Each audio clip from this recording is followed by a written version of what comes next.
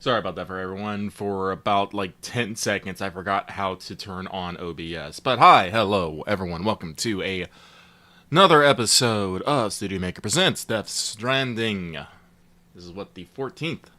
This voice coming to you right Yes. now is Lucky, and over there, as you just heard, is Omega. And we... Also, yes. Sorry about that. I had something in my throat as I tried to confirm. Yes, it's 14. 14. So, here we are with our good old truck man, Sam Porter Bridges, in the Rockies. Rockies? But not really the Rockies? I don't know. Anyway, we're in the fucking mountains. Because we're still in Central, like... There's this The West. I mean, the way the game talks about Central versus Western, I'm pretty sure the tar band just eats like all of Idaho, Nevada, etc. Like I'm pretty sure Mountain Knot's it like when you highlighted it before. I don't think we can look at the strand map sadly without connecting something. But I think Mountain Knot looks like it's about like somewhere in Colorado. we actually, let's get to the Evo Devo. They might have, they sometimes... Kojima likes diegetic stuff. We might have a strand map on the wall there. I just gotta orient myself. There it is. It's over here somewhere. Now, I will say, obviously, in real life, I'm pretty Ah! sure that... Whoop! Okay, that was a cliff. Eyes open, dumbass.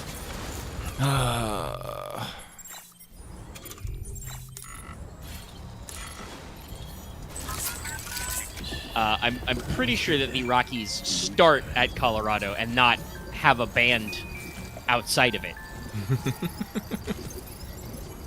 But, you know, the timefall and the tar currents. That's why there's one giant mountain in Australia.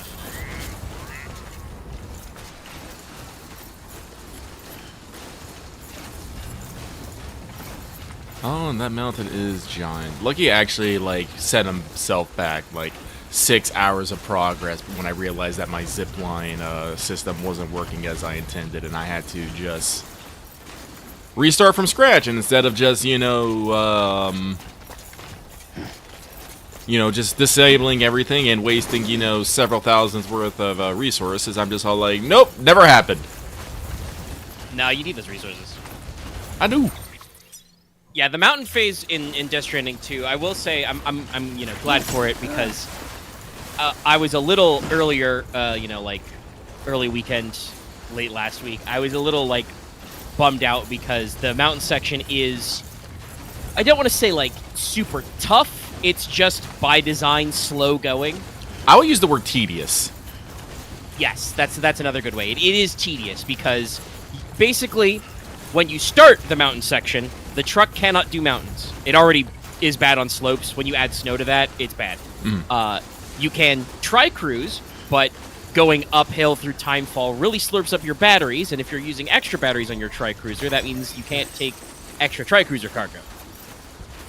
I just suck it up and, put everything on Sam's backpack, but, the cruiser is not a perfect solution. Or you gotta hoof it, which, like, isn't bad. You get a boca skeleton, you get some climbing gloves, you get a couple floating carriers. Like, Sam can move all the cargo, it's just that Sam on foot in ankle or knee-deep snow is not as fast as a tri-cruiser. So, it takes you a little bit. Like I said, some parts of it aren't hard, they just take a little while. And I unfortunately entered a phase where I was trying to, like, push forward the story to unlock more standard orders because you can kind of see where the map is going from, like, East Fort and stuff like that, and even south of F5. I'm pretty sure that basically there's a giant, like, fishhook monorail that, like, goes all the way from the mine in the north to technically the central mine near the metageneticist. I'm not entirely sure. There's monorail track layers that go past F5. I think those hook up to South Knot. South Fort. I'm not sure because I haven't explored that far. But for sure, there's road from East Fort and monorail, which goes all the way to South Fort. I know this because I have just finished the east to south line. So there's at the very least, there's some expansive industry down there. So I was like, I'll just, unlock all of this and it'll go fine. It was not going fine. Building monorails and roads was a little slowed because I was not getting a lot of online support for it. Which meant I had to do a lot of schlepping myself. And I unfortunately advanced the story far enough that the DHV Magellan is laid up again. Oof. But on the converse, I feel very happy about my current level in Death Stranding 2 because I've gotten to the point where I've unlocked the slope tires. Literally, the tires for slopes, the tires that go on your truck so you can drive up slopes.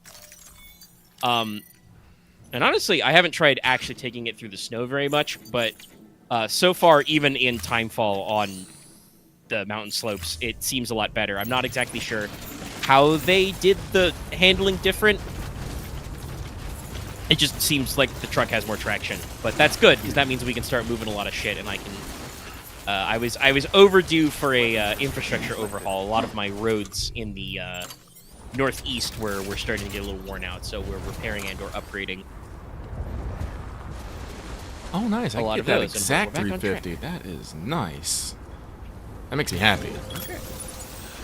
No, this is one of Lucky's foibles. I want to basically use as much range as effectively possible, but due to slopes, slopes, but it's mostly slopes and mountains and stuff. Sometimes I can't get them right. I was playing around with the zip lines. The curve thing is very nice.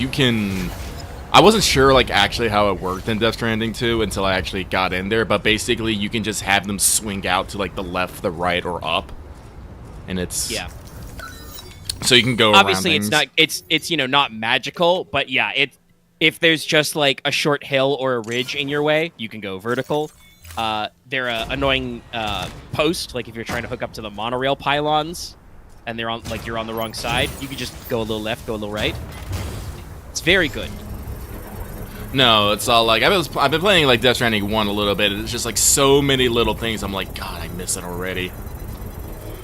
Well, and obviously that is one of those things that I honestly also think probably the thing with I'm not sure if the tires was necessarily an upgrade because of Death Stranding 1, or just because they did the classic video game thing of they took away my truck for I want to say a decent chunk, several hours of gameplay is just that shit's not going up this mountain. And then they were like, no, we fixed it. We fixed. No, so we have a choice today to make it, Mega. So I double checked here just to make sure that I wasn't losing my mind. So it turns out I think the musician is actually back on the East Coast. I think he's another one of the secret ones. East Coast guy? Okay. Yeah. I'll believe it, but also damn. Yeah, no. So that's probably why we haven't seen him over here. Because I think we did. Yeah, we have not that's put just the veteran porter on yet, and that's the first prepper. Yeah. No idea what's going on over here, by the way. But I double checked. Basically, we have the majority of the unlocks and stuff. There's a couple guns from the fucking from the Evo Devo, and then that's basically other than that, it's basically holograms. It's holograms and colors. So. Well, if for this, that's I guess yes. The question of if for the sake of the stream, you're concerned about Sam writing this out with all stars. Yeah. Which we don't have to do. Like I said, the stars, while nice, are nice. They don't actually. I don't think anything really changes in the ending if you have everybody on the network. It would probably be nice to put the veteran porter and the first prepper on the network. Maybe the musician too. I mean, we will have to go back east anyway for endgame stuff. Yeah, no, so, doing the ending, we're at 14 right now. If we, buckle down and said, alright, no more faffing about, no more building roads, no more making, the zip line routes and all that stuff, I don't know if we'll be done today, but we could definitely be done by 15. Like next week. So, but we can also, you know, pad things out, run around, and talk more about, like, you know, Death Stranding and Death Stranding 2. And even if I, like, never play, like, again at the week, like, we can probably, like, finish most of the stuff by, I don't know, stream 20. I don't know. Well, that is still on. Oh, there is the strand map on the wall there. Oh, yeah. I forgot about that. What I was gonna say was that. Yeah, that's like. I think that exact square you're in is in fact Colorado, but we're in the wrong spot for mountains in Colorado. Yeah. Because we're I at... think some of those network nodes are in the middle of like New Mexico, which is not flat, but also I wouldn't call necessarily mountainous in the same way that this place is. Sorry, I'm just looking at our map and we're just all like, man, we just said fuck to the south, man. Just like, we ain't going below the Mason-Dixie line, motherfucker. Yeah, basically. I mean, I'm sure that's all tar swamp. Obviously. Probably tar swamp, tar bayou. I guess, you know, destroying the ecosystem may or may not have stopped global warming, so, you know, the sea level hasn't consumed 80% of Florida. Oh, Chiral Gator. But yeah, well, 15 to 20 streams is the original. To remember back, you know, 10 or more streams ago, that was the original pitch for about how long you guessed it would take. So good guesstimates. Yeah.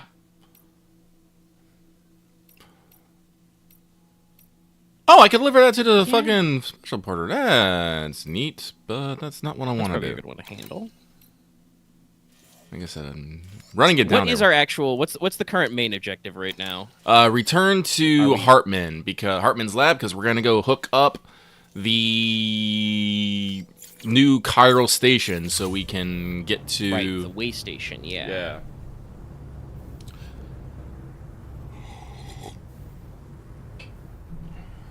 Well, you know, if we've got anybody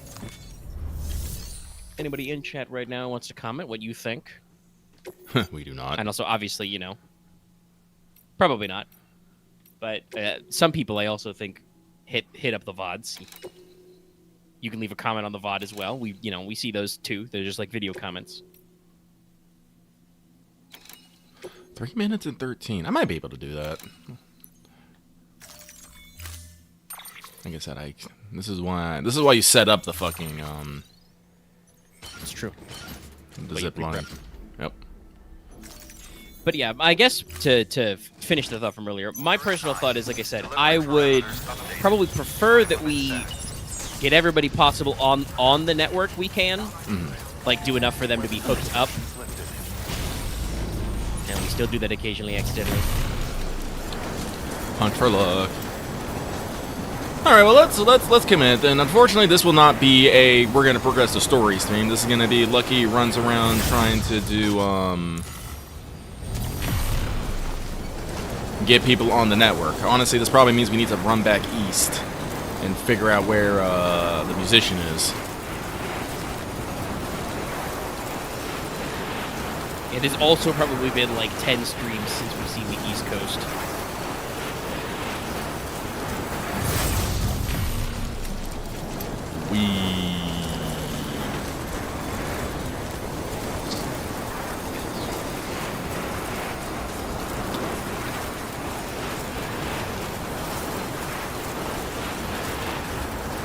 But yeah, no, it's very interesting to compare, you know, to literally have the video evidence, at least for you and me, and anybody else out there in the audience also played Death Stranding too. But like, to compare the mountain, which I insist is the one single mountain.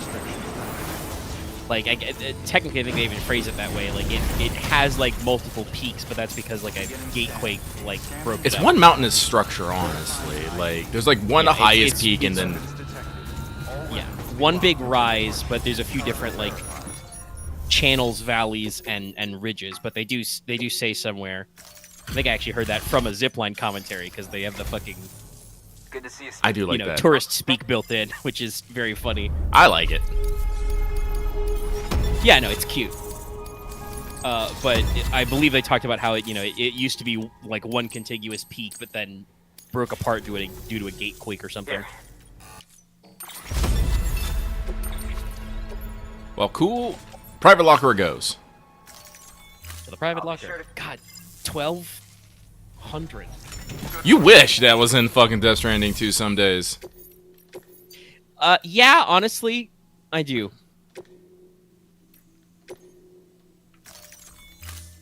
Here, just take 1,200 fucking supplies. I'm like, cool, thanks. And being lightweight would certainly, move that shit around. Though I think, unfortunately, my truck has a limited storage volume. But, if it's 1,200, that's pretty useful. But yeah, no, the mountain in 2 is like one big mountain, which they scattered several shelters and things on. And it's interesting because, like, it's more close together, so it's not as much surface area as the mountains in Death Stranding 1, which take up like a shitload of map coverage in this area. Like, honestly, But also, like, I feel like... Well, the thing is, like, if you notice, like, the map isn't as good, but in Death Stranding 1, I will say this, the mountain is designed way better for traversal. Instead of, like, all these, like, little bitty rocks and ridges and rocks fucking everywhere.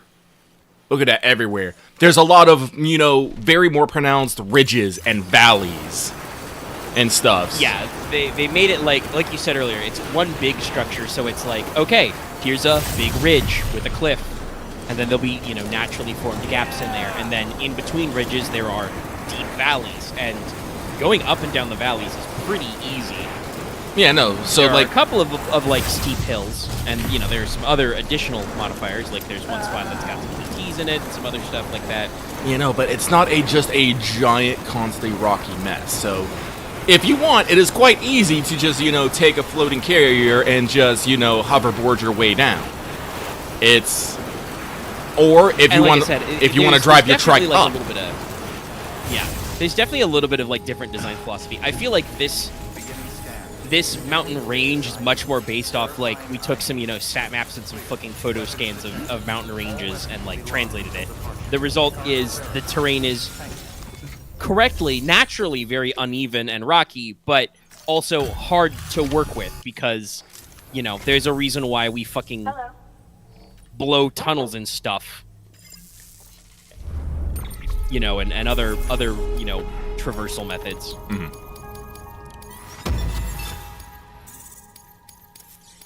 In 2, like you said, one being one structure, it's a lot more straightforward, and they still pack several shelters and guys into it and stuff like that. Red. Well, that's red. But definitely, like like I said, I feel like they learned because this I feel like they were trying to be like realistically mountainous, and what we've learned is that this is just kind of a giant extra time sink. Oh, chemicals, neat. I could use those for more. Chemicals. Yeah, that's good But, for like, making more zip lines. So I'll put that in the. We've literally spent like a couple of, I think like at least 2 streams, just doing like surveying, planning, building of the mountain-based roads and the mountain-based zip lines. Because if you didn't do that, you would probably have spent those 2 or 3 streams physically hoofing it for those deliveries. Yeah. Like, again, like, this is one of those things like I keep telling myself I should not be afraid to fucking hoof it. But,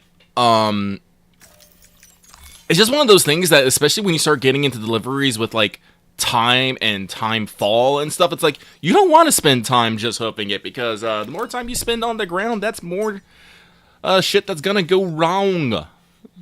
Yeah. Let's see here, so... And obviously, of course, I will say, while it was a no-go before, in this game it is absolutely a no-go all the time. You cannot take the truck up here. like reliably. It will not work. You are going to get stuck, or you're going to go over a cliff or something. Like, I don't think I've ever tried to brute force the truck up here. And I think there are some areas where you could get a little bit of advantage, but the way that it's like these routes are done is just like. Actually, can I build vehicles at safe houses? At safe houses? I think so. Yeah, that's probably what you do. Then you probably you put a safe house here, then you build your fucking vehicle, and you're like, now I have it up here. But I wouldn't build it like up in here anyway. Maybe like down in here, so I can go fuck with these homo demons and steal all their shit. Yeah, and that, like, I will say, that's a cool area down there. That little, like, volcanic valley is, like, really interesting. But it's at the tail end of this giant area, and it's, like, that huge node you unlock with the Evo Devo. Alright, so there's Hartman. That's the roboticist. We got all the way up to the spiritualist. There's a few things, obviously, we've talked about that I think, Death Stranding 2 does not do the greatest, which is a little annoying. The not getting multiple stars thing is like, I get why, obviously, because it makes the programming easier for the dialogue, but I think I have actually like goofed myself out of some things. No, like when you were talking about how you're having trouble with the fisherman, I was just like, wait a minute, because I honestly got like the fisherman done like 5 stars in like 20 minutes because I just. And honestly, I think it would have gone that way. It's just I can't remember exactly what happened, but I'm pretty sure I like had to double back from like a lost cargo request, and like I'd missed one of the stupid jellyfish, so like that didn't get done. Yeah. And so I ended up turning like both of those in at the same time. Because like later, I actually made sure to be careful. There was a thing I did where I did a job and a aid request for the tar therapist who shows up later. Yeah, just turn them in one at a time. Yeah, I just took the cargo out of my truck, left the truck outside of the pickup zone, dropped it off, went back, parked the truck, and easy 2 stars, like, between the two. Oh, no, you don't, like, have to go that crazy. Just when you're turning them in, make sure you just uncheck the job. You can do that, and you'll only turn them in one at a time. Much, much easier.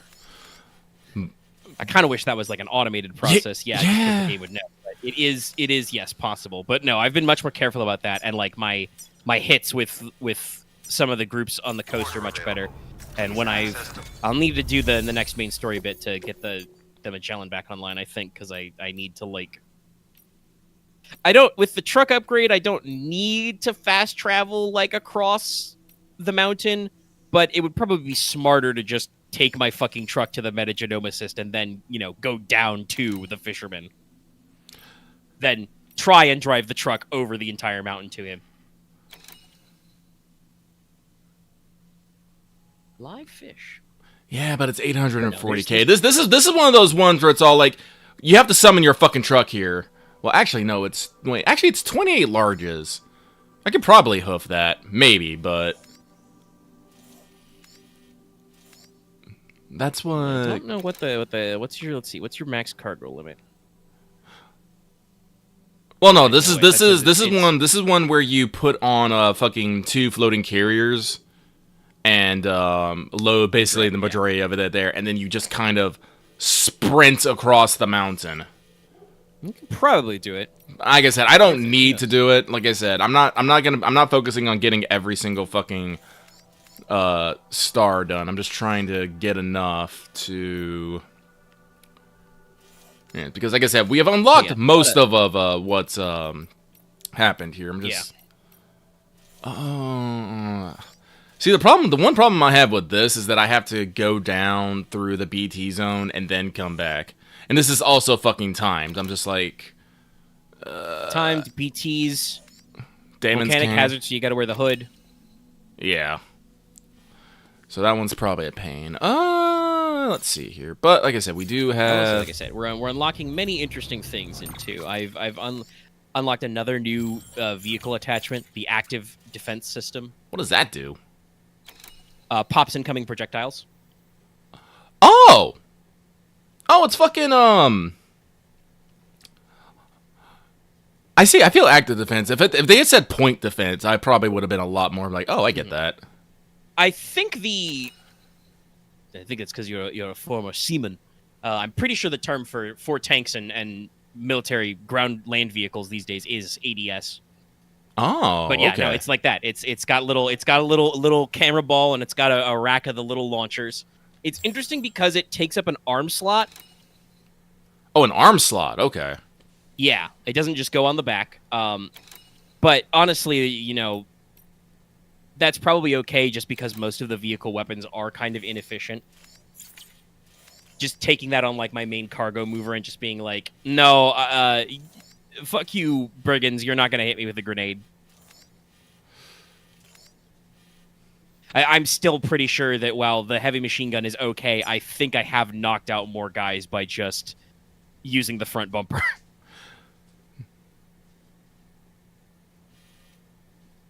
I may, though, I feel like the game is doing for the next main order is going to make me use that fucking vehicle-mounted chiral cannon.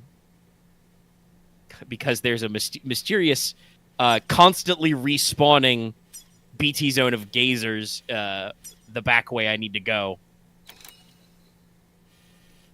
And I say constantly respawning and is in, I get out, a gazer catches me, the special catcher pops up, I dump half a mag of machine gun in him, he goes away, the zone stops. Wait 5 seconds. The timefall starts up. The gazers are back. I'm pretty sure it's not supposed to do that. Normally. But we've talked about this. Both games do this thing where sometimes it will be a like story encounter to force you to spawn some gazers and shit. Gazers and shit. So that means I have seen the special catcher they spawn. He's a weird little guy. He is a weird little guy. I don't like him. No, I don't like... It's a bad combo to do that with the truck, because I don't like the way that Sam sometimes takes way too long to get out of the truck when there's BTs and shit.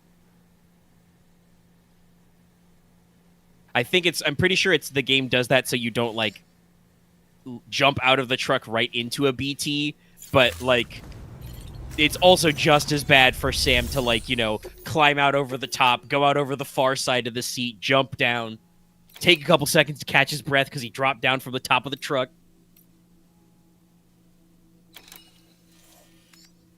I will say, I hope they do something like that, but I really hope that one of the vehicle weapons is, like you suggested, just give me a fucking cargo launcher, a mini cargo catapult. I cannot tell you how many drive-by dog mines I would use. The dog mines are super fun, but they're medium, so... Yeah, that's like the thing with the like with your pet options for like. Oh, I don't know if I can make this in 3. You know, no, I think I can. I don't. As long as I don't fucking stop, I can probably make this. And I gotta go pick up a fucking thing anyway. So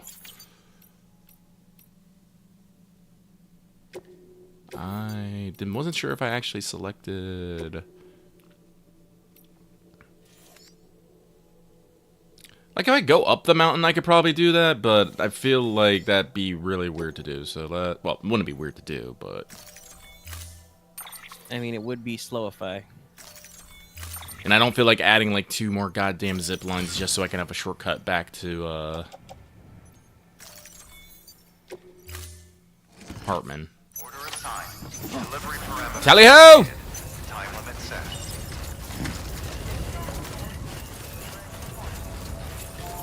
Weapons restrictions lifted. No, I am slightly excited to get on to the next part of Death Stranding 2's story. I'm in the chapter, what's it called, Puppets? Yeah. And Dahlman's telling me, like, you know, I've learned of what's going on. I've learned what's going on with the Hartman. Dahlman told me his story, and those things have actually made me very curious about something, specifically with about Higgs. That has made me go, wait a fucking minute.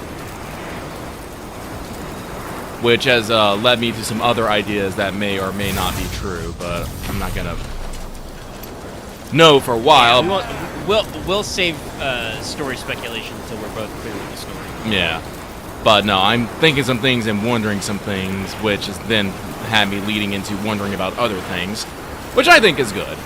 But like I said, as much as we are in this, you know, post-apocalyptic Tarkor setting with, you know, a lot of questions about, you know, the human condition and connection and whatnot, we're also a really good fucking delivery and infrastructure simulator, and I get really caught up in that shit. No, like I said, today I basically did no story progression. I'm I an did a idiot. couple of standard orders for new people, but most of what I did was I fucking rebuilt my monorail lines so I could, monorail my ass to the top of the map, in the desert, and then just went down that highway because all those pavers were damaged, because I've been stuck in the mountain for like 10 hours.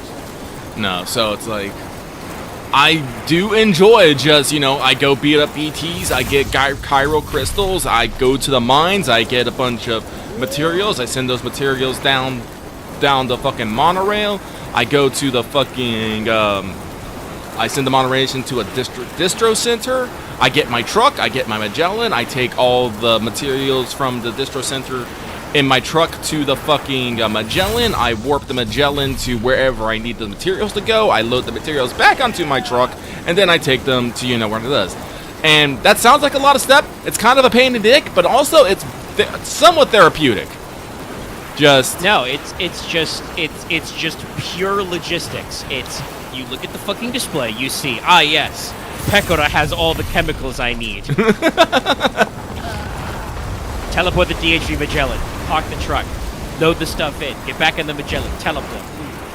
No, and it's just like I guess I've talked about this. Just like two things that Lucky genuinely enjoys his gaming. It's logistics and base building, both of which kind of go hand in hand.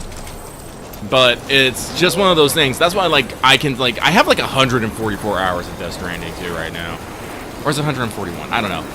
I'm gonna be real. 20 of that is just me leaving the game on while the fucking music player plays. Fair enough. I'm pretty sure I've done similar. Just chilled out, taking some breaks. Clear. Weapons detected. All weapons will be locked until But other than that, it's just me running around, doing stuff, upgrading roads. The fact that I can upgrade roads, I'm just like, Mr. Kojima, how could you do this to me? You're not making me build roads once but twice, and I'm gonna fucking do it. I mean, and I think I said this before. I'm pretty sure what the idea was the game did not have a mega sink for chemicals yet, and they were like, okay, here you go, chemicals plus ceramics, make a covered road where you can drive faster on, and I think they do actually degrade slower. Thank you for your good work. Because they've got a fucking chiral roof over them. Oh wait, do we actually got to go inside Hartman's place? We do. Okay. Yes. Okay, We so- got a yap with Hartman. That's always cool. By the way, actually, it's very funny. I got another cutscene, just as a downtime cutscene, with Hartman, where he was just checking in. We beamed back to his lab, which looks a lot like this lab. And he straight up said, "Oh, by the way, if you're ever in the neighborhood, old boy, I've got a hot spring there. You should check it out." Okay, maybe that's the hook into that. Yeah, you can do it beforehand, but it's interesting that he has a nod to get there. Hartman is fucking great. I guess slight spoilers, but there's at least one cutscene I've done where you get a little bit of Hartman and Higgs on the screen at the same time. And it's just that's good. That's good shit.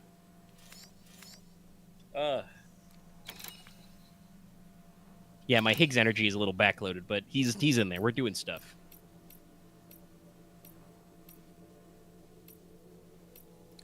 Yeah, drop by the paleo. And it's just so interesting.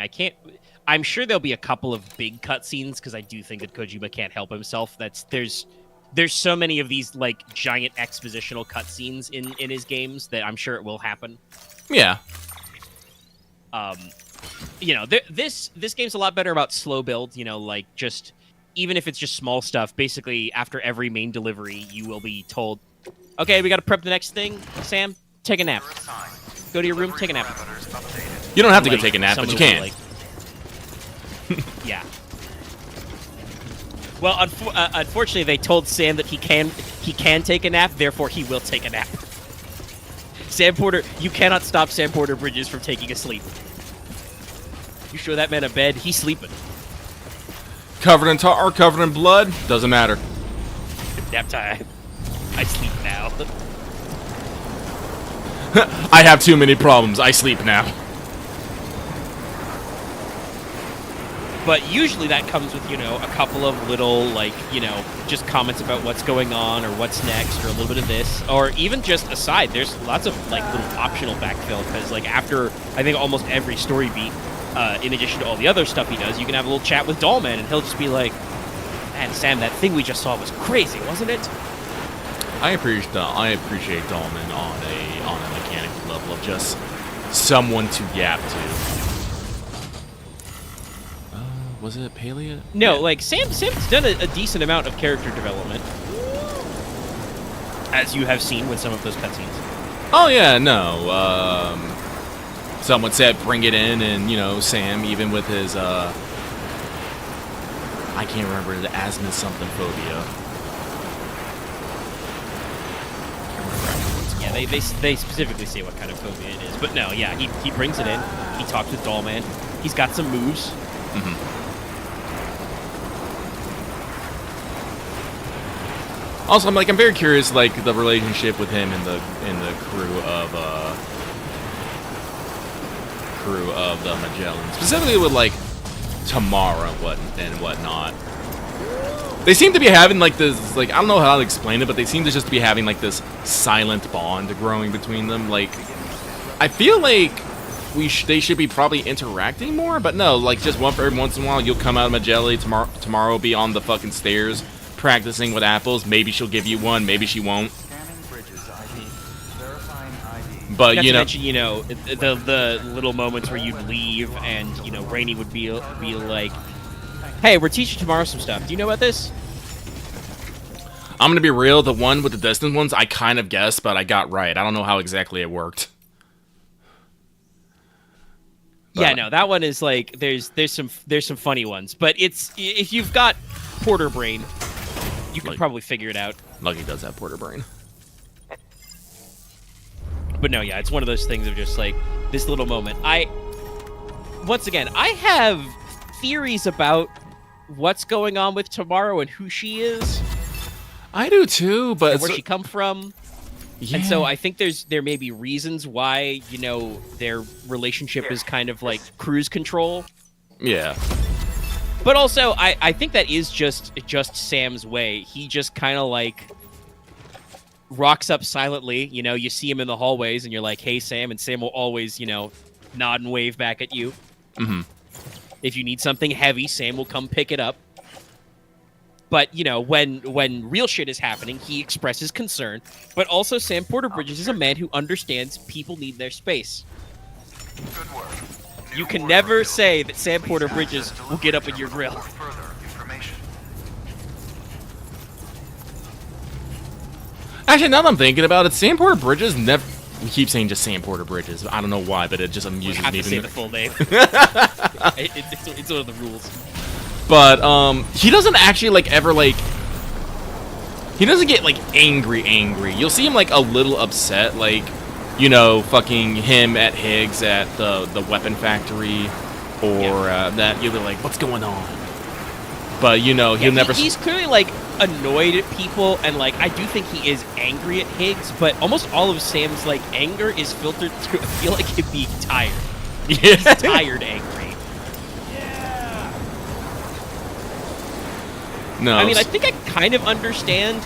They said that the original Void Out, which made him like go off the grid the first time, was 11 years ago as of Death Stranding 2, so it would be 9 years as of Death Stranding 1-ish, I think. Yeah. At the start. So like he's already been through a lot of shit. It kind of feels like most things just kind of roll off his back a little bit. There's also a point that Higgs keeps making, which is just like, not even Higgs knows how he can fucking stop Sam being a repatriate. You know? Like, he's just like, you're fucking immortal. It sucks. I'm gonna have to kill all your friends first, because I literally cannot kill you permanently.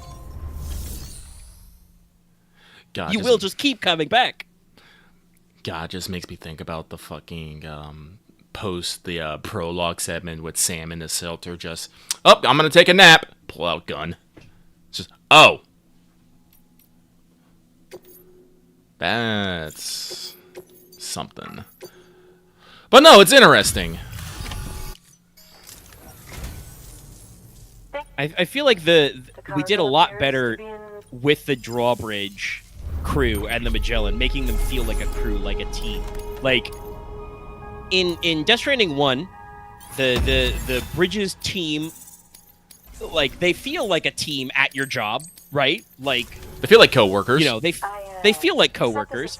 They'll say nice things to you. They'll support you. They'll ask you for stuff outside of work, and you'll do it because you're Sam Porter Bridges, the man who delivers.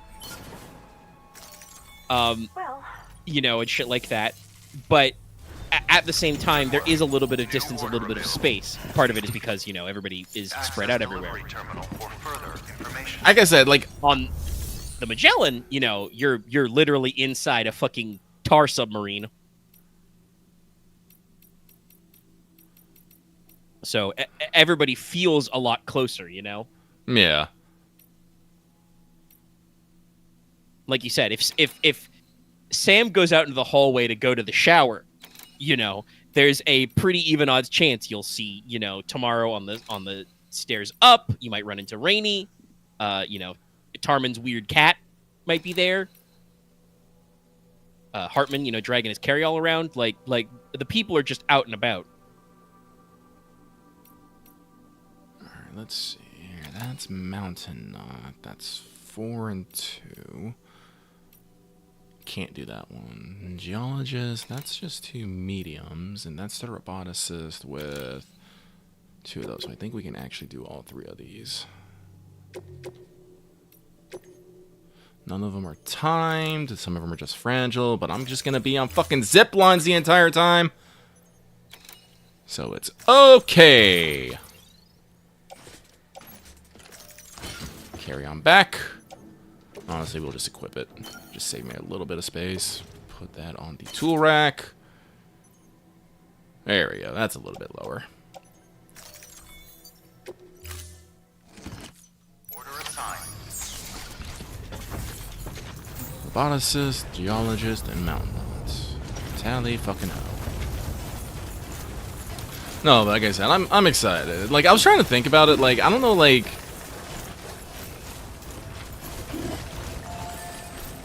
By high temperature? What height? We're in the mountains!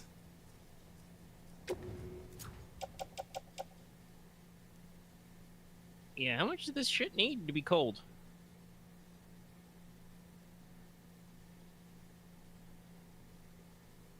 That took 1%. I will still say, I do kind of wish that you could move stuff in and out of your backpack. I kind of can, but I have to, like, get fucking weird with it. I mean, you could, like, in the same menu, offload and reload, but I just wish you could, like, be like, put this inside the cover, you know? Yeah. And God help me, I wish there was just a menu function to fucking put resource containers together. What? Huh? That does not... Game bug? That does not seem right. Like, I'm pretty sure... Wait. Hang on. I think I might have an idea why. Yeah, I was just thinking, is it your thermal bottles? Your thermal pads? Does that make it so Sam is not physically cold?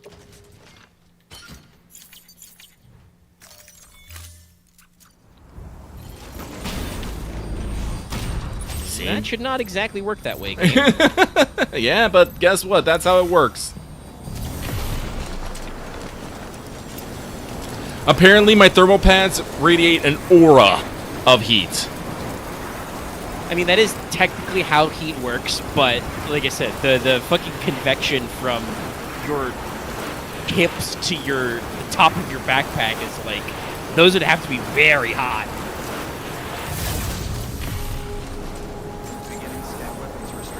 But I guess that's probably the way it works, is just that it means that while you've got your thermal bottles turned on, that like Sam and all his cargo register as like, you know, warm. That is the slight niggle that I have about Death Stranding 1 and 2. I wish I could have things equipped and just not have them be active. Like, I wish I could be like... Yeah, I feel like the way they redid the ring menu, they could have done that more.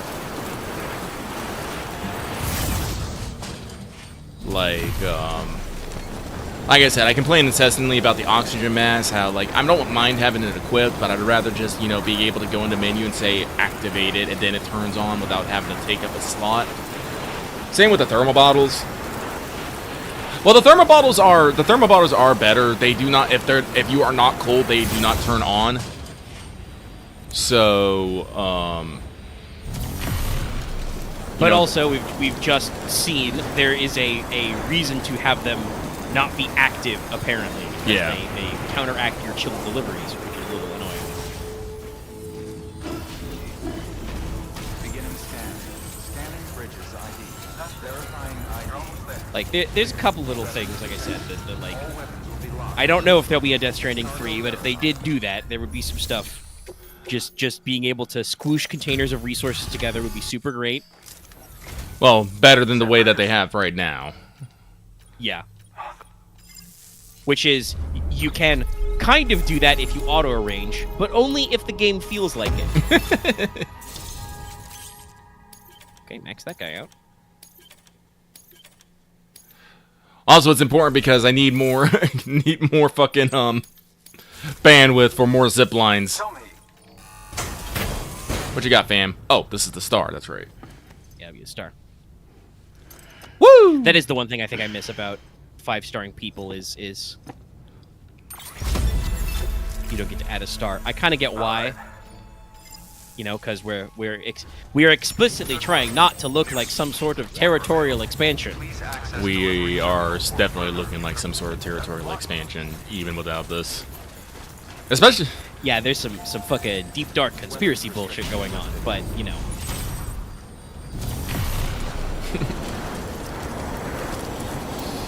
Listen, when the president calls me, being all like, America has a unique gun culture. One that has been adopted here. I'm just like, Yeah, it was very funny. That's just they use that. I should say, not even they. Kojima himself used that line very well in the trailer to introduce Neil. That's just a weird private conversation you have with the president of APAC, yeah. where he's just like, "Hey, there's some weird stuff going on here. You know, Higgs, you know, has caused the Australians, who are not normally this, you know, pro self-defense, to be forced to arm up." Oh, oops. Wait, this one? I think that's the one that goes up over the... Yeah, there you go. I can see it. Yeah, Yeah, no, I meant to tag this one.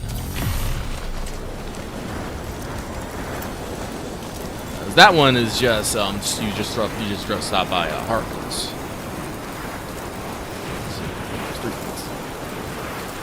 No, like I was actually trying to think about it if like Death Stranding 1 maybe do these big deep and I'm not necessarily sure that it did.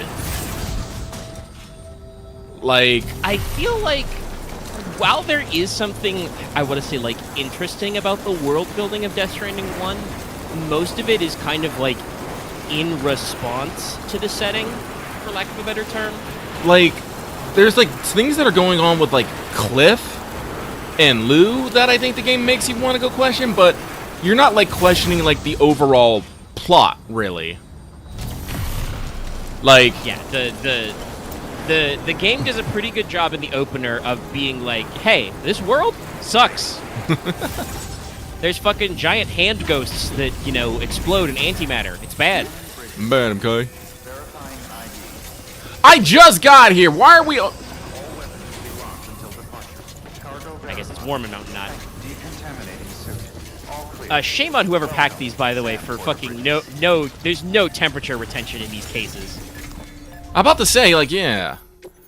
These better not be fucking damaged too much. I'm gonna be so mad. Hey. This is way more. Okay, 4% should be 4%? fine. Yeah, should be fine. No, one was 5%. But still legend.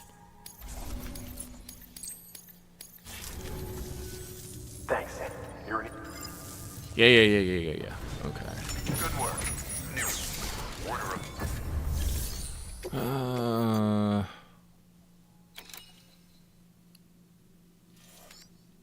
do I just want to hike up there to where the cabin was? I think that's where the cabin was.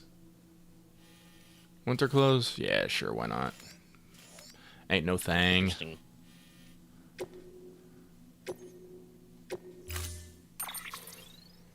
Well, actually, first, no, what we're gonna do, we're gonna take a nap.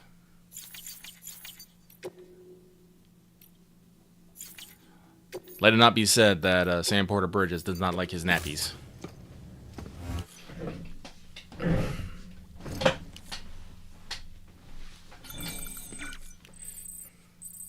True. It's time to sleep.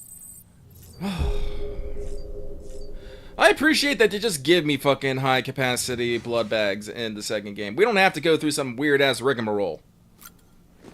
No, you can just fab them. Thanks, Doctor.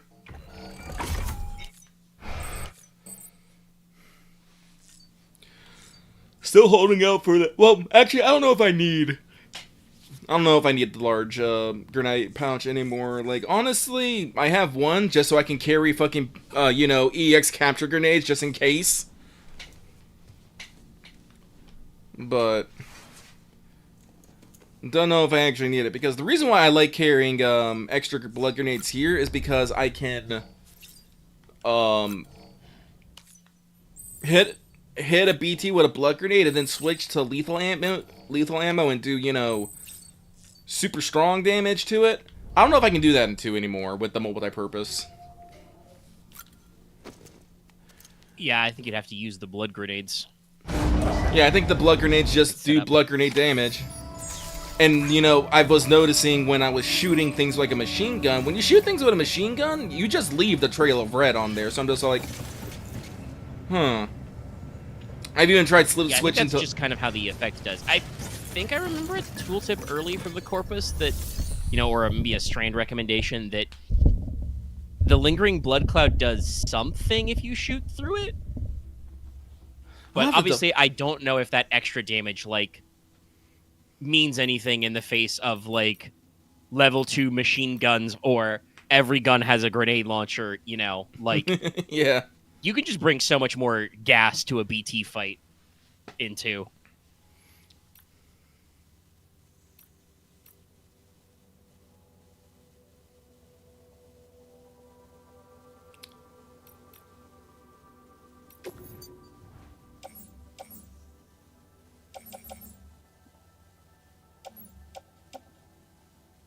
Ah, I still gotta go to the roboticist. Okay, never mind. We're still on the hook!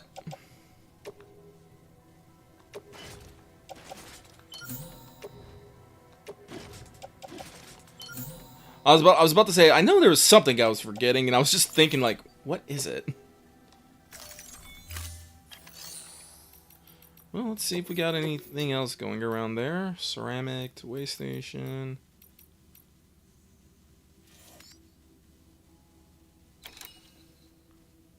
Let's just do the doctor?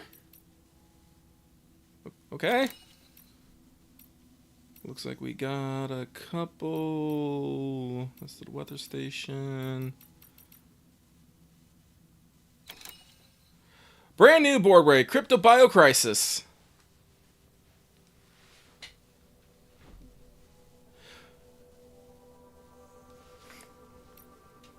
Actually, I wonder.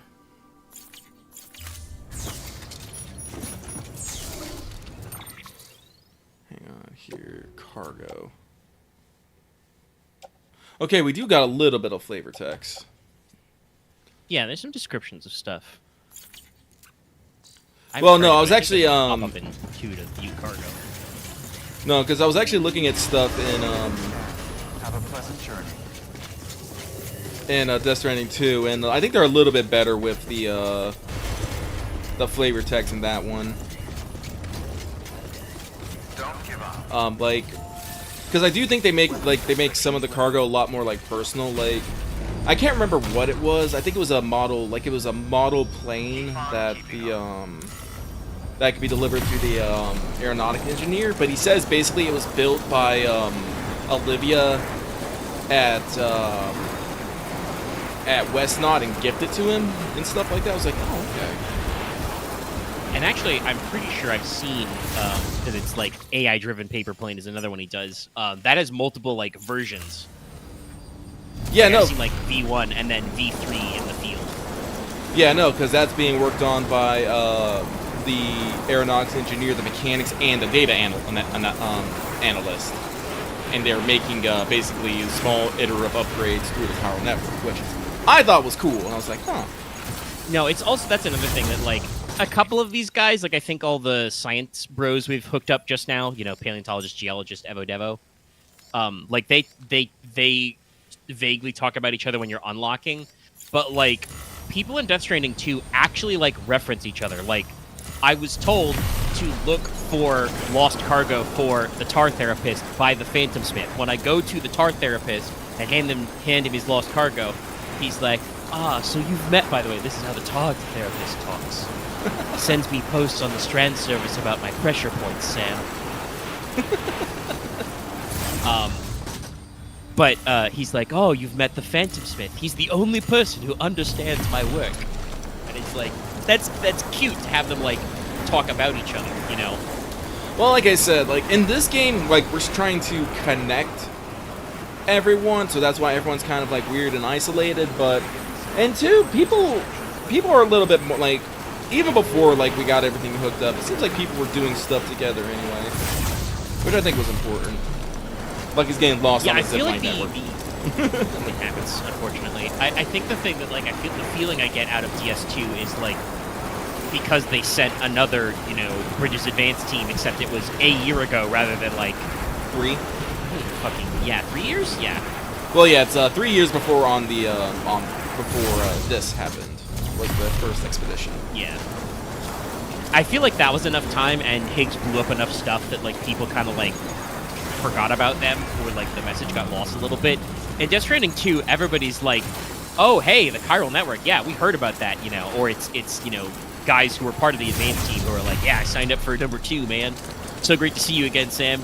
Glad to be working with you. If I wasn't a chirogram, I'd dab you up. You know, like, that kind of shit. That's okay, Victor, you don't need to dab me up. Once again, you handed me fucking multiple grenade launchers. Lightweight grenade launchers, even. I'm starting to hope that I find a fucking lightweight machine gun. Might be a little weird, but man, if they do, it's got to be late game. I can see why they wouldn't, because the machine gun is like really good.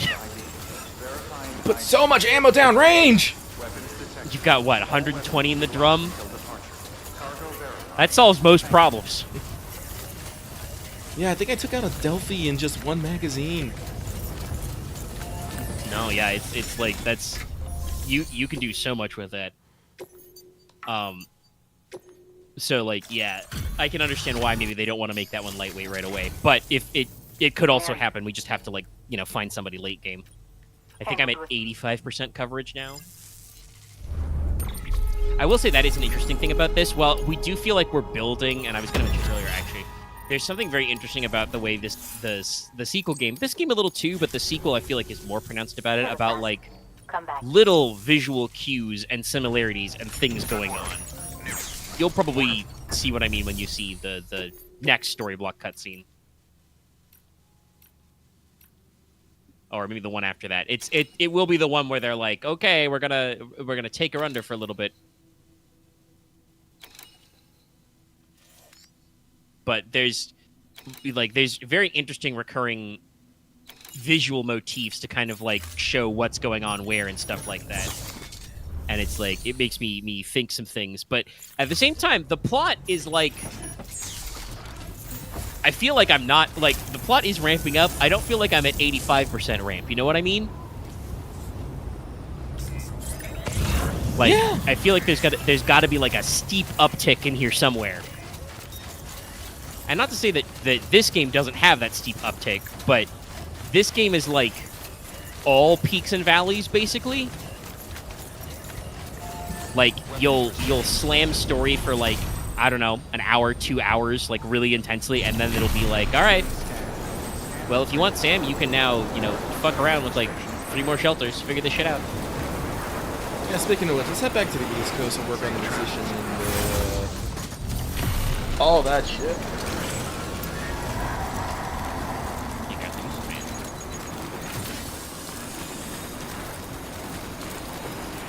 I vaguely recall the musician now. I think he's like in this little cliffside that might be near a waterfall. I think. You love waterfalls. I do love waterfalls. It reminds me, I need to go take fucking more screenshots. I haven't been posting any of them online because, I don't know, but I've been taking a lot of screenshots.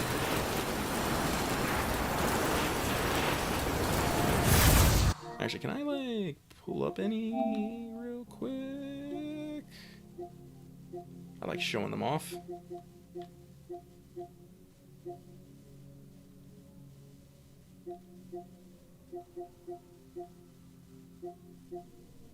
Whatever. That's where your media tab is.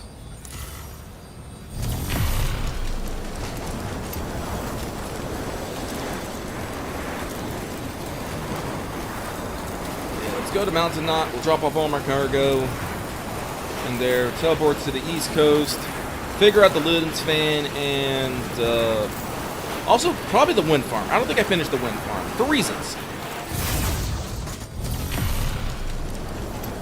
Honestly, I don't know. I probably don't care. I would probably kick its ass regardless.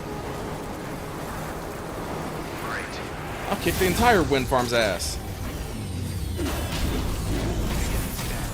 Scanning bridges ID.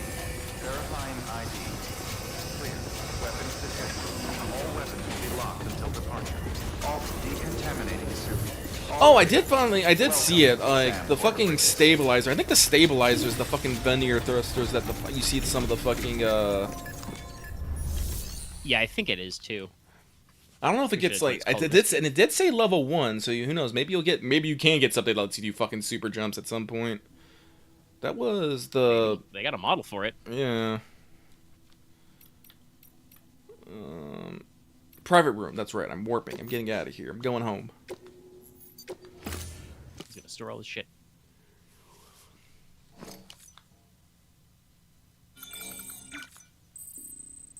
Wait, let's get the musician hooked up and we can see what the flip we did in the East Coast.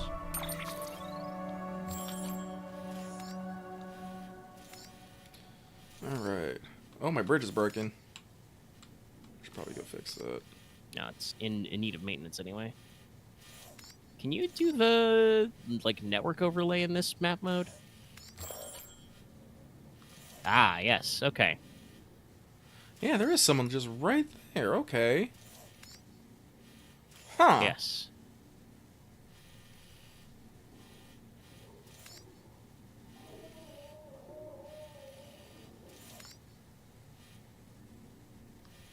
Ugh, Yeah, again, don't I don't... look at that. I really don't... Think that he's up in that little corner, like at the end of that river, like you said, waterfall type shit. Yeah, I know. I think he's in here somewhere.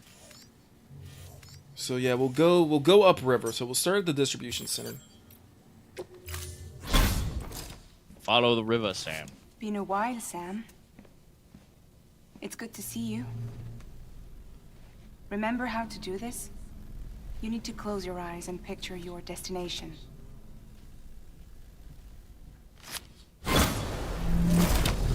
Whee!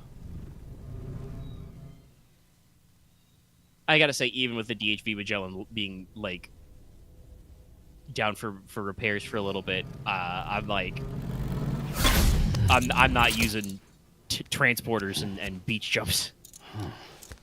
Well, yeah, because you don't get to carry cargo. That's like the main thing.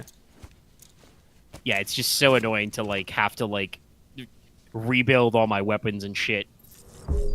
I'm pretty sure I get to keep my shoes, my skeleton, and my gloves. Yeah. But that's about it. Also, I think you might also get things like thermal bottles and the oxygen mask if that's equipped. Maybe. Probably if it's equipped. If it's just in your back It's pocket, always probably hard to not. Tell.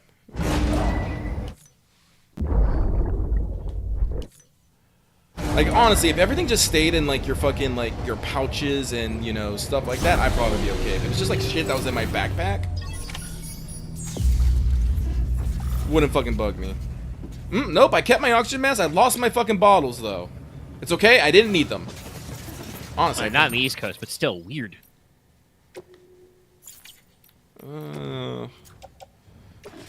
Yeah, just everything that was equipped counted. That's it. Grenade pouches, empty. Okay. Oh shit, I need to check my fucking... Need to check my damn things anyway. Let's see here.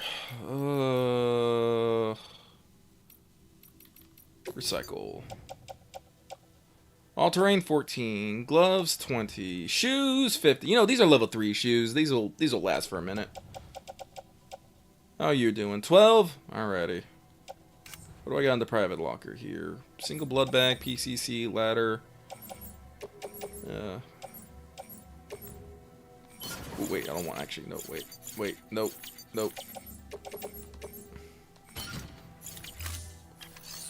Had to fight with the controls there a little bit. Oh, we'll carry that on our back just in case. Put this in the utility pouch. Mazer! Well, you will have to walk by some mules. Right, let's see. You might have to give them the old zibbity zab. You know, zibbity zab. God, I love the fucking handgun slot so much. Even if I almost never use the handgun, just having my old reliable in there just in fucking case. Just always having a button, like a dedicated slot, which you can quickly tab to just have a gun if you need it. It's great. And I think all of them are, like, useful. Fabricate. There we go. Alright. So, let's see here. Here we go, non-lethal.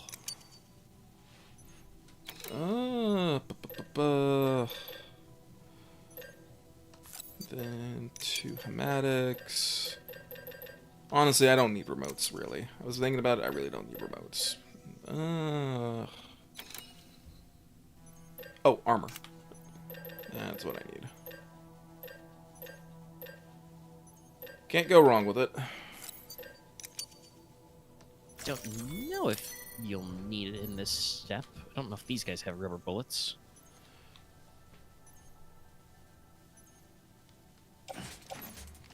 Though there is that whole, like, sneaking mission phase. I don't know if we finished. Haven't got anything else about it. It's really weird. Attached to Getting the musician will help with that. Alright, and with that, we will attach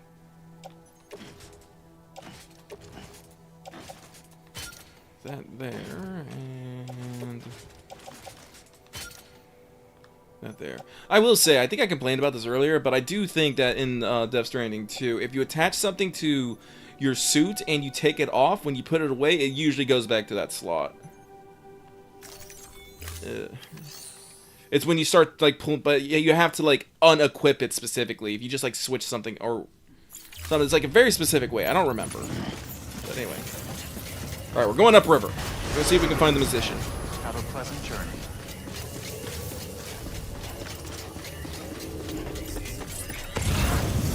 Ooh!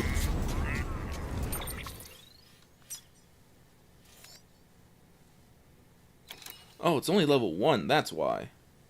Well, good job for you holding out right there. Hang on 1 second. Contaminating suit. All You clear. little baby boobop. Welcome, Sam Porter Bridges.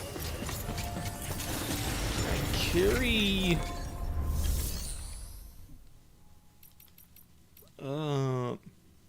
Wait, actually, didn't I have... I do have a lot of metal right here. Let's see here.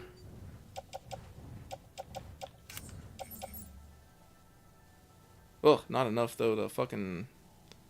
Alright. So what we do is we claim materials. We go to metals. We get 2 of these bitches.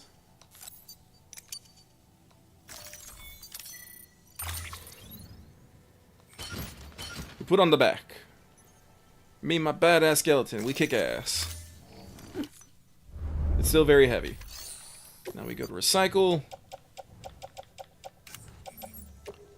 we replenish that shit. Woo.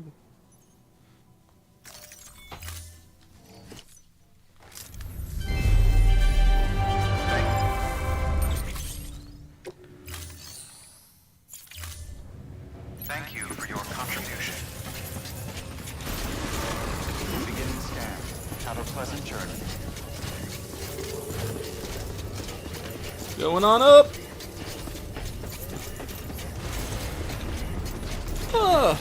Honestly, I'm gonna hold my reservation on whether or not I want Death Stranding 3, depending on how Death Stranding 2 ends. Yeah, that was the thing. I saw that comment earlier, but I got distracted by something else to say it. I don't know if I want a 3 yet. Like, I've said before, I don't know if there will be a 3 because I do not know what the ending of Death Stranding number 2 is like yet. So I don't know, like, what story position we're going to be in. Like, hypothetically, as Death Stranding 2 is presented, like, it sounds like they're leaving the room for a third game, because then you could just be like, all right, now Sam Porter Bridges connects Europe, or connects Asia, or South America. Like, you know, like hypothetically, Kojima could keep doing this until he runs out of continents. But I don't know if thematically we need to do it, you know? I have said before, I think there are a couple of gameplay improvements still that we could do if we did a third game. But not that a third game would be necessary, you know? Well, honestly, this is one of those things I'm wondering about. It's just like, you know, I want Kojima to... Okay, so yeah, no, I think, like, in here is our thing, so... Let's go across the bridge and follow the river up. I think it'll be our best bet. Like I said, because he's still working on OD for Microsoft. He has whatever Fizzent is, and after that, maybe we can go to Death Stranding 3. But for the moment, I assumed that, you know, DS2 came out. Obviously, I think the Koji Pro Studio is taking a bit of a wind down while Kojima himself goes on the press tour, you know? Yep. Like, that seems like a good phase for the project teams to kind of, like, you know, cycle down their workload while Kojima himself and the marketing team, like, takes a crack more at that than the actual video game work. Last we heard, OD is still going. That is not one of the 10,000 canceled Microsoft projects. But also, I still don't think, you know, we have a very good grasp of, like, even how big OD is as a project, you know? Yeah, no, it's definitely up here. I remember these little... Yeah, I think I remember this little waterfall jaunt, too. Which is also probably why it's not as visible. Let me... Nice counting for some lost cargo. Wind farm. Big ass chiral crystal. Capital. God, Jesus. Alright, let's grab this though. I need it. Nice. But yeah, I would assume then that what's going to happen next, because, you know, they announced it, is we're going to go back to finishing pre-pro / starting production on Fizzing. Because he did announce that one, you know, I think a year or two ago?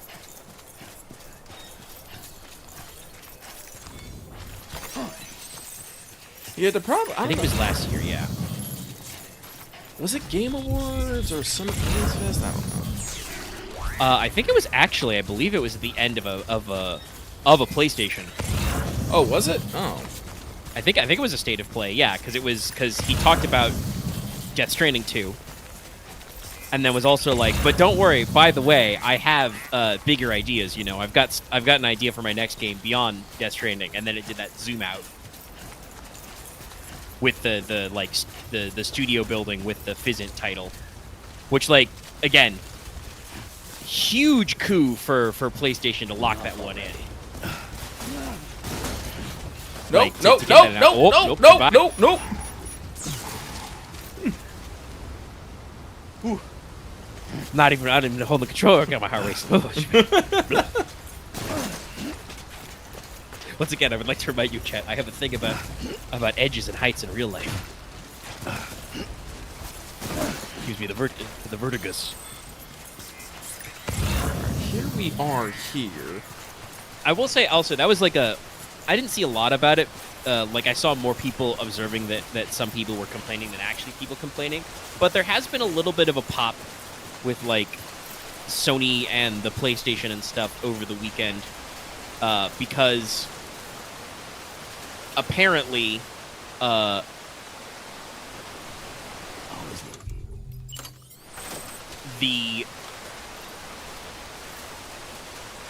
rather I should say, Sony posted a job listing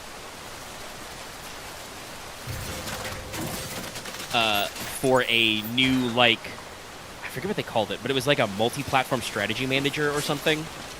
And basically the LinkedIn is like, looking for somebody to, advance our prospects, bringing our games to other platforms. And I think explicitly listed not just Steam, but also like Xbox and even Nintendo Switch. Yeah. And again, allegedly, I saw more people commenting that people seem to be upset about it than actually seeing people upset. But I don't want to say that people weren't upset about it. But yeah, apparently some people were giving some pushback because they dislike the implication that PlayStation Studios games are going to non-PlayStation places. No, fuck that. Let them go to other places.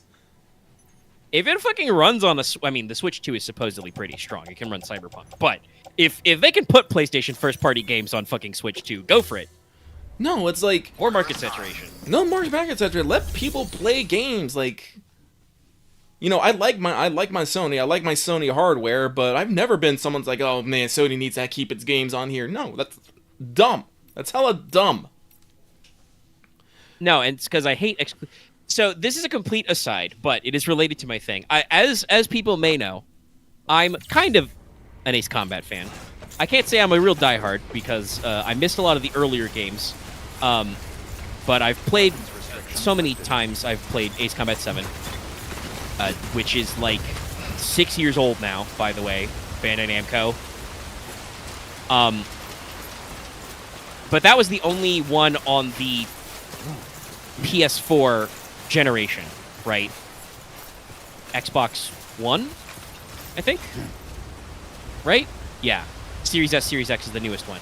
Also, Microsoft, you absolutely fucked yourself. I cannot remember what the fuck your consoles are called. It's so bad. 360 worked, but you needed to, like, go to 720 or something, man. You're killing it. I remember this old sheet music. Yeah, this distinctive, like, Riverside stuff. But the previous Ace Combat entry, 6, Fires of Liberation, was Xbox exclusive. It was on the 360 only, which a decent number of games fare. The PS3 had notoriously very tricky architecture. And they did a next-gen update for the Xbox One, but I do not believe that they explicitly have made it, like, backwards compatible for sure. So, like, that game is just, like, not accessible, and all the games before that are, like, PS1, PS2. So, like, you just straight up can't play Ace Combat games that are old unless you're emulating or you happen to own old hardware. But, like, that's definitely one of those things of, like, I would be thinking about, oh, man, I wish I could go back. And it's like, no, you can't go back. Like I said, number 6 was only on the Xbox 360, and they did a patch to make it up next-gen compatible for the Xbox One. It's just not there. I think you can't get a lot of the old games on Steam yet. Like I said, I think number 7 was their only, like, multi-plat release. And it's just, like, that kind of sucks that, like, it seems like there's all this imbroglio over the exclusivity shit. And I don't think, Sony's first-party games should necessarily be out there. So many people talk about how, like, blah, blah, blah with like, oh, Horizon, etc., etc. But, like, Horizon is actually a decently big franchise. I just saw stats posted that, let's see. Yeah, I know that it doesn't hit as, like, Horizon doesn't get the award pop that I think Sony wants out of it, but people, I've heard even some in our Discord say, like, oh, Sony wants this franchise to be so big, so bad. It is big. It's huge. Zero Dawn sold over 20 million copies. Only like 2 million of that are on PC. Forbidden West, in 1 year, apparently on PSN, digital-only sales sold like 8 million copies. People play these games. That's a shitload of sales for a first-party franchise. That's like a mostly exclusive. But also think of like what they could do if they like expanded that to like Switch. You know, like they could get more of that cross coverage they want. No, and I feel like Sony is posting this job now because I think it's because Microsoft has basically tacitly admitted defeat. Like they've done some back and forth about whether or not, you know, the Game Pass strategy and stuff is working, but I think explicitly what's not working is forcing exclusivity. No. Forcing exclusivity has never been good. It's like you want to basically get your product out to as many people as possible. Like that has always been the way of things. Well, and I think the reason why it's becoming a huge deal now. For real? For real? Oh, fuck me. It's becoming a big deal now because of how expensive AAA and AA, even AA games are these days. Like, it takes so long and takes so much money to develop them that not selling them as broad as you can be really impacts your profit. I know a lot of people have, like, clowned on Square Enix talking about, you know, blah, blah, blah, not meeting expectations. But, like, generally, their timed exclusives with PlayStation have not been making as much of their money back right away because of their timed exclusivity. Well, like, and it is, you know, there are people who will see, you know, a game launch and be like, no, I'll wait for it on PC. You know. Yes. And not to, you know, not to hammer out there, but Final Fantasy 16 finally came out for Xbox, you know, after an even longer time.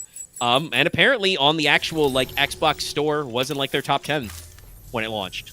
Yeah. Like, you know, people were like, oh, I can get this on Xbox? Well, I might as well, you know, kind of stuff. I should get back to searching for some new shit to listen to. I know that Helldivers 2 is getting ready to integrate, it's going to release on Xbox. There's the harmonica. Oh, your harmonica, I forgot he was the original guy who gave it to you. You had this in the training.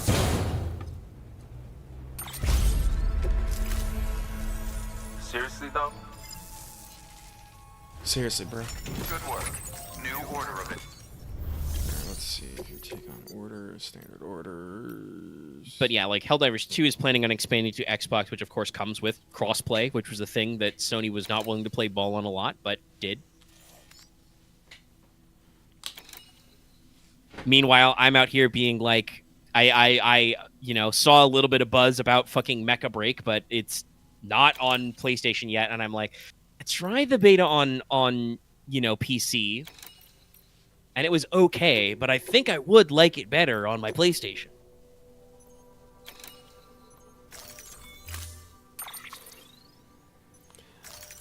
No, like, there's a lot of people talking about how the video games industry is failing now, and I don't think necessarily it's failing. It's just having to do a bit of a realignment right now. Less fucking trying... Oh, how do I want to put this? Less trying to, you know, stymie competition, and more of just like, I don't know, what's the way I want to say this? Have confidence in your products. Like, yeah, like obviously manufacturing hardware is, I think, going to still be important for some people, and it's like one of those things, right? Of like, you know, people have been asking, is Nintendo going to start getting into this multi-platform stuff? Fuck no.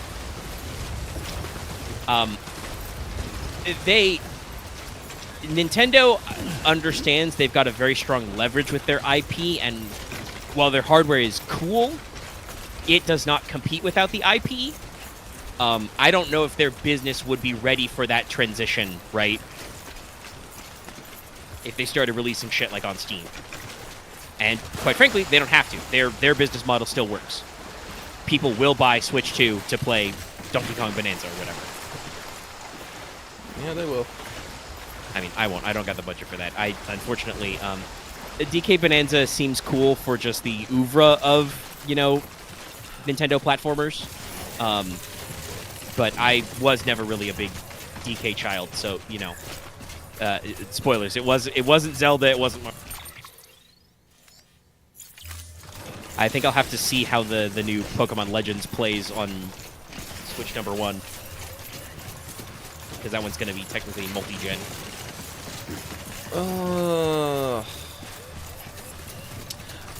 Actually, how long ago did fucking Tears of the Kingdom come out? We had 2 years. Couple of years. Yeah. God, what am I And talking they had last year. They had a I don't want to say sub game. That's not quite right. But they had a smaller Zelda game. They had a side grade with Echoes of Wisdom, which by all accounts presumably plays way better on Switch 2. Big surprise. No, because that's if we come out if they're gonna announce they want me to get a Switch 2, they gotta announce either one of two things. They gotta give me the fucking Twilight Princess Wind Waker collection. They got to. Or they gotta get me a brand new Legend of Zelda. That's the only thing I'm in Nintendo for right now. The Legend of Zeldas. Maybe a Rune Factory. Yeah, like I said, they could get me if they announced another 3D Mario, like a proper one, like Odyssey. Because that's where I'm at. But they didn't do that yet, and chat, it's okay if you like Donkey Kong. I don't care. I'm not that big of a Donkey Kong guy. It's not the same. Honestly, I wouldn't mind doing a big old playthrough of old Donkey Kong games. And I think they're fun. I wouldn't call myself even a fan casually. I just think that there's something I need, and I can sit down and play if I wanted to. The fact that I never beat Donkey Kong 64, kind of gets to me one time, because that was a game. That was a game of games. Then back then, it's fucking wild. I think everybody remembers the 64 days. That was a very interesting time for Nintendo. We all have our trenches stories. Hey, guess who has all stars in Mario 64? This guy. It sucks. You will literally never catch me doing that shit again. All clear. Welcome, Sam Porter-Bridges.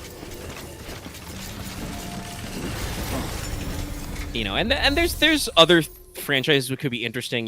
Like Nintendo does have a shitload of IP that is they're very slow to leverage. It's taken them forever to get this Metroid out.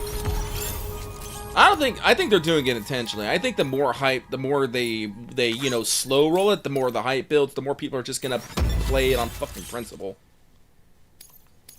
Well, I do also think I feel like it seems like they had a long enough dovetail where it just ended up at some point the team on Prime 4 ended up using probably Switch 2 dev kits, and they were just like, fuck it, we'll just wait for the Switch 2.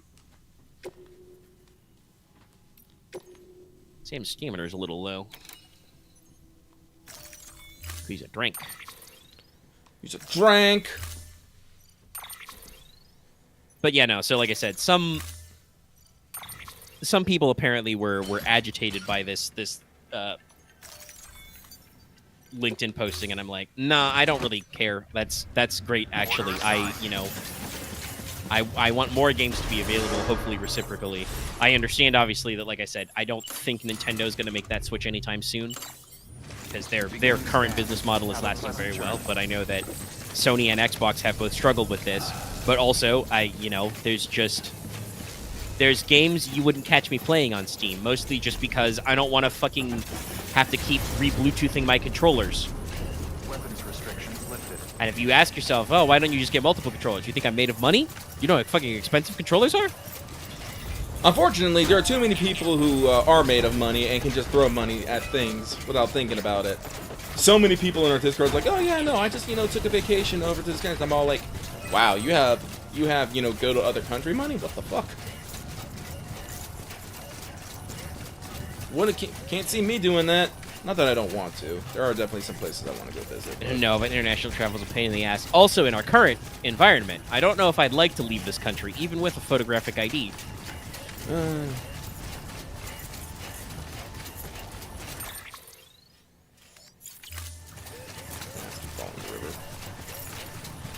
But yeah, no. Wait, are we two rivers now? It's just, we are. Just one of those things of you know, there are just some, I know there are lunatics out there. There are PC heads who are just like, simply learn to play everything on controller and mouse, bro. It's way better. You have so many fucking inputs, bro. And I'm like, yeah, cool. I get like repetitive stress injuries to my fucking wrists and hands if I keyboard too hard. If I'm, flexing all my bones, I'm not, a supple-handed, 15-year-old or 20-year-old anymore. No, like Controllers are more ergonomic for some things, and for some games they're not ergonomic. No, like, this is, like, what I tell people. I know I tell people, I deal with a lot of, like, I don't like elitists in gaming spaces, and that's across the board. Like, I don't like PC elitists, I don't like Sony elitists, I don't like Nintendo elitists, I don't like Xbox elitists. If you think that your thing is the greatest thing ever and everything goes subpar, I don't like you. I just do not. And wait, how did I get back up here? Oh wait, no, I think I from up here. Yeah, right here. And that's one of the reasons why I'm like, I don't want exclusivity, but I do know, like, once we start doing that, people will just, like, fucking someone at PC Gamer is gonna be like, ah, yes, this has finally been freed from console jail, it is now on PC, where it rightfully belongs. And I'm just like, why do you gotta be like this? Not bad. Not bad. And stuff. It's like, can't we just, enjoy that games are available for everyone in whatever capacity that they can enjoy them in? No, we have to make this, us versus them for some odd reason. Well, it's not for some odd reason, because humans are hardwired to be factional. It sucks, but it's how it is. Take your shit. Give me shit. What are you gonna give me? Colors? Holograms? Give me a boombox.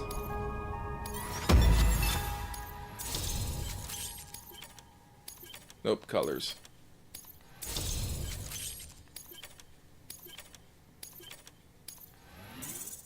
Damn! Juicing. You are juicing. Yeah, it's just one of those, weird things. Thinking about it, like, because it's kind of the same. It's like, you've got the whatchamacallit, right? Like, you've got the normal PC elitism, and then you've got the, like, the level beyond, right, where people go, like, you show them a game on PC that is, like, buggy or glitchy or whatever, and they're just like, yes, we should simply use mods to fix this. And it's like, no, that doesn't help either. Literally look at Starfield. Everybody just went, oh, well, we'll fix it in mods. No, you won't. There's no mods for that game. You know why? Because the game wasn't interesting enough. I know that some people got super sucked in, and, if, bless his heart, Phil Spencer himself, personally, ever, activates the copy on PlayStation, which I'm sure he won't, because I think that would mean that, the demonic pact he has is undone, and he'll be sucked into hell or something. But, whatever foul bargain he made to make all those acquisitions will expire. But if he did, I would, I'd play it. And I know that sounds weird to say that I'd play it on console, but, I've played a decent number of Bethesda games that way. I have also later played them on PC with mods, but it's just, what I got started used to. That's how I started Fallout 3 in New Vegas. But, like, the game just didn't capture the general audience, Like, no.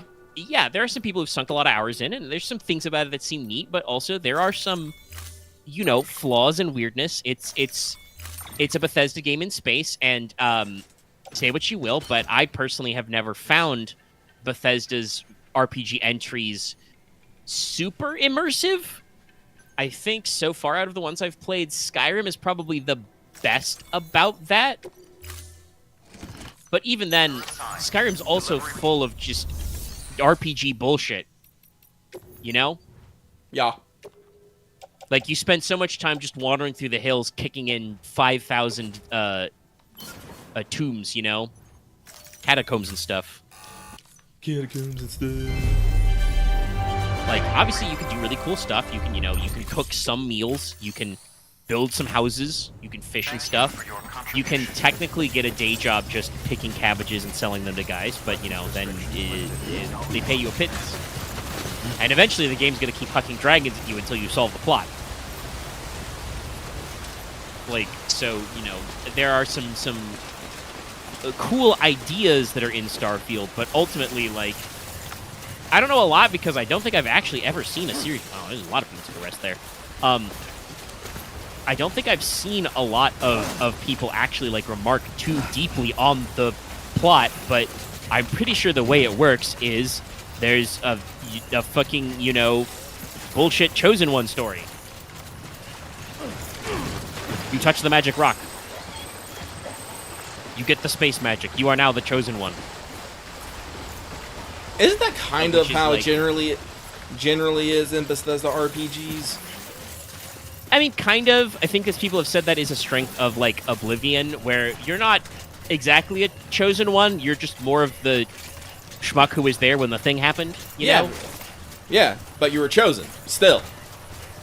When the Emperor said... Yes, I guess. Because the Emperor, dies, like, here, take this to my son and be forever drawn into this plot implication. At no point do you can just go, like, here's your thing, bye. It is true, and I know a lot of people have talked about, like, how involved it is.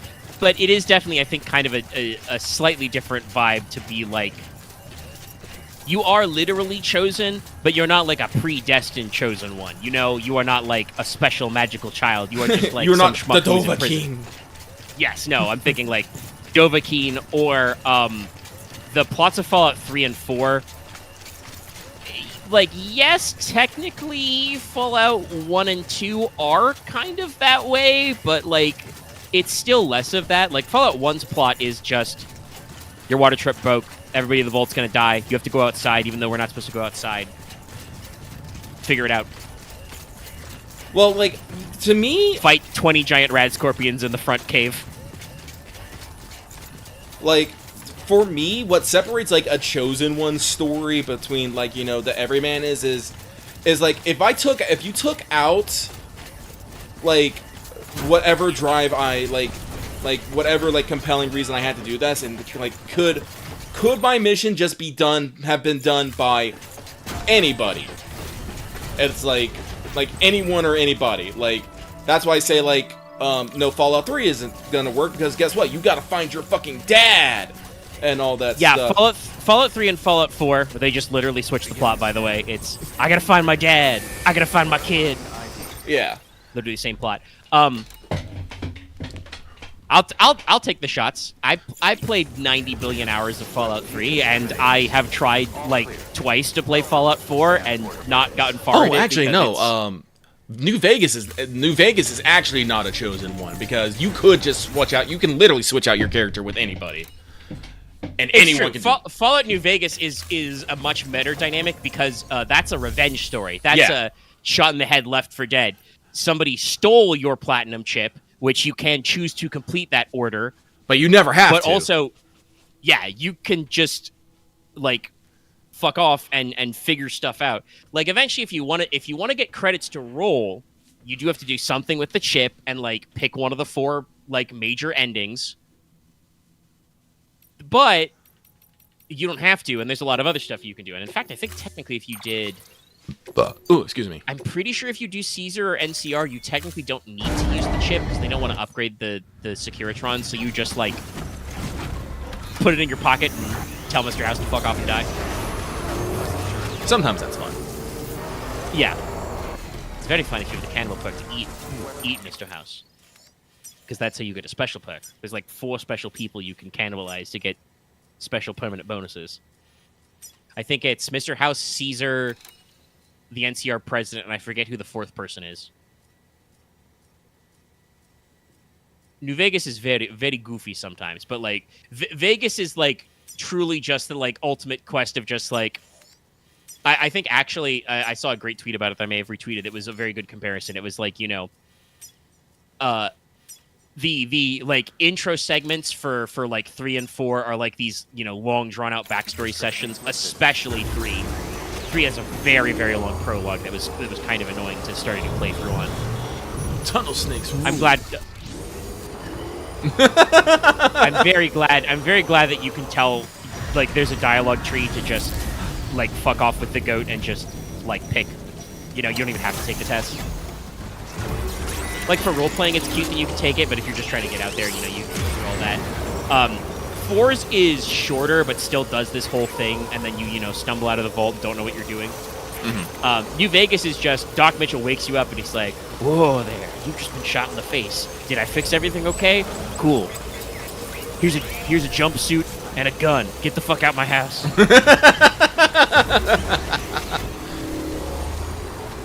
And I think actually part of it, because New Vegas being built on the same engine as 3, is buggy as hell. But with New Vegas, I don't even think you necessarily have to run into Victor in Good Springs, who, like, vaguely tells you which direction the guys went to, like, set you towards Vegas. Like, you can just hear from somebody that they vaguely went in the direction of Vegas. Oh, that guy does have some sort of gun. Yeah, no, like, remember, these guys just get free fucking what, man, look at it. Look at that, the guy's sight. He was trained on me. Yeah, I'm about to say, I'm like, is that, was that a sticky gun? Looks a lot like a sticky gun laser. I don't think he shot any bullets at you. That's weird. Wait, these guys have masers. But yeah, no, like, obviously there is a tutorial section which gives you some stuff to do, you know, in Good Springs, which I usually do because you get free shit and XP. But, like, you know, New Vegas is just like, yeah, you can just go wherever.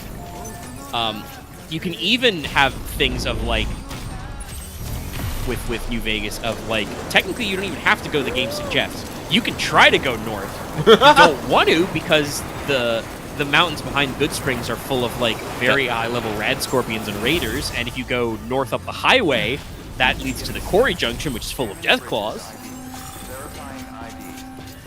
But you can try it. No, but that's what I'm saying. Like, when we talk about, like, Bethesda, well, like, Fallout games, like, New Vegas is truly, no, you're just a dude. You're just a courier. There's a lot of couriers out there. Well, they find a dead one in Nipton. Yeah. Not Nipton, it's one of the other N ones. Anyway. Damn it, I found and like I said, I think Fallout 1 is like that too, because, like, the Vault Dweller is just, you were the bozo who pulled the short straw kind of a thing. Yeah. I think 2 is a little less like that. But I don't remember a lot about Fallout 2's plot. But, you know, it's one of those things. And, like, from what I understand, the way Starfield works, I have actually seen people play the intro, is you are just a Joe Schmo miner, but then you touch a magical space rock and get the space visions. And then, like, they're like, oh, shit, you've got the space magic knowledge in your space brain. You got to go into space now. And it's like, yeah, okay, cool. I've played Mass Effect, actually. Mass Effect also has a much better intro of you touch it, because that is technically what happens in Mass Effect, but that happens while you're doing something else. You touch a Prothean beacon and get knowledge blasted into your brain, but also, you know, you're in the middle of an attack where, you know, a Spectre is orchestrating activities against humanity and shit. Of course, the Council never fucking listens to you. Order assigned.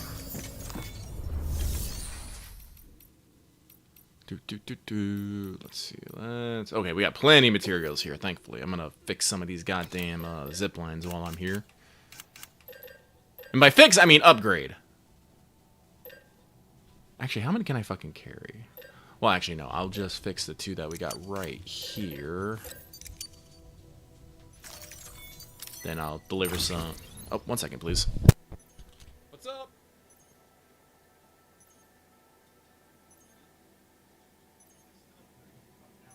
A PTO? Well, hey, this means you start saving up again.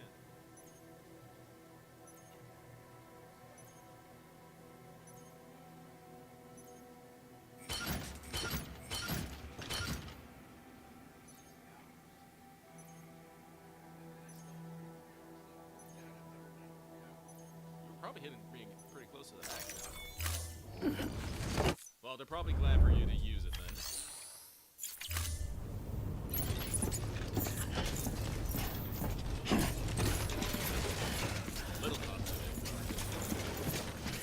Safe travel, Sam. Be careful, okay? Weapons restrictions lifted. Gotta go. You're going to the Philippines and Korea, wasn't it? Yeah. Oh, and Hawaii, wasn't it? Yeah. Hawaii first, and then we're going to Korea, and then Oh god, that sounds like such a great vacation. I believe it. Yep. Well, not fast. We'll also do things upgrade too, essentially, so I'm just cheating by using the upgrade.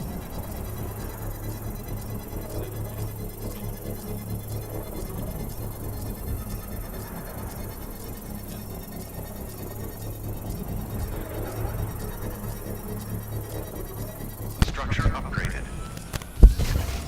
Alright, and I'm back. Alright, so this one's been fixed. Fix this one real quick. Yeah!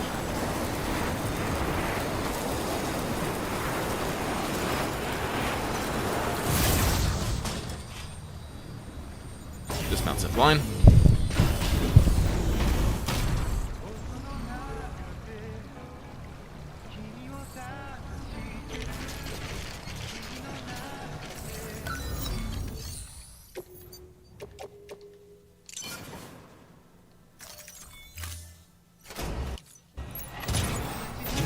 Alright, so that's good.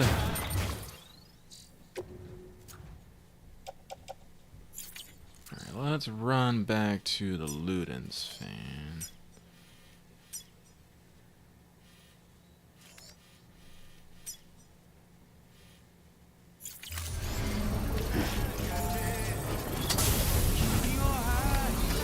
Did Omega step away, or he's just being quiet? No, I'm here. There you are. I didn't say anything, so let me turn it back on. I was typing. There's the things. Monster figurines, huh? Jeff Keighley would have fucking monster figurines. Structure upgraded. Ah, man, I'm so... Sorry, just thinking about monster figurines, I'm like... I don't feel like shy talking, like necessarily talking about it, but the fact... Well, no, you know what, fuck it, I don't care, I'm gonna talk about it. So in Death Stranding 2, like we talked about a little bit, you can get the ability to capture BTs, and it is so ridiculous yet so fun at the same time. Actually, it's also how I've learned some of the names of Oh shit! Did you see? He jumped right in front of me. They do that sometimes.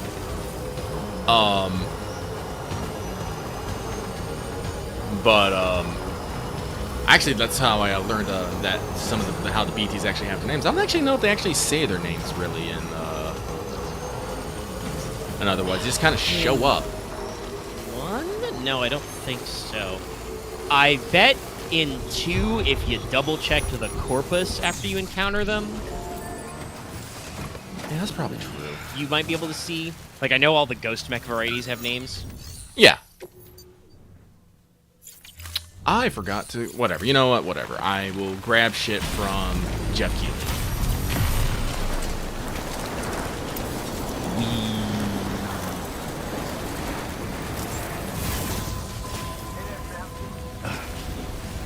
Beginning scan.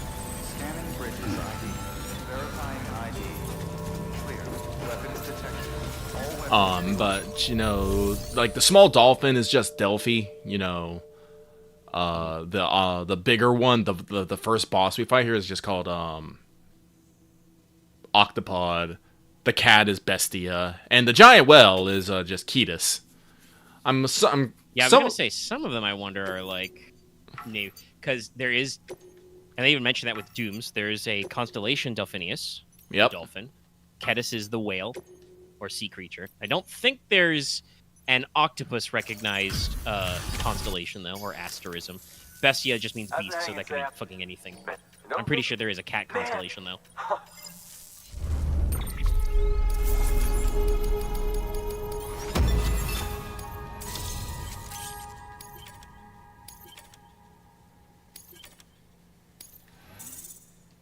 Not quite. A couple more pieces of lost cargo should do it, though.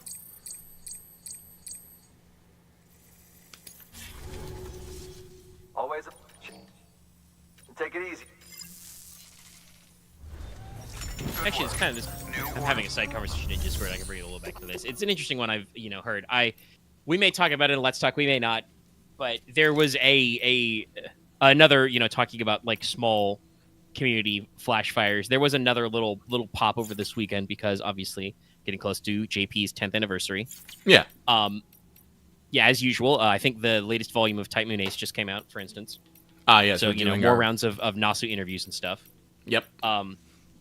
The one that's caught people's attention, and I will say, first of all, I don't understand why it's catching your attention now, because I'm pretty sure I've heard this from Nasu multiple times in interviews this year already, and probably in previous years. But he basically said the thing that, like I said, I'm pretty sure we all knew, which was that one of the reasons why Type Moon hasn't moved forward on certain other projects that were announced or suggested, like a Mahoyo sequel, like the other half of Tsukihime, is Nasu has himself been very busy working on the finale parts of FGO. Yeah. And there are some people out there in Type Moon fandom who are still upset that FGO either exists or has taken this long and like sucks up so much of their attention. So there has been a little bit of discussion about this, but it's one of those things of like, I think you're misunderstanding how this works. Like I was having a side conversation about like, the I feel like it's a bit of a meme, the cultural impact meme. I remember most people talking about this with the Avatar sequel. People before that movie came out tried to be like, oh, this movie won't do any good. The film Avatar had no cultural impact. Nobody remembers that movie. I remember that movie very well. The sequel sold pretty good. I mean, do I think the first Avatar is a really great movie? No. It's a visual delight. Yes, the VFX were great. I watched it in the special stereoscopic 3D and everything. It was a birthday movie one year because it was a holiday release. Like, beautiful as hell. Like, I call it Blue Pocahontas say, in space, but, sure, why not? Yeah.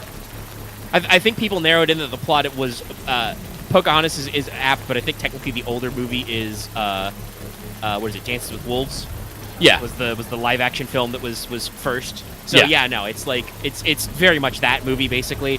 I still haven't seen the sequel because I kind of don't care, but it probably looks really good. Yeah. I do know that, as usual, there are, like, funnily enough, I think that I will say Cameron does really good with his, like, aesthetic design. Like, I think that's part of why Aliens is so iconic, and some of the other stuff Cameron has done. Like he is a pretty good filmmaker. But, there's discussion going around because I think they've just shown a trailer or done some early production for the third one, the Fire one. And people are like, oh, man, I wish James Cameron wasn't making Avatar movies. Think of what he could be making if he wasn't doing that. And it's like, James Cameron wasn't making Avatar movies, he'd be in submarines. The guy probably doesn't need to work a day in his life anymore. We're lucky that he thinks making movies is still cool. Because that guy fucking loves the ocean. And, like, I think that's kind of the similar way with Nasu. Like, there are people who are like, oh, man, if only Lasengal or Aniplex or Sony, whoever we want to blame today, didn't have Nasu chained up in their basement writing FGO. Think of all the things that could have happened. We could have a Tsukihime second half and a sequel by now. And it's like, no, they don't have Nasu chained in the basement. I think Nasu has taken such a hand in FGO personally because he's really interested in FGO and, like, wants to see it through and has had good ideas. Honestly, sometimes I feel like it's not that Lasengo got Nasu chained in the basement. I think sometimes it's Nasu's crashing on their couch and doesn't want to fucking leave. Yeah, he just busts in with like, "Hey, I wrote a fucking 600-page story for the next update." And they just like, okay, we'll try and make that work. I saw some people on our Discord talking about it. They've posted another, like, help wanted ad. I think, unfortunately, ever since they got bought out, every year, Lasengal posts, hey, we could use some workers. I don't know if it's because they're having a high turnover rate or they are just trying to increase the scope of their I think they do have a little bit of turnover, but I think that is because, like, I don't know a lot about, like, the websites that do, like, worker reviews, and workers' rights and employment stuff in Japan is very odd. Like, they, like... work demands a lot, but also you have a lot of employment protections. Oh yeah. It's very very different culturally to America, is what I'll say. Like I'm pretty sure in Japan you cannot be de-employed with no cause. I believe that. You You have to have done something actionable that they can fire you. If they want to just get rid of you because you're an asshole, like they can't do that. And if they have to downsize, you hear this a lot with like some Japanese video game companies or anime production. Usually they do so with like giving you like glowing letters of recommendation because they want to emphasize you didn't do something wrong. Your job is being cut for economic reasons, Yes. Like I said, very different vibes. But I do believe that there have been some points that like Lasengal has had some bad periods of like crunch time and like very intense work rate. I think that was kind of in the COVID and post-COVID years. They clearly were like under some time crunches to get like I want to say LB6 and 7 out in a timely manner. Those had very big like long delays in the Japanese version of the game. But like, so yeah, I don't know if they really would want to have all those big gaps, but like they've been doing that for a couple of years. I don't know if that means anything specifically this time. But yeah, no, like I genuinely like, never mind that he's had some health issues as well, but Natsu has straight up said before stuff like, oh yeah, I didn't work at all for a month. I was playing, Elden Ring or Sekiro, whatever catches his fancy. He's still a gamer. He's still doing stuff. So it's definitely one of those like weird things of like, I don't think you guys understand how this works. Like, Natsu is not chained in their basement. Apparently, in the most recent run of interviews, he says that he's, he's eager for FGO to end Part 2, and he's excited to see what they do next. Kind of a thing. Definitely, like, I feel more and more set up that he is going to, like, he's going to conclude the story he wants to say, and then we're going to, like, off-ramp for Lasengal to figure their shit out. And I would, like I said, I think just for business sense wise, that means that it's going to involve an FGO2 app. I just don't know when that'll hit, Like, no, like they may have a 1 year or a 2 year offboarding process at this rate. No, like I'll be on tetherhooks for when like FGO2 comes, and I think it will because like honestly, like my personal hope is that they are hiring because they are, they have, multiple teams, maybe they're already in pre-pro for it. But I would have to. I don't know if they would call it formal pre-production, but like I said, just the way gacha games are changing and like what is accessible to do for a gacha project has gotten so different over the past, I want to say, like at least 5 years, let alone the 10 years that FGO has been running. Like almost everybody is doing 3D models these days. Yeah, I don't think FGO2 needs to have 3D models, but I still would like something more modern. It's true. I don't think it needs 3D models, but if that is easier for them to get their 3D team, which I know they had a 3D team arcade, like if they want to go back to that level of fidelity, like not on arcade machines, but on maybe modern phones and like hopefully a fucking Steam version. It's another thing that's just like we're not just on mobile, these days. But like I would assume that they have to be doing like, I guess I would call it like opposition research, right? Like just looking at games that are popular and thinking about what their next moves are, because I do think that FGO can only compete at the level it's at for so long before just like you're gonna run into that like fatigue of like getting into the game and completing stuff is too hard to keep up. And they're gonna want to move forward with some sort of sequel, and there are other games that have done sequels or side games very successfully. But yeah, it's definitely one of those, like I said, one of those things of like, I think people misunderstand this relationship. Everything Natsu has written for FGO is because Natsu wanted to write it. He wasn't originally involved in anything more than the elevator pitch. He got on board to like write main story chapters in FGO because the original FGO floundered. It was very weak starting, very weak launch. No, like I honestly like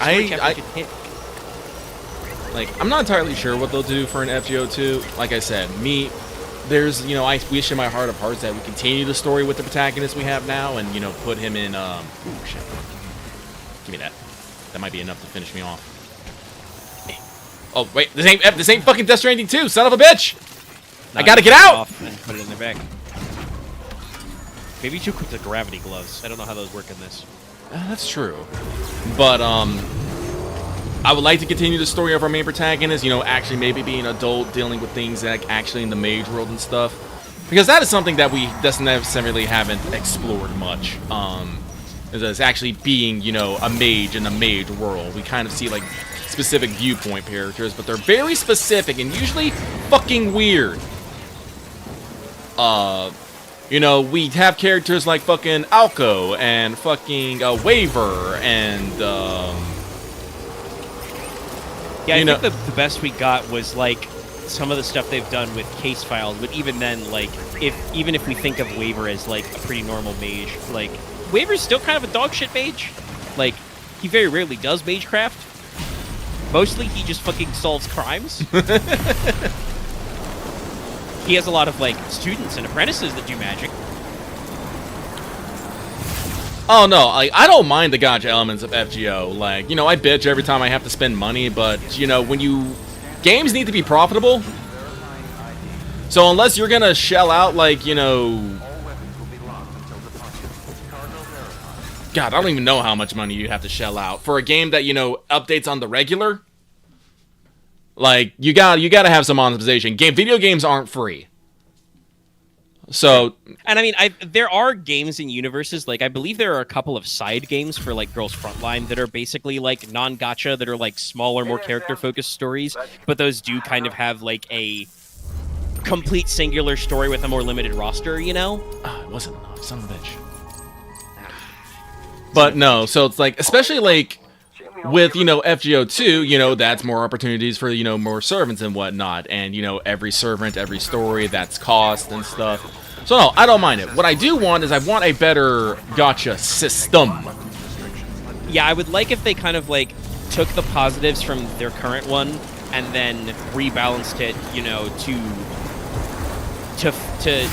like, caught up in areas that are more modern but also didn't lose their vibes. Like, something that, you know, FGO still does a little bit, you know, not as much, but it does occasionally happen. Also, Axe, I'm gonna fucking call you out. No one but you is telling you to spend money on those characters. If you spent $500 on a character, that's you. That's not the game. It is true. I mean, this is the thing that's like a little... It always feels a little odd for me to say, like asking, you know, people who are fans of other, like, Type Moon work is like, oh, should you play FGO? And I kind of, like, it's like, well, it's a tough sell. The story's very good. The gacha, like, rates and ratios are, like, not great. There is a shitload of currency if you start, and obviously going through the story and stuff. If you're willing to, like, pick and choose banners for, like, very specific characters you like, I think most people can save up very well. I and Lucky have this disease where we really like the way most characters that come out are written. I think Axe has an unfortunate problem where he sees what people talk about with meta stuff and feels compelled to roll for meta setups, which you have never caught my ass doing. Okay, I'm going. Sometimes my damage is suffered for it, but, you know, we get around it. We can work around it. And the thing, if you want to clear the story, you absolutely do not need to do that shit. Like, you can go easily clear all of Part 1, and I would say probably all of EOR, which is technically optional, but, you know, if you're doing it for story, you're doing it for story. You can do all of that with fucking free-to-play units, which is the thing I want to say that, like, I hope that an FGO sequel keeps. Because that's, like, that is a major factor that a lot of gacha games have just lost the art of low-rarity units. Everything is fucking purple or gold, or 5 stars or 4 stars now. The stars are fucking meaningless. It's you know, all useless, right? Yeah, but it's like, that's like one of the things. Like FGO, like we get like welfares on the regular, and we have a lot of systems to really improve servants that we have.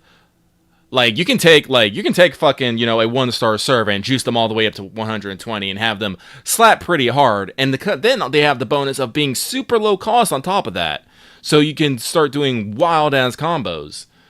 Like, no, God knows, like, at least for part 1, Mash's kit, golden.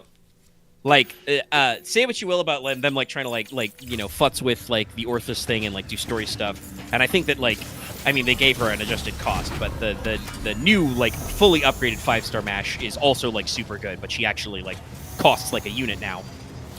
It's like, but, like, zero-cost Shielder Mash is brilliant. So, like, you can play FGO and enjoy the story without, like, going through the thing. And I do want to say, like Axe talking about like oh well, I have like 90% of units. I'm like, I mean, if you feel compelled to roll units for completion, that is, I believe, a valid interpretation, but I do think is not necessarily intended by FGO. I don't actually think FGO intends for you to roll for every character. Like, the kind of the way they've talked about it is, and even sometimes when it feels a little asinine to do so, they're like, no, we want to respect your bonds to the servants. It's like, we don't want to let you keep your free 5-star ticket unless you get them to a certain bond, like you use them, You can't be picking and choosing units for no purpose.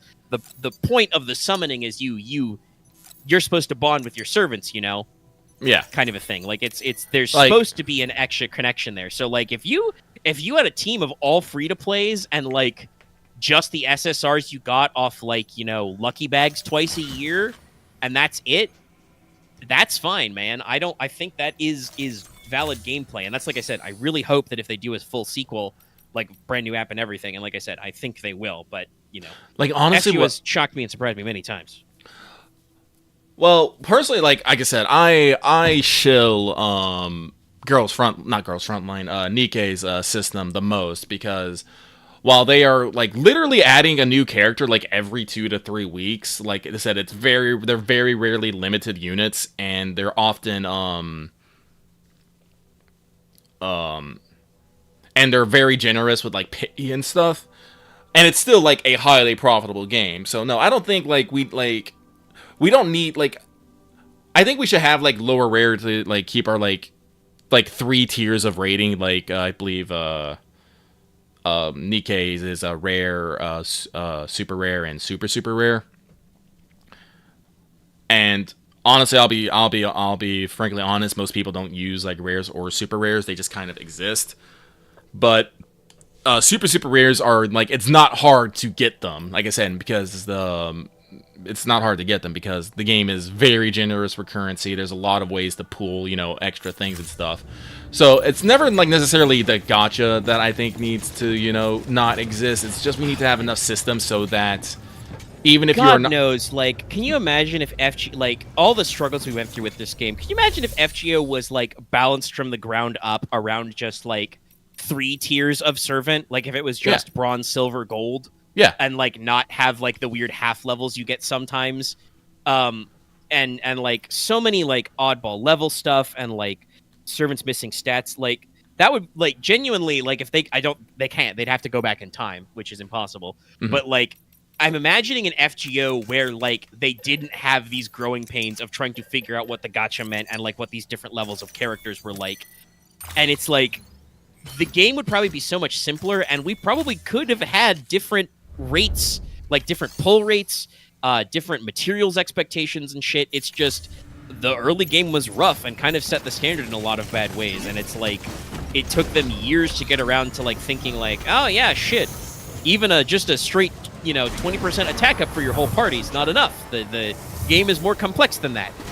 No, like, I'm pretty sure, like, yeah, no, like, speaking with hindsight, no, we should have only had, like, 3 tiers of rarity, just bronze, silver, and gold, with, probably, like, all our bronzes and bronze, silver, and 3 and 4 stars in silver, and, golds being golds.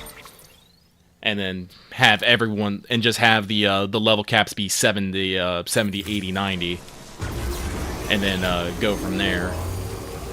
Make sure everyone has 3 skills. Honestly, I will say, like, the some servants not having enough skills right off the bat was probably, like, that was definitely bad. Skills being, like, changed over gameplay, that's something we just can't escape, honestly.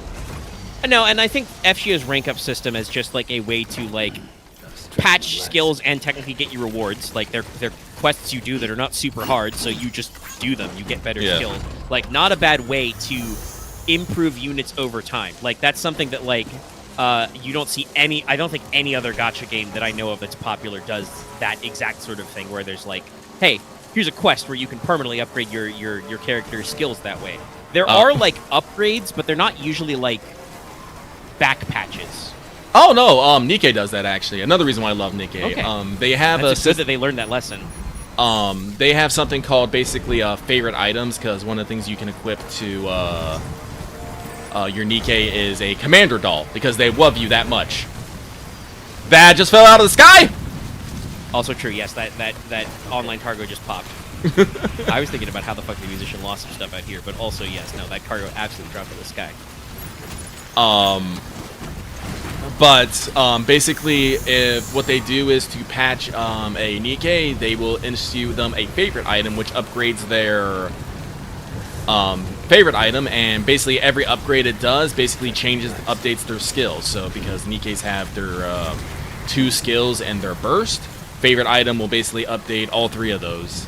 And it's a little bit of a quest line. It's usually not very involved, but it's still a quest line. Okay, so what the plan was... More like, you would say more like skill and NP interludes rather than rank up quests? Yeah. Like, a little bit of something? Yeah. I mean, sometimes interludes are very deep, but some of them are very simplistic. It's funny, again, talking about like how FGO changed. I think they originally meant all rank up quests to be interludes, which is why some interludes are fucking nothing. But then they quickly realized, like, no, that's not how this works. We can come up with story justifications for servants to get stronger, and sometimes we just have extra stories we want to tell with servants. But other times we just need to do patches, man. I was gonna try putting a zipline up top here, but I'm not entirely sure that works. Yeah, no, hang on. Might get a straight line down like through the valley, for God's sake. I think. Avoid this with all that weight. All right, hang on. I think I'm. You can get some stuff though. I know. There's definitely some ways, but you're gonna have to scamper through the trees. Also, shout out to the train in Death Stranding 2. There are a couple of forests that are this densely packed, but they can form trails and roads, and so you usually have a place where you can hike through them. That's like relatively even. All right. No. The way I gotta do this is I gotta start from the bottom up. I have to go through, find the bottom, and then go up. That's what I gotta do. So, here we go. But yeah, so that's like I said, that's really good. That like it sounds like Nikkei has done a lot to learn from the problems that other gacha games have, and like has a system for that, which is I'm glad. I hope that, like I said, FGO2 kind of like learns in kind, because like that's another thing that like God knows, like I believe that like Genshin like corrects characters in patches sometimes, but I don't think it's like a quest thing. It's like they do a beta, which is why Genshin is full of leaks. They have like public and even closed betas and test realms, and then they adjust, and then they may balance stuff accordingly after. But it's the kind of thing where, like, at least based on the complaints I hear, like MiHoYo doesn't usually like go back and rebuff units if they were like too good in the beta and nerfed kind of a thing. They're just like, well, once the release happens, you're released, you know. I think, like, yeah, Axing in comment, I do think that they do have, like, weapon releases and stuff, but I don't know if you can just grab those, you know, because MiHoYo games have weapon gachas, which are bad. Also, God, please, if we do crap this, oh my goodness, we're gonna get a little goofy. This is not gonna be great. Yeah, that's why. You know what? Fuck it. Take me. Take me. Fight me. It'll be faster if It'll be fucking faster if I fucking just do battle. No, it's right here. Well, yeah. Hello. I missed. I don't have my Pokeball. You're fucked. But yeah, no. Also, like, God, sorry. Again, talking about like Axe talking about like Bonsees in chat. That's another thing. By the way, in case you guys forgot, Bonsees did not exist in 1.0 of FGO and JP. They originally had campaigns to expand the bond levels because players hit Bond 5 too fast. Like Bond 5 used to be the cap, and then they slowly expanded to 10, which included the CE, which is why some characters' early Bond CEs are kind of nothing burgers. But sometimes even like Perk was one of that first batch, and he was a fucking killer Bond CE.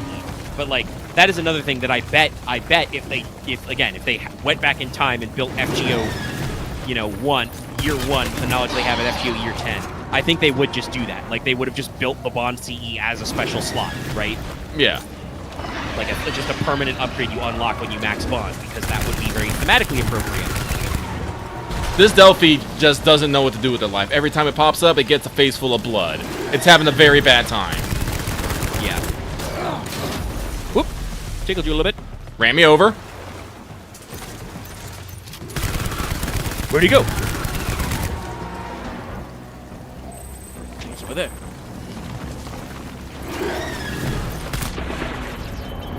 There, solve this problem. Bye.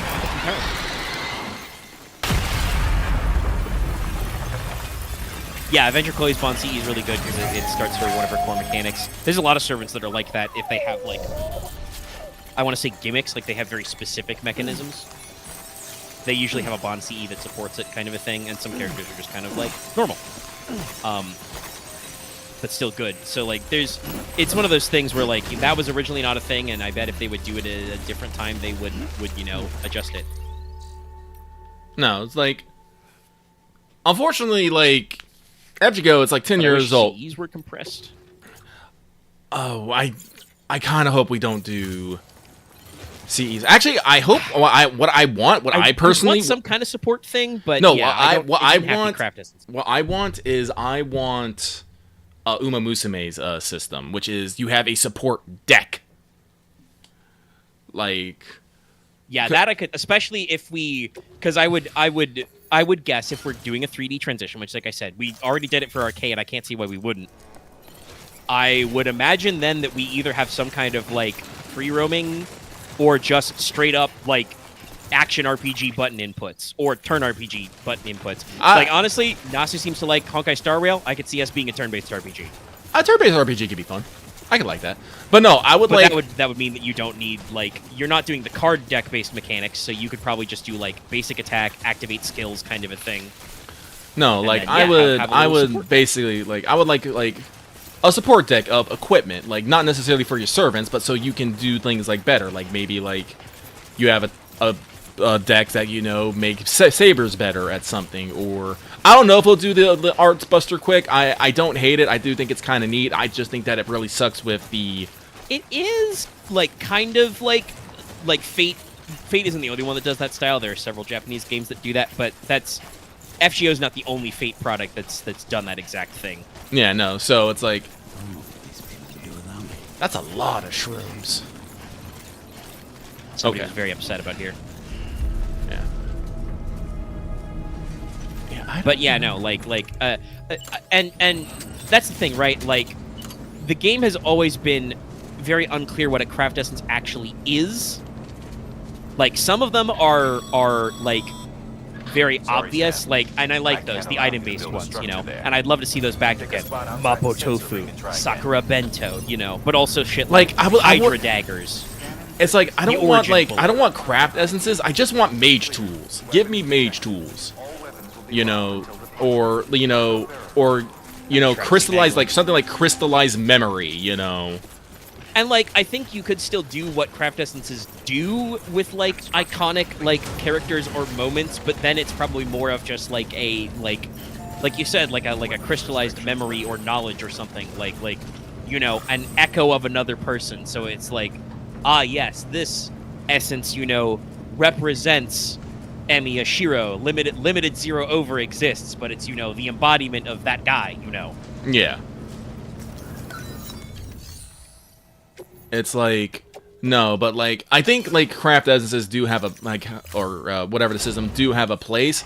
It's just, like, sometimes you need to separate that from your fucking character, gotcha.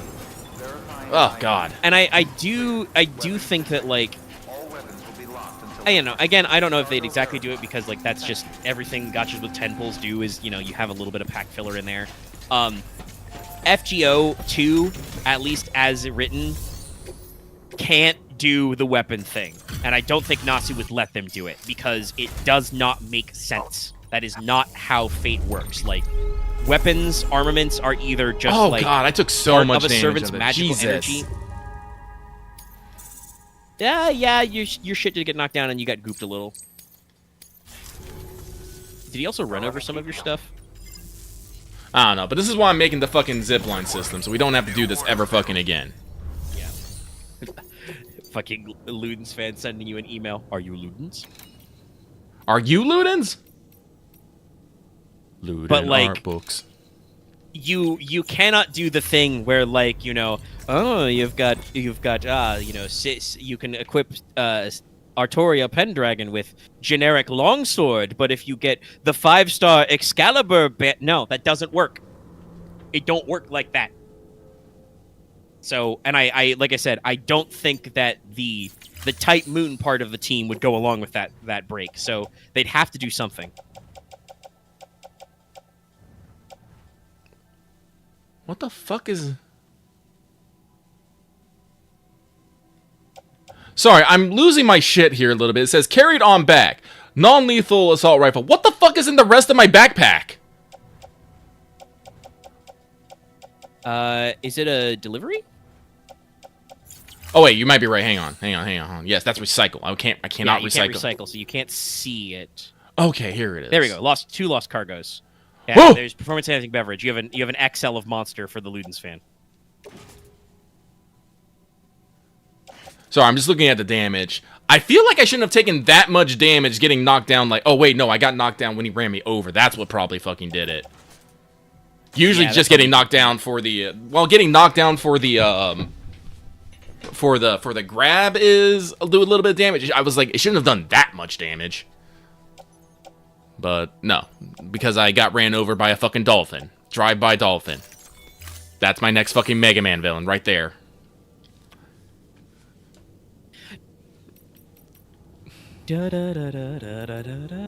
Sorry, I'm just... Drive-by dolphin. Just pulls up in a fucking car, rolls down the fucking window, drives off. You know, he would have some Eurobeat ass music. All right. That's cool, chat. But yeah, no, like it's one of those things. Like I said, I really hope they're working on FGO2. There's a lot of ways they can improve it and not like fall into some of the pitfalls that are like annoying about other games, but also could like really up their quality of game a little. And I think they like just again, I think the Los Angeles team has learned a lot from 10 years, and I think there's room for stuff to be different. But yeah, it's definitely, like I said, I think a thing they're working on. Like I said, I feel like now in interviews, like Nasu's comments are leading up for like, I don't know if like, you know, Sony, Aniplex, Los Angeles, whoever asked him directly to say this, or just he feels compelled to say it for the fans to be like, hey, I'm finishing part 2 and I'm leaving the project. FGO's not immediately ending, guys. Like, I feel like he's doing more and more to telegraph that like the app isn't going to close instantly. Well, I think it is probably both, because again, people get weird takes on things if it isn't hammered home. Like the jokes, but like Nasu has been talking about the end of part 2 for literally years because it has gone on a little too long. But like he's talked about it. Boots are gonna run out soon too. But like there were other like earlier conversations he had where he is like, oh, I want it to be like, you know, the end of Undertale. I want you to be emotionally devastated and unable to recover. I want it to be over when you finish. And, you know, other things he's talked about. People interpret that as like, oh, when this game is over, it's going to be over. no, I think he just wants to have a giant emotional moment that just sticks with you. And like, yeah, and I think, and he said in much more recent interviews, like I said, he talked about, I think the comparison was to Final Fantasy IV, where he's like, he said that gave him like a big ending where he was like, he didn't know how to continue. And then immediately says, I don't want to do that exact ending. I want to make sure that my audience leaves satisfied, that you don't have that feeling of like, what do I do next? Where you're, you know, he wants it to be a complete story. And then says, if FGO continues past that, that's not my business. You know, Lasengal and Aniplex are you know, they produce the game too, so they have, you know, it's up to them how it will continue from there. Yeah, no. And it's like, and I think that's important. Like, if they continue, I think, you know, Nasu won't like just be like, no, I'm not doing anything with FGO anymore. Like, he can help himself. No. But, you know, he's saying, part 2, it's done. It's donezo. Whatever happens. Assuming they even do like another main story, like genuinely, I think FGO could continue for probably a couple of years on just monthly events.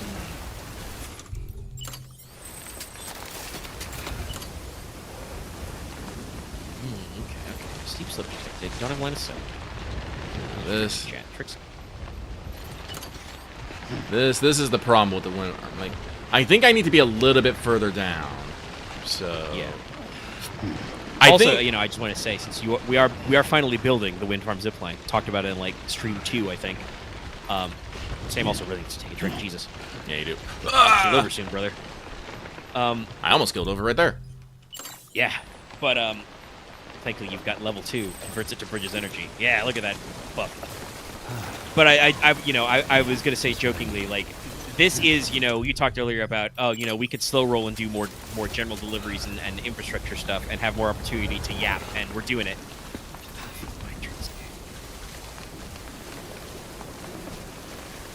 And, you know, if we were more focused on Death Stranding story, I don't know if we'd have the kind of moments where some of these conversations could come up where, you know, chat's actually engaged in stuff. It's great.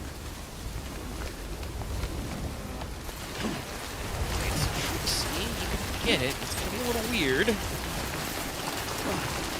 But yeah, like it's just I don't know where people get this impression, and sometimes they get the wrong impression. I think I just casually saw some people talking about how, like, you know, thinking that, like, oh, if FGO didn't exist, you know, maybe we'd have extra record done by now. And I want to be like, no, that is absolutely not how that works. They made a new sub-studio to do extra record. Their problem was that they were a small spin-off studio and probably did not have the staff or the funding to release an extra remake in, you know, the allotted time originally planned. Yeah, this is not the best location, but if I can get it, this is probably where I want it. No, Whoops. I will say that is a major reason, again, why I'm like, it's rough for me to just straight up recommend FGO for people, you know, if they like Type Moon Story. Is like, but also, like, a lot of the limited time events are like, if you didn't play the game, the story archive isn't there, and that's sad because, like, even some of the old school events are like very important.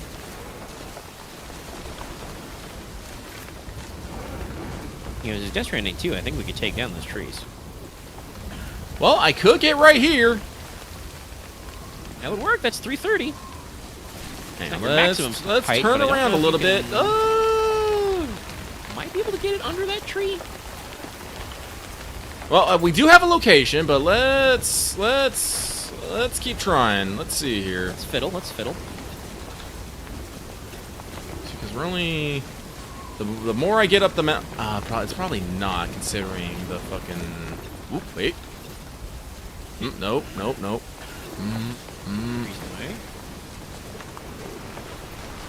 I think you're gonna have to go back the other way to your right. That's where the gap was before. Oh, now we got obstacles on the fucking slope.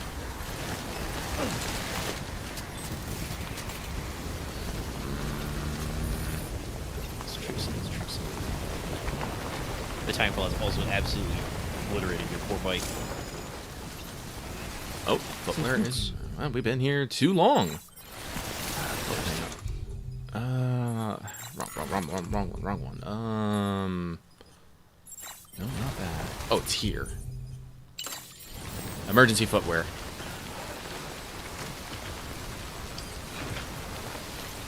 Yeah, I would really hope that FGO at some point does like an archival version just to reread all the stuff, because it's, you know, pretty cool. But yeah, no, like the thing that, like, it's one of those weird things where, like, I you know, some people, they like it when their stuff's a little more niche. I admit it's fine to have niche hobbies and not have them get too like, you know, blown up or commercialized or whatever. Not that I think FGO honestly is like that commercialized. Like, honestly, I do think some of the hiccups in their gacha system are just because the game is old. We're just gonna have to stick it with right here. But like, I think there's a strong argument I've heard from other people that I agree with, is like that, like, yeah, you might have gotten the second half of Tsukihime, or you might have gotten Mahoyo too, but you wouldn't get them in English. Because I think that, like, number one, FGO has produced a shitload of money to fund, like, English translation and stuff. And then, two, I also think that first of all, even the Japanese release being consumed by so many Westerners, which I'm sure they have to know, even if you're, like, changing your app location to, like, Japan, they have to know you're fucking downloading from America or whatever. Your phone has a fucking GPS chip built in that you probably didn't turn off. But also the general success of the global English version, I think, did really let Type Moon know that they do have a pretty big international audience that's worth investing in. No, like, the mobile gacha, like, mobile games is, like, was such a Wild West for, like, a very long time. Hell, like, remember, originally there wasn't plans to bring over FGO to Western markets because they just didn't think they have the market of it. I remember, I believe it was the director of the Part 1 said that he was actually surprised to see, you know, Westerners, you know, cosplaying the characters, which, you know, clued them into, you know, there might be a market for it over here. And, like, other such things, so it's like, no, like, the market... Sorry, I'm trying to do a thing, I'm not doing very good at it. Footwear condition poor. Replacement is advised. Battery low. Please charge vehicle. Let's take a nappy.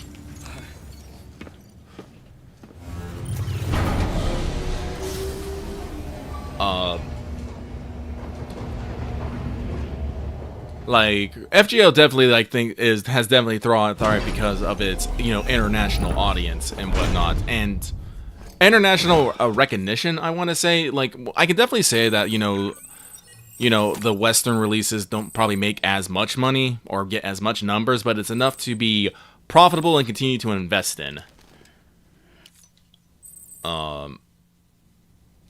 Yeah, and it's kind of the same thing we were talking about earlier. To loop back to an earlier conversation, we're having multi-level discussion here. It's like a fucking episode of Ghost of the Shell. Plug in your external brain, external memory. But we talked earlier about how, like, we think, you know, multi-platform strategies and going multi-platform is a good thing because it means you reach a wider audience. The same is true of translation and localization. If your thing is available in more regions and more languages, you can get more sales, and often do.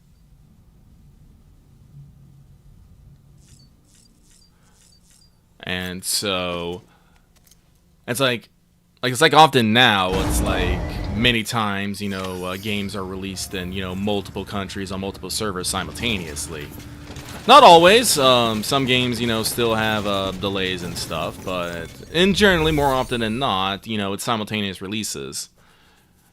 God, that's a wild one, right? Like, even as far back as the PS2 era, I would say sometimes I think even in the PS3 era, games would take, like, and yes, I'm sorry, all my generations are PlayStation based. Bite me. But, like, there would be like 6 to 12 month delays on international releases because it took that long to get the scripts translated. Now, obviously, game dev is longer generally, and probably your script is done before your game is done. So you can, like, farm that shit out. But in general, I also think just the connectivity makes it so that it's a lot easier to access people and start planning out ahead of time that you're going to do multiple languages, so it's already all at once. I'm pretty sure Final Fantasy 13 was, I think, the last Final Fantasy that had a delayed release, I think. Because I remember my friend getting the Japanese version before the English version came out. Which you could fucking do because the PS3 wasn't regionalized. That shit was great.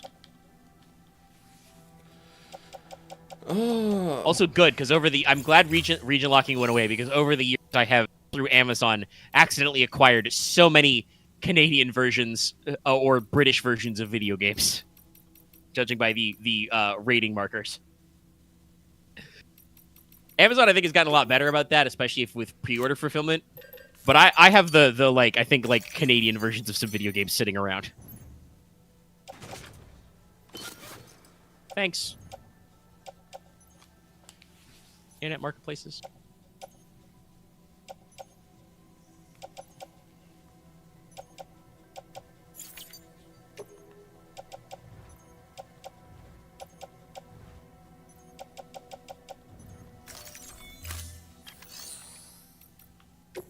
But yeah, it's like I said, it's a wild one, and like I genuinely don't think we'd have Fate Stay Night remastered without FGO financially to like incentivize them to kind of go back there.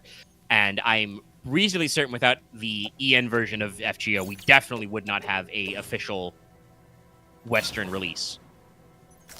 I mean, I guess maybe you'd still have like I could see it have being if they like just had FGO in Japan and had that huge success, you know. Mm-hmm. Maybe they could have tried and do it like a Steam release in only Japanese, which people would buy and then just apply the patch. But definitely, like I think, like the big deal of the Western releases, and presumably the same thing with the Hollow Out or Axia remaster. Like I said, they're gonna give that date at FGO Fez, which is in the Tokyo Dome, by the way, sold out in like a weekend.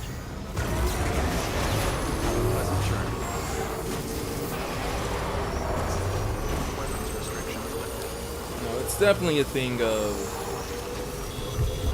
FGO is popular. This is one of the reasons why, well, not just FGO, but Fate is popular, and I think it's one of the reasons why they're not just gonna let it stop. I don't know if it'll be like FGO 2 is either gonna continue the story of Ritsuka, or we're gonna have a new protagonist. Which is gonna happen? I don't know. I have my hopes, I have my dreams, but at the end of the day, they're gonna go, what do we want to do? And like I said, I do think that Sony and Aniplex are interested in the future of this game. There is a reason why they fucking bought it off Delightworks, you know, and spun up a subsidiary to take care of it, because they thought it would be a long-term investment in the franchise.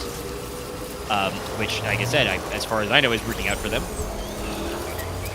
So it's definitely like there will be more coming. But like I said, I feel like Nasu has done a lot more with his his tone in interviews. I feel like is getting more to be like, okay, the story's definitely ending, so get ready for that. But the game is not ending, so don't don't quit day one after it finishes. You know.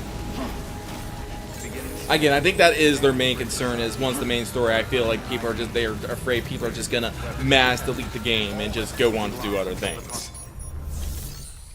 So, and I don't think that Nasu wants that, and certainly the team doesn't want that. And the thing about story is, even if the story is completed, right? Like, all that story stuff is permanent. So, you can, so long as the app is open, you can still go back and play it. And hopefully, like I said before, we get some archival modes. I would love to be able to, replay story segments in sequence. Not just review the actual story text, but get the transition animations, the map changes, and shit like that. The battles, obviously. Yeah.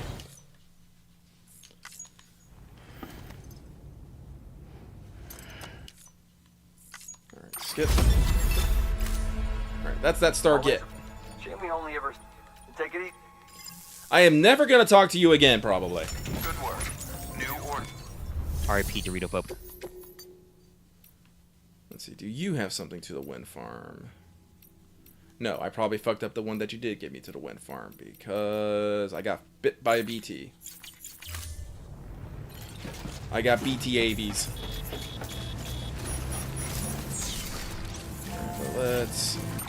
Let's check. Who else has something at the fucking wind farm? Let's see here. Capital Knot, Way Station, Distribution Center, Port Knot. Well, let's try Capital Knot and the Way Station. And I could grab the distribution one while I'm down there. Yeah, that's another thing. I haven't been using it the entire time, but I love the order search in Death Stranding 2. I can just be like, hey, every order that goes to this place. No, it's very useful. I like it.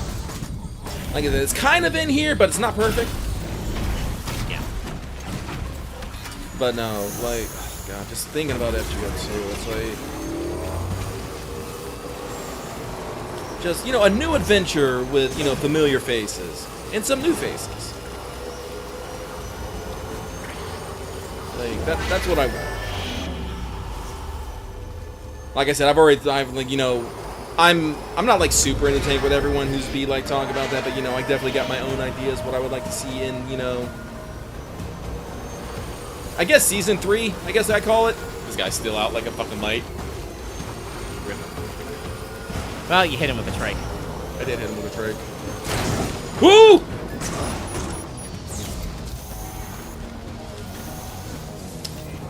I'm okay. I'm okay. Look, the bar that's your blood, it's full. Fine. I'm fine. Nothing happened. The blood bar's full. Pay no attention to the fact that your blood bag is empty.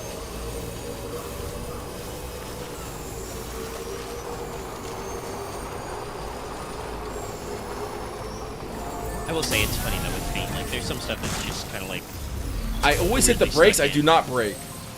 Damn. No, the brakes are bad. That's still, the engine is just that way. Even in 2, it's like, getting Sam to stop when in motion is tough.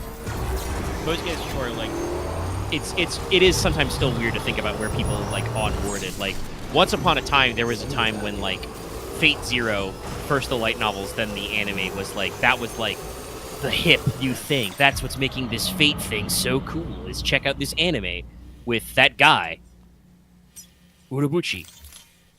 His writing is like super dark, man.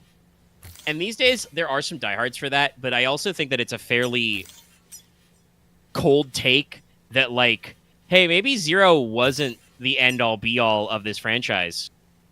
Like, I don't know, maybe, like, Gen Urobuchi had some room to grow as a writer. And, like, you know, some of his, like, opinions and interactions with the characters, especially characters that would go on to be in Fate Stay Night, wasn't the greatest. And also, FGO technically did the Zero thing way better because we got to jump Gil in the yard when they did the Banquet of Three Kings. It's a terrible shame that that event was limited time, so you cannot access it now for posterity.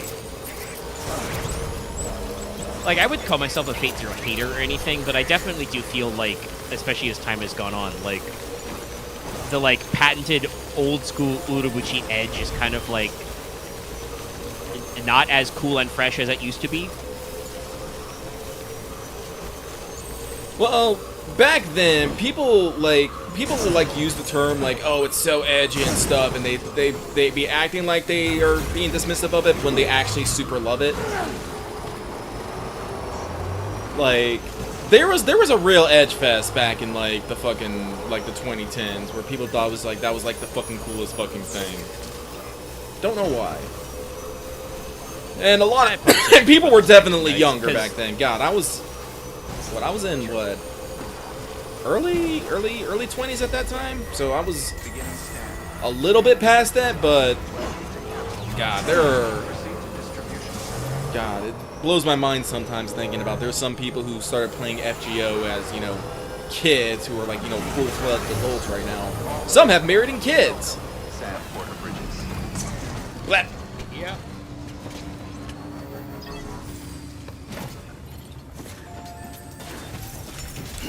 Lucky's gonna be like 38 this year, guys. I don't know. I'm 8 years ago. Yeah, I would have been out of college. Like, that would have been primo trying to figure out what the hell I was doing with my lifetime. Hey, it's this. Guess what? Keep telling myself I need to improve on all of this. Ugh. Well, Lucky can only really work on one thing at a time. And right now, I'm working on improving my health. I only got one body. I need to make it fucking last. Alright, where am I going with all this shit? Jake. Okay, put that on the fucking tool rack. We don't... Jake, Ludens, musician. Okay. What's in the box? Oh. Actually, speaking of blood pouch. Got one here. Let's put in a hot and fresh one. Probably is a little warm, so it doesn't fucking Oh god, what is it? What happens when blood? There's a term for it. I can't remember it off the top of my head. Son of a bitch. You thinking of coagulate? Coagulate. Thank you. Yeah, that's when your blood proteins, when exposed to air, naturally dry up and harden. Order assigned.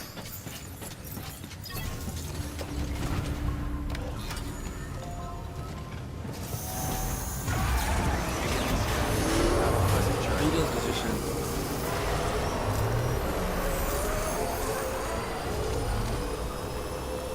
But no, we got the anniversary. Expecting some shit, but we'll see. I have heard some people hoping that they actually just keep doing FGO. I'm like, no. I mean, like I said, I'm pretty sure we've got an off-ramping process, and it does sound like they are planning on keeping the app around for a while, which, like I said, I'm okay for, because just, like, there's still plenty of stuff they can do, and also, like, I don't know, maybe you could, like, bring reruns back. Like, there's stuff you could do for the audience, and, like, you know, definitely needing some kind of, like, ability to review the story, or just have the story available for new people would be great. But also, like, I am also one of those people who is like, man, we've done so much with technology these days. Like, you can... I don't want to say we need an FGO2, but I would personally put an FGO2 as a very high priority. That makes just loads of business sense and lots of impressiveness. Also, honestly, depending on what you did, you know, if you gave, I don't know, say, like, FGO1, right, like a couple years of grace period in JP, you know, you waited for EN to catch up, hypothetically, you could arrange some sort of simultaneous release. Which would be, you know, way more de jour these days. That's another thing that's just like a super, like, old school thing about FGO. Like, no, we have the 2-year gap and we are not going to try and bump it. Albert would fucking die. Sorry, just thinking about, you know, we're gonna finally lose our clairvoyance. I mean, that still happens. Like we've talked about before. Like, Girls Frontline 2 has a something gap between the core Chinese and the global release, but we can't really say it's a specific gap because I feel like the Chinese release was almost treated like an open beta. Kinda. So yeah. we're just doing different shit in the global release. You can't even say accelerated schedule. The schedule's just fucking different, straight up. Yeah, actually, that's the thing I'm wondering about, like, with Uma Musume, is Uma Musume has, like, a 4-year gap, and they're gonna try and close it. I'm wondering if, like, there was some sort of problems with, like, their localization, because side games, like, a couple of other side games, like, big, gacha games, like, Shadowverse and, Grand Blue, those are, like, simultaneous, I believe. Like, side games, I think, actually... specifically set up. Yeah. So I'm really wondering why we have that 4-year gap, especially since they have said they're like, no, we're gonna close that fucking gap. I think they are actually gonna try to get us to Yeah, it'll probably take them a while at a 4-year gap, but It's- I don't know. I can only assume. No, it is true. Grand Blue doesn't actually have a separate server. It is all on the JP server. Grand Blue has just has English. They just have English baked into their fucking to their game. Which, hey, fair cop. Yeah. It's I believe still a required secondary language in Japanese schools. There are a shitload of people in Japan who speak a little English anyway, and it just opens up your audience. No. But yeah, no, like I don't know if it was a localization thing or, like we talked about, like a lot of people have wondered if it's like a rights thing, especially because a couple of the Umas in like launch Uma Musume were, you know, I guess what's the right way to say, they were like imported American horses. So like they came from like an American association over to Japan. Like like copyright and IP law and stuff is so super fucked and weird, and it's different in different locales. It's like I remember, you know, people, you know, discussing about like just, you know, obviously it's a lot of stuff in the air over it, but just like random bits of like backstory lore with like VTubing stuff and just being like, oh yeah, like Hololive's not perfect. They had their great, shuttering and like removal of a shitload of VODs because they never bothered to get perms. And that's a thing of like, you and me are like, perms, what's that? Well, Japan has a very different copyright law structure. So to stream, you want explicit permission. Well, also we're entity. not a business corporation. True.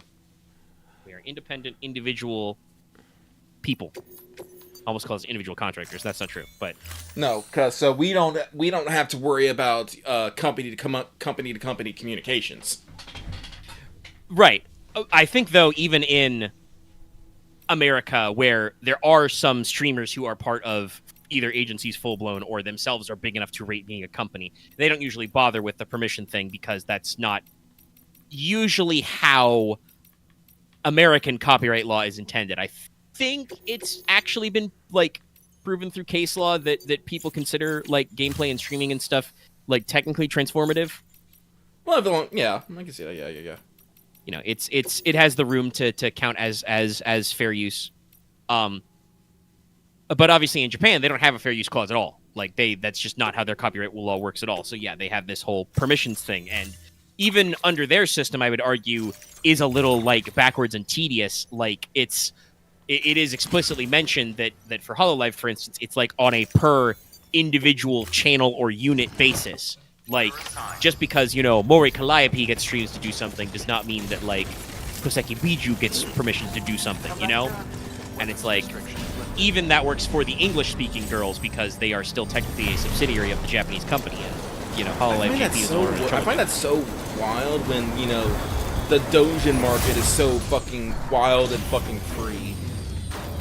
Yeah, the doujinshi concept is, like, it's a really wild one because it's basically like the old school like the fan fiction market in America, right? Like, yeah. I mean, very much similar. As far as I can tell, like the legal basis of how like the huge doujinshi market works is just keeping in mind, there's a whole point of this in the current summer event and the previous version of Servant Festival. Doujinshi just kind of means like independent work,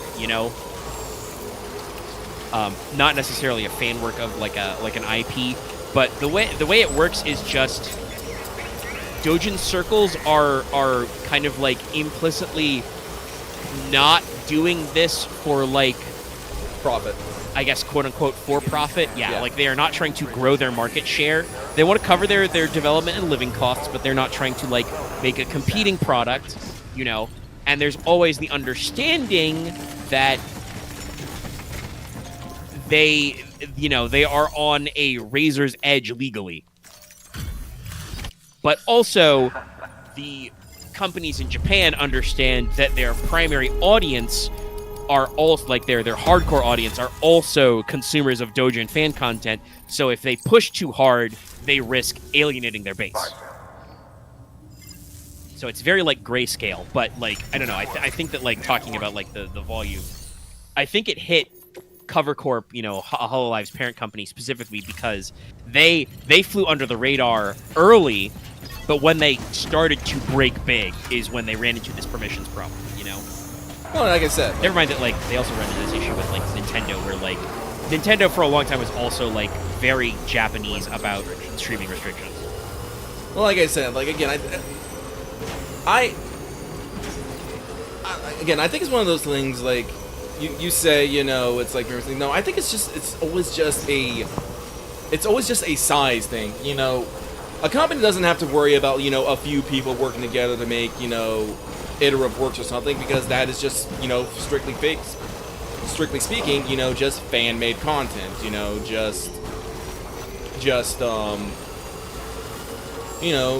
people being people, playing their games, enjoying the product and stuff. But when you actually start bringing, companies and, money making into it, that's when people have to get a little fucking weird about it. Like, honestly, like, even though, like, we can say we're, making money, we can make money on something like this, we're not making money because of the game, we're making money because of fucking, ad rev and whatnot. People watching ads. Yeah, people tune in to us to get advertised or to support us directly with, like, membership and stuff. Stop! Jesus! Whoop.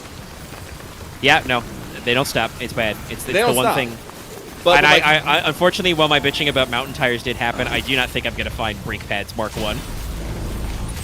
like with like Momentum's tough in Hololive this and game. stuff, like I was thinking about this.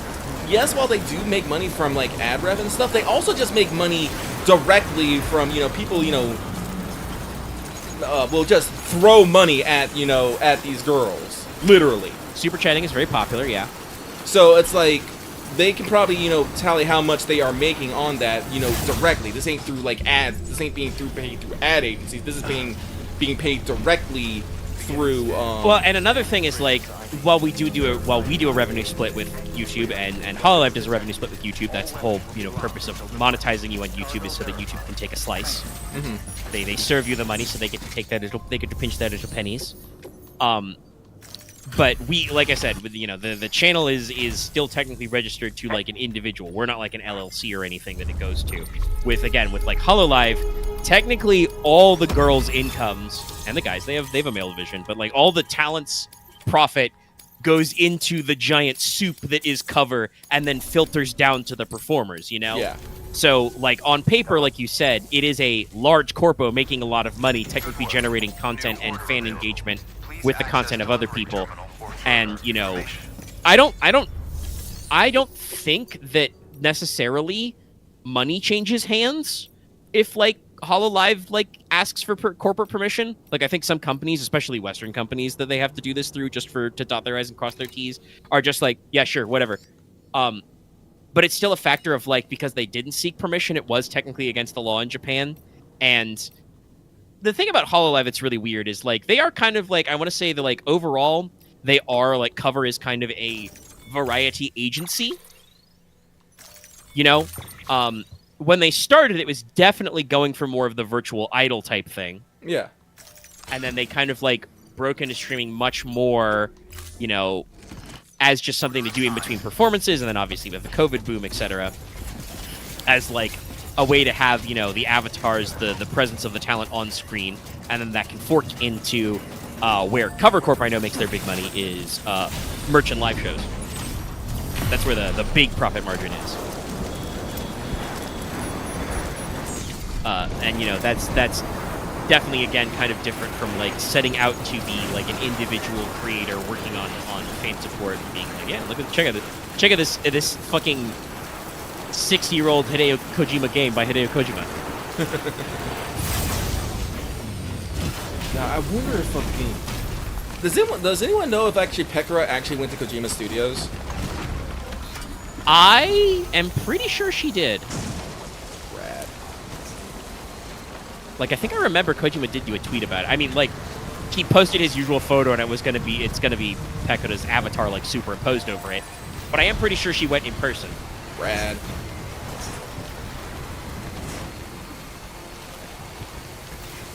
There's a live goal. I need to be popular enough that Kojima invites me to his studio and I get to sign his fucking board. Live That'd be goal. pretty cool. That's my live goal right now. Sorry, I'm just like, I'm pretty sure I haven't played that God of War, that game that's from, but I constantly think about the one specific Kratos meme, shouting on the cliff, so-and-so, do X and my life is yours. Love that fucking meme. Because sometimes it happens.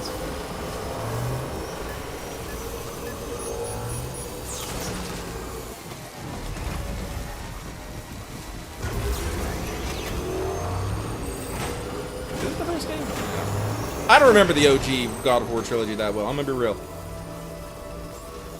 Beginning scan. Scanning bridges. Yeah, that could be the... All clear. Welcome, Sam Porter Bridges.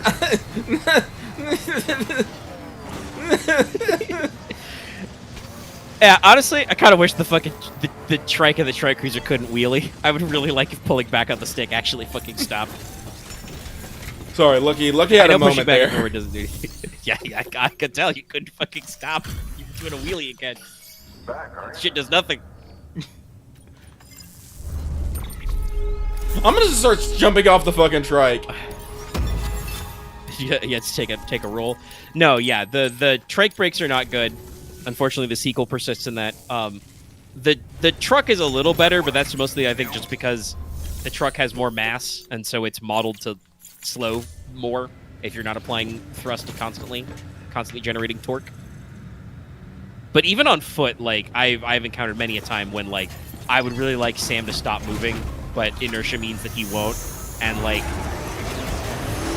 it's absolutely a nitpick, but yes, I am a little emotionally bothered when Sam, like, walks face first into a cliff when I am currently, slamming every possible button for him to not do that, and then he's just like, "Look out, dumbass," and I'm like, "Sam, my brother in America, you hit the cliff. I tried to avoid this." Like, we talked about this. I find it very believable, Sam will just sometimes trip on a like an ankle-high rock. That does happen in real life. It's a little frustrating, but that at least I can track. It's some of the other stuff he does with, like, larger obstacles, or just if the game is just like, if you don't correct when you get in a way, Sam will just, like, kind of keep walking forward and just lose balance and like flop onto the ground. And it's just like, I kind of wish we had better tools for arresting momentum, but we don't. Oh, is this all I got for the musician? I think this might be enough.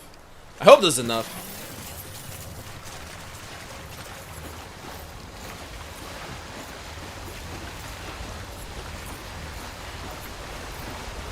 Fight that current, Sam.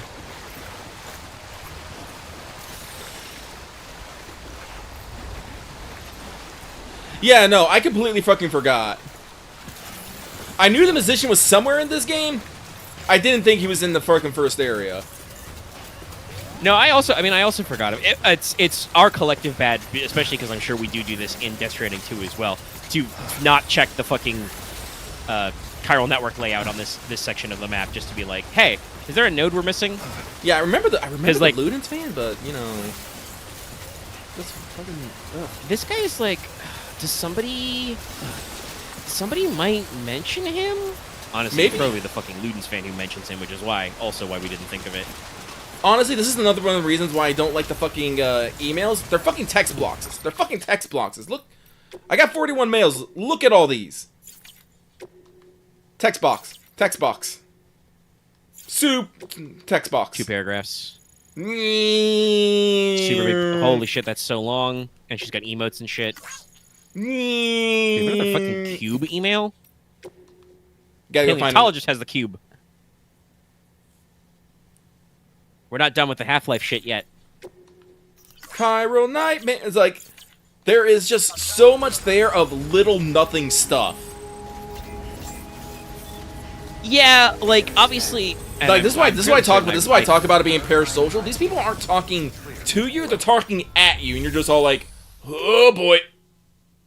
Yeah, that's what I was going to say, was like, I'm pretty sure when I played through this game originally, I read every email thoroughly, because I was, like, super interested in this world and everything. But it's definitely the kind of thing where, like you said, yeah, they just kind of, like, talk at you about stuff. That's something the sequel does. Yep, there it is. All right. That's something the sequel does, like, a lot better, which is, you do still get these mails, but they're usually, like I said, they're on the Strand social system. So they can be private messages just to Sam, or they can be public, and they usually have, like, extra comments. So, like, if they have something really long to say, they'll break it up, into multiple comments.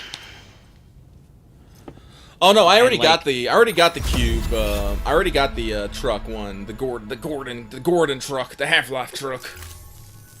So I don't know what this last one's gonna give. We both got shit to do. You especially, am I right? Rock. Thanks, Daichimura. Good work. New It order. gives me fucking the same vibes as the Pioneer. I wonder if the Pioneer is Daichimura's kid or something. Thought we looked that up, but I don't remember. Yeah, no, just being like, fuck, bro. The Pioneer makes like me he's- laugh though, just like, bro, we hit connection level 5. I'm like, Yeah, the Pioneer's very self-aware about stuff, and I like it. But he's dressed exactly like the musician in this game. But they're not the same guy. They very clearly have different faces, thanks to Hideo Kojima's advanced face scanning technology. I know that they are not the same person, but they have, like, the same fucking haircut, the same turtleneck sweater, and they have the same very casual way of speaking. Okay, so that was Musician 5. Alright, so we got a mission. So we just need to get the wind farm done, which will not be hard. I just gotta... Yeah, I got a star and a half. I just gotta see who else has cargo there. Capital and Distro. Did I miss them all? Oh, I must have... Oh, it's because I was dropping shit off. That's why. Oh, and I didn't stop by the way station. That's also why. Ugh.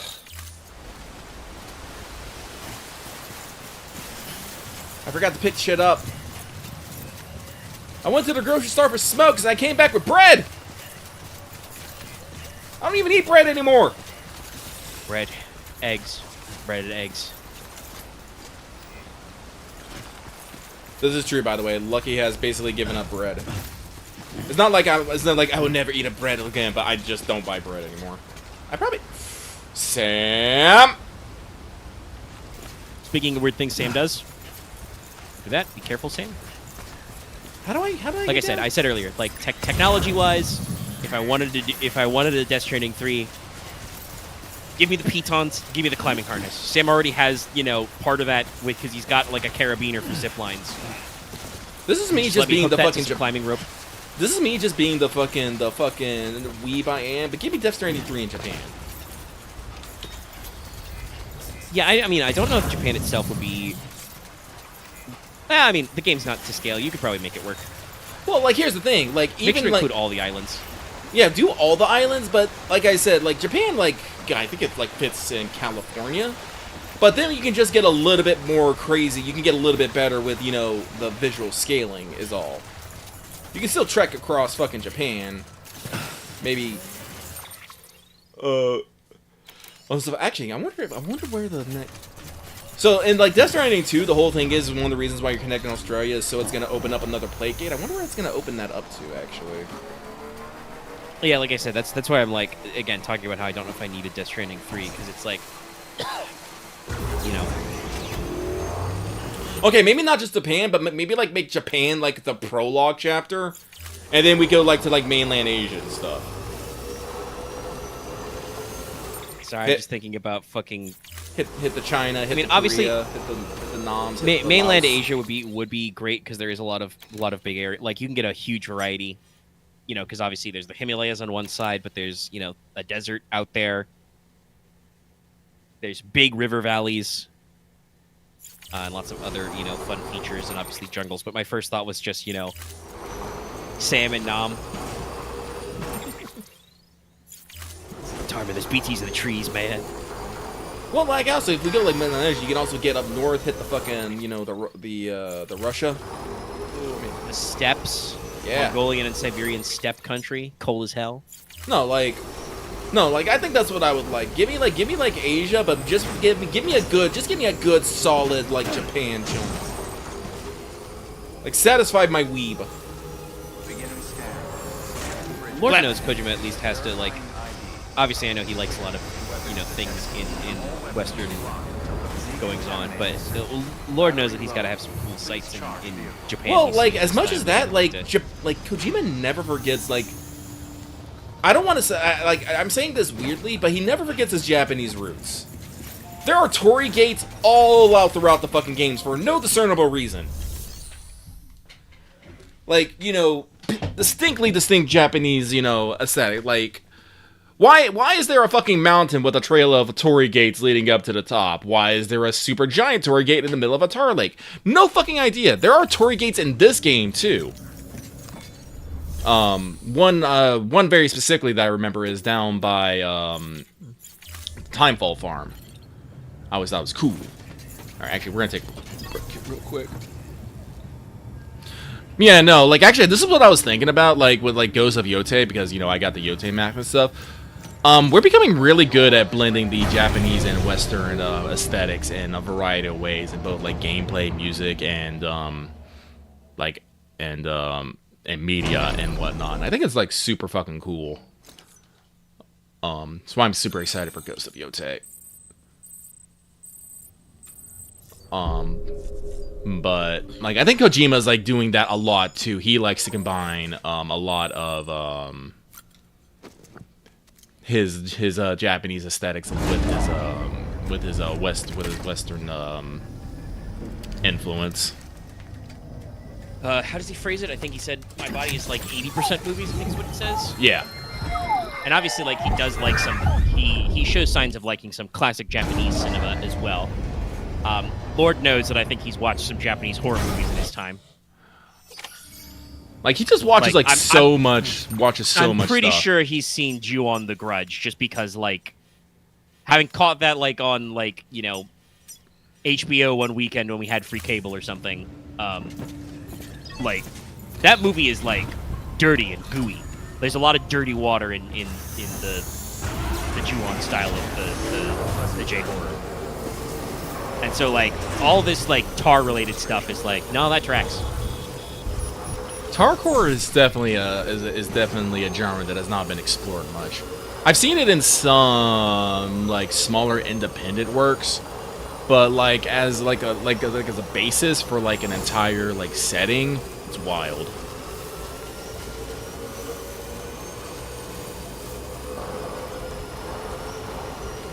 Could probably do something interesting with a tar punk setting too. Now that I think about it.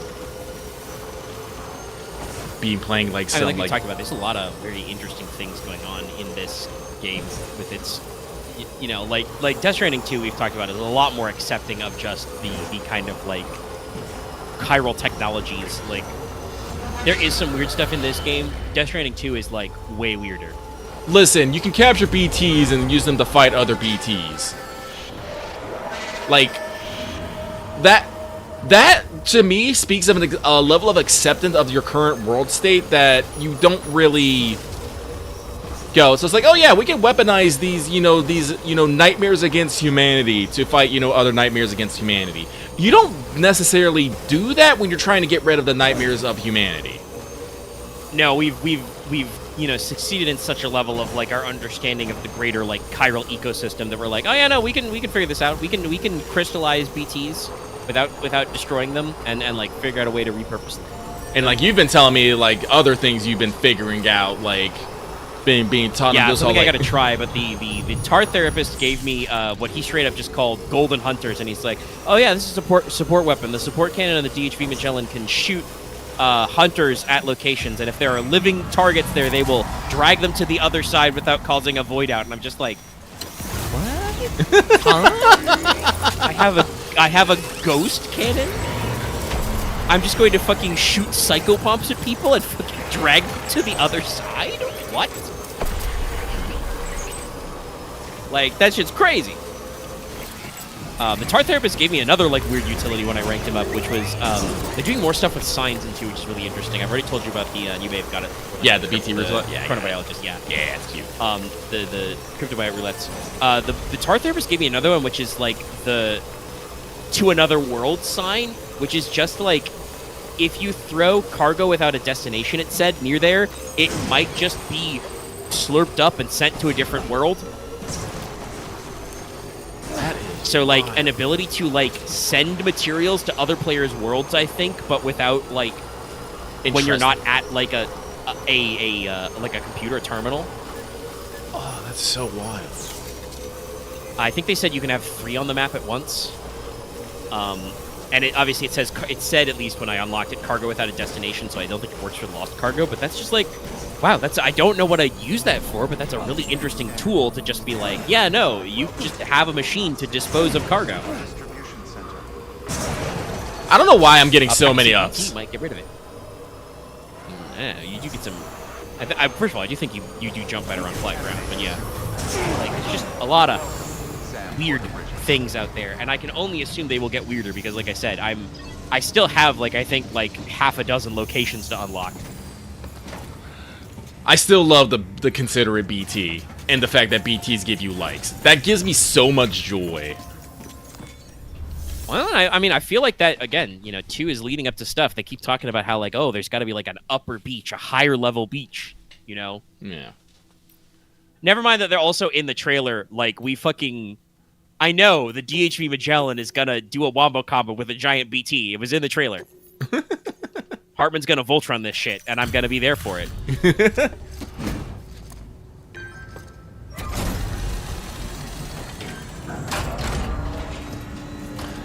Yeah, no, those aren't BTs. Those are just like other SAMs, but you know they're still emerging from the fucking from the tar.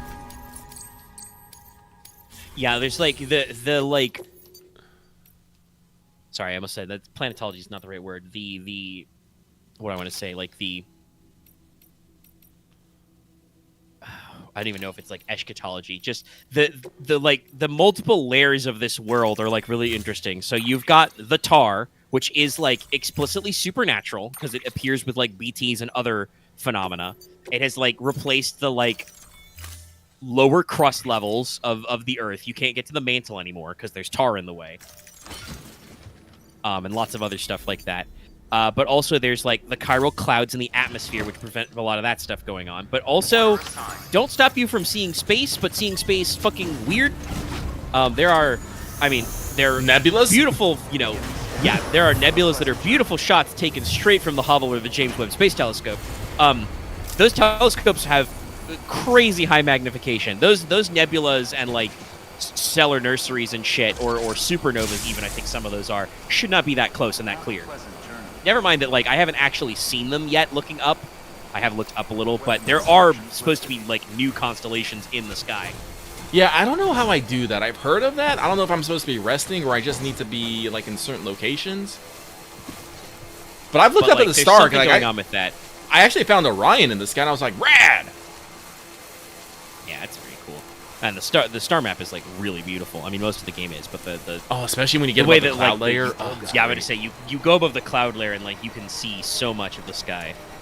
Huge improvement over 1, which is just, like, this Gray and beautiful day. skybox.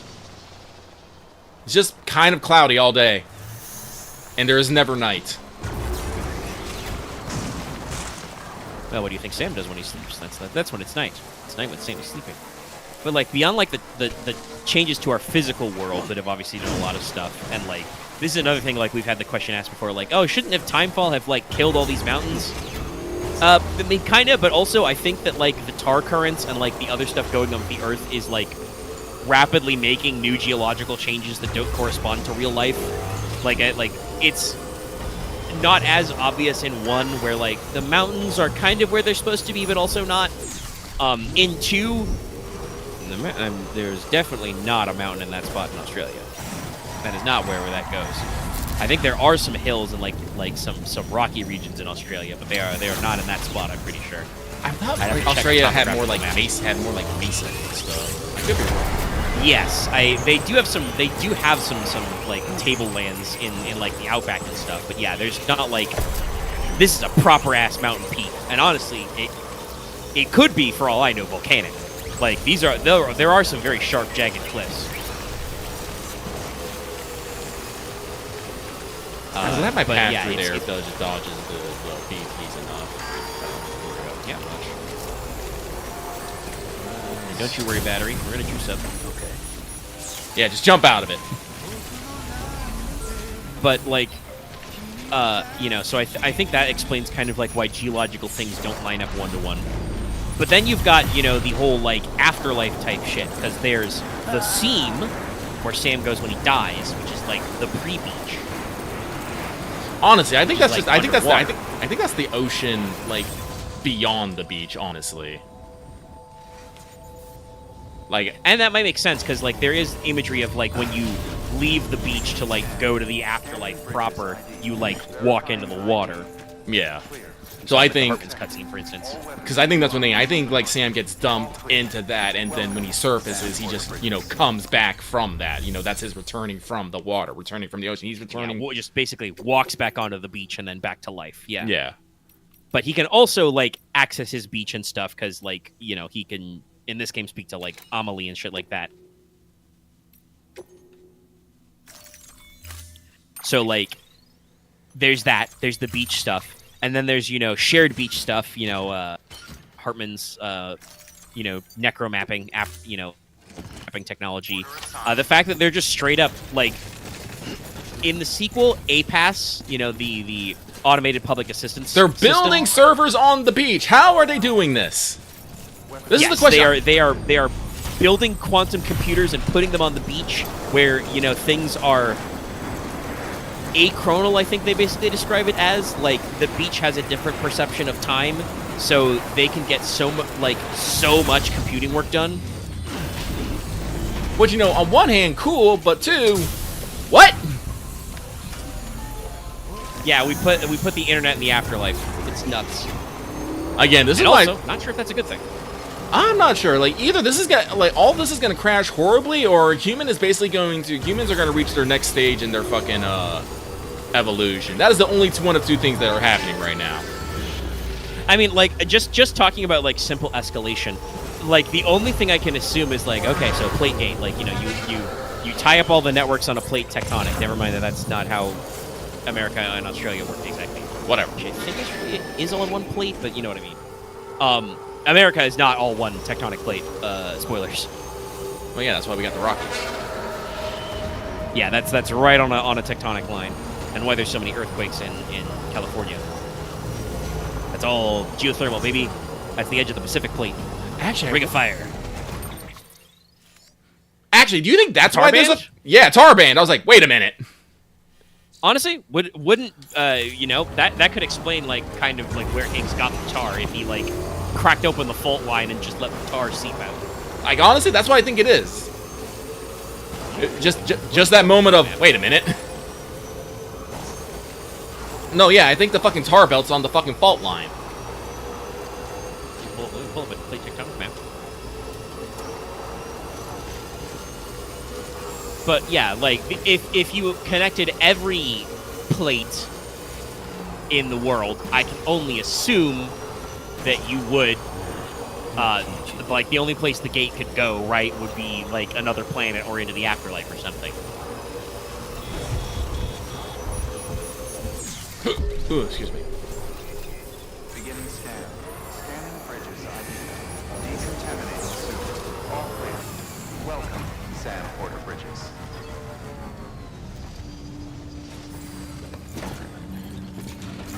So hopefully with this will be enough to finish off the wind farm. And then we gotta worry about fucking Port Knot.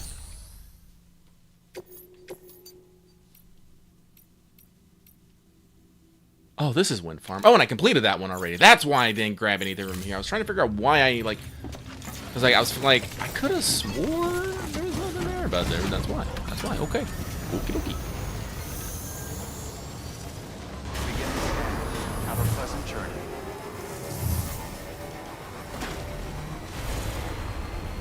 But no, I'd like, now that we've mentioned it, no, I feel like 100% that the tar belt is because, you know, like I said, Higgs just cracked the fucking fault line and just gushed up the tar belt from there. As, you know, as we just said, you know, all the tar is like underneath the crust now, you know, plate gates and all that stuff. Yeah, it doesn't line up exactly with, like, where the actual, like, plate lines are, but obviously with the way we've kind of compressed the scale of America, I think it works out. Yeah. Because, like, the actual, like, fault line that separates the very large Pacific plate and the North American plate is, like, shaving off, like, everything inside of, like, the Baja Peninsula. Oh, really? Yeah, it's not as close. But obviously, like, it was due to, like, subduction, like, on that plate line, which is why you get the Rockies basically on the other side of it, you know, like, I think the way it works is the Earth from the Pacific plate basically goes under the North American plate and causes that edge to jut up, which is, like, why you have so many mountains in that sector. There's, like, a tiny little plates, like, kind of, like, offshore, kind of between, like... Sorry, this map's tilted slightly. Let me see if I can get a different angle on that. There's the Juan de Fuca plate, which is kind of like offshore, like, you know, where, like, Washington State and, like, lower Canada and stuff like that.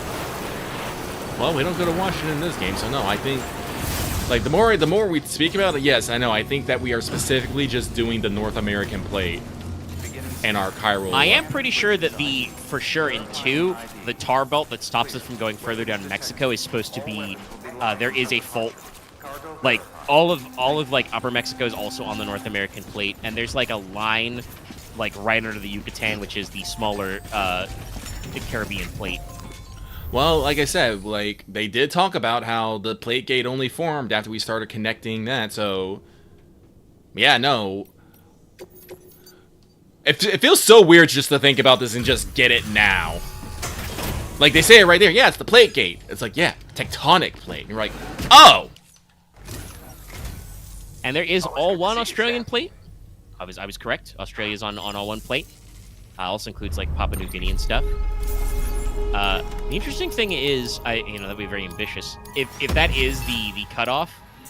Also, by the way, fun fact: while it's called the North American plate, if this map from Wikipedia is correct, that plate also, that tectonic also includes Greenland and like most of Siberia, and technically the upper part of Japan. Really? Yeah, no. The northernmost islands and the top half of the main island. American Good plate. work. New Interesting. order available. Please access delivery. But there's one Eurasian plate, which is basically like split down the middle along the Med, Huh. and then like all of mainland Europe and like most of mainland Asia. There is an Indian plate because the subcontinent, if you don't know, like India used to be somewhere else and just fucking slammed in. That's why the Himalayas are so tall. But like all of like Southeast Asia is like on that plate as well. So like there's like, Vietnam, Laos, Cambodia, but also the islands, Indonesia, stuff like that. There's a Philippine plate, but I don't actually think any of the Philippine islands are on it. They're just slightly off it. Africa's actually like two plates because there is an African plate, but then there's the Somali plate, which is like most of East Africa and Madagascar, and I believe that's why those areas are like volcanically active. Okay. And it is interesting also to think about like just because like not every plate means volcanoes exactly. It's all about like how the plate is transforming. The like Arabian Peninsula is all one plate, like between Eurasia and Africa. And there are mountains in that region, but I don't think there's a lot of volcanic activity along there. Probably why there are seas, though, if I kind of understand how that works. The land kind of like, yeah, it says even says that's right. This has got line collections spreading center. So I guess that means where the plates join up, they are expanding outward. They're pushing away from each other. Did I forget to stop by the way Geology's station fun. again? God fucking damn it. I just sworn you went to that way station. Well, it says there's two here, so maybe there's a new one. Maybe you only got one, yeah. There is a South America plate just straight up, Woo. and there is an Antarctic plate. I really hope we don't do that one.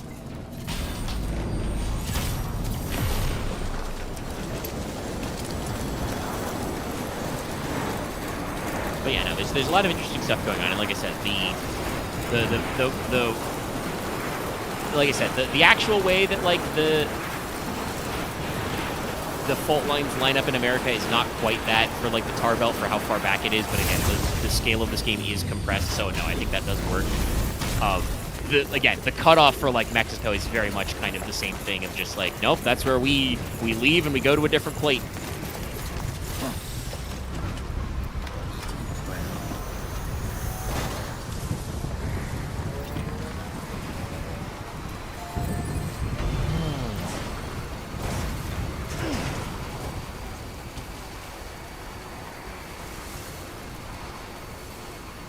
Let's see. We got about a half hour, and since we're not actually like pushing story or anything, and we're just vibing, we'll probably end at the top of the hour.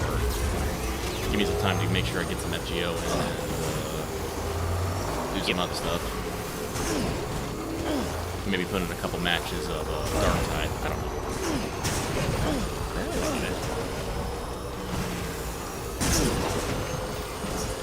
Okay, then we have fun with Dark Tide. We have fun with Dark Tide.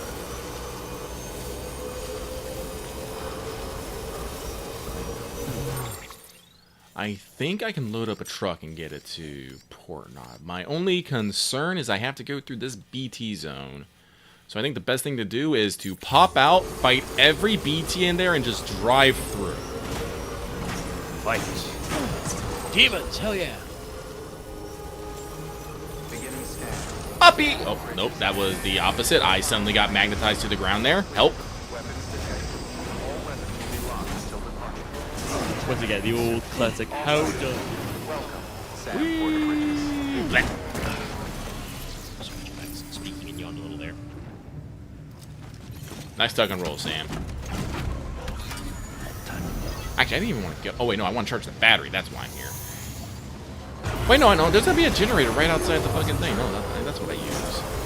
We'll be fine.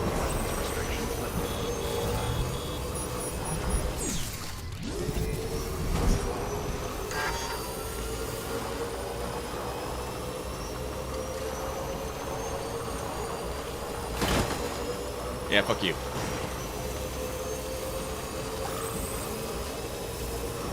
Get thee hence!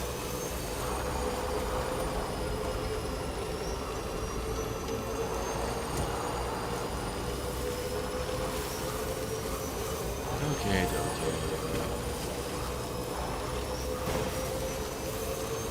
so get a truck. Probably what we'll do is we'll go to Capital Knot, start loading up everything along the way. I think the biggest concern I have is probably getting through the BT area right next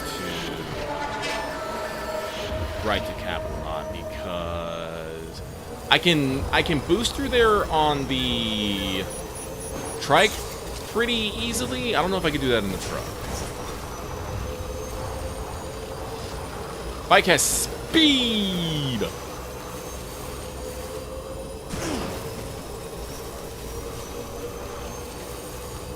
Oh shit, am I not gonna make it? not a juice? Right there, right fucking there. Oh,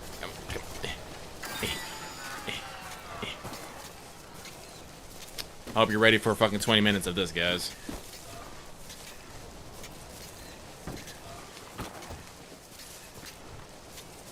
Come on, let's get to the hill.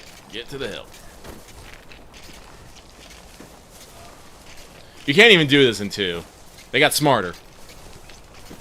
Well, in 2, they have a thing where you can juice up your trike from your own battery, or your vehicles from your own battery if, like, stuff had happened. Whee! Yeah, you can emergency charge, which is usually would literally be enough jump to move here. I can do it. Just like Cool Runnings.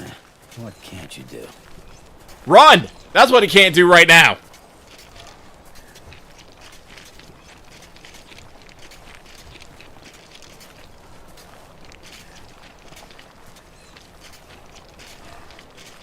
This ain't taking as long as I expected, but it's still kind of funny.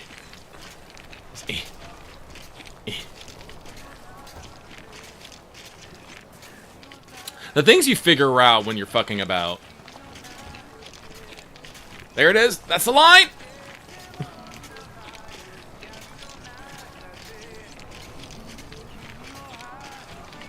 Destiny 3, get me a get out and push. Yeah, that can't be that hard to. Woo! Made it. Don't you? Team dev, actually. There's some. DICE sounds like they're really trying with Battlefield 6. Charged up. Really trying trailers in and what stuff, way? There's some jank in the beta. Oh. They're actually doing some interesting things. Like people have seen the beta and they're like, oh, I kind of like this trailer look. Like people are critical of some of the story stuff because they're kind of doing NATO versus nega NATO. I mean, what else can you do? I Are think we gonna doing- go fight the yeah, I'm Russians gonna or the Middle East again? Come on, guys. Yeah, finding a near peer, literally, it's like, well, how do we get a near peer enemy? You don't. We make them. They're just NATO again. That's the only. What we've learned from the Russia-Ukraine conflict is there's no such thing. Maybe China, if they got their shit together and really tried, but they haven't actually tried to bring their A game, I think, like, ever this millennium. And also, we would be concerned about making China look like the bad guys if they're a potential market. Yeah, no, China doesn't like looking like the bad guys. Ever. No, they're much more upset about it. America's weird, where, like, it will still... You could get away with a lot with the military-industrial complex in America. I don't know. And Well, still get the Pentagon sometimes people get up in arms. You remember the fucking hullabaloo around fucking Far Cry 5? Well, that I think was different because, like, that wasn't the American military back there. That was a symptom of the times we live in, where Far Cry 5 was poking fun at people, and unfortunately, we absolutely should have poked fun at those people. We should have kept a better list of who those people were. Far Cry 5 didn't make them look stupid enough. Also, honestly, Far Cry 5 probably wasn't actually poking fun at those people. They just thought it was. Not that I want to say we don't have a problem with fundamentalist Christianity. It's just that, like, it doesn't look like a weird guy in Montana anymore. If it does, he's, you know, alone in Montana.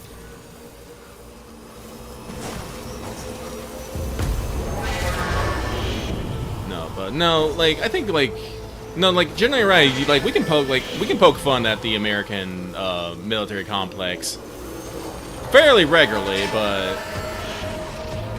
And America is like, we've had unpopular wars. It's happened. We can absolutely go with that narrative because it's fucking real. And those guys definitely have some kind of weird guns. I don't see them winging bullets at you, but if it is a sticky gun, I bet they can't grab it if it's inside your cover. Probably. But yeah, no. So like, there's some stuff they're doing that like people don't like, but the people do like. But I believe they did post their minimum specs, and it's like 30 gigabytes of hard drive space. And people are like, in the year 2025? That seems small. I know, it does seem small. I mean, it is minimum. So I don't know if that means that, like, that could just be for, like, their beta, or it could just be that, like, maybe they do have, like, super compact textures for, like, low-res systems. And then if you want to go crazy, you could get super high res. I don't know, but it's like it's an interesting state. We'll see. It's in the news. I'll be watching that one with my eyeball because I know that like they have not done a lot there.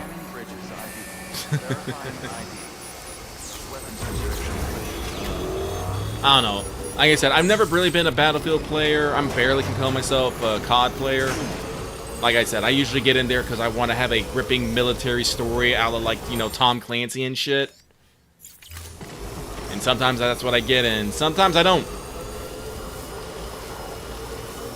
You know, at the very least, if they're doing like faction stuff that's like unique, that probably means that there'll be a little bit of like a campaign or something, like some kind of world building. Well, There's no point in going through all that if they're not. Battlefield's always had a campaign. It's just they're weird. I don't actually know if 2040. Well, 2040 might have not had a campaign, but I'm pretty sure that was kind of their last entry that was kind of like bungled. The game is fun. I played it when it was free on PS Plus, and I think it still might be. Check my license. But also, it was like peak multiplayer, like shenaniganery, like 40 menus, 30 battle passes type shit, Also, if I'm talking about NATO Wave, I'm talking about the North Atlantic Treaty Organization. Come on. All y'all should know what NATO is. It's important. Yeah! Once again, to get a little real, no, I think actually NATO is important. I think we've seen that the Russian problem will not just be content to go away. Yeah, but we're also not really doing anything about the Russian problem either. No, we are half-assing it a little bit, because unfortunately, Big America's being a little wobbly. Oh, God, to get real about it, like, this is one of those things where we either need to shut up or nut up, not this half-ass thing. Either we get out of the conflict or we end the conflict. I don't care which.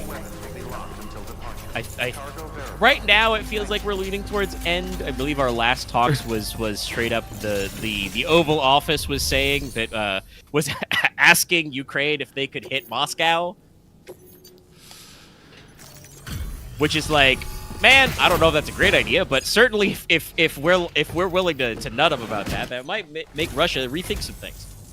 Hey, thanks for coming. Re-strategize. But what we really don't want to do is we really don't want Russia to come pouring out and hit Poland. That would be not in our best interests as an organization. All right, and yeah, cool. Green patches! Yay! Lucky is so excited. I know you folks travel.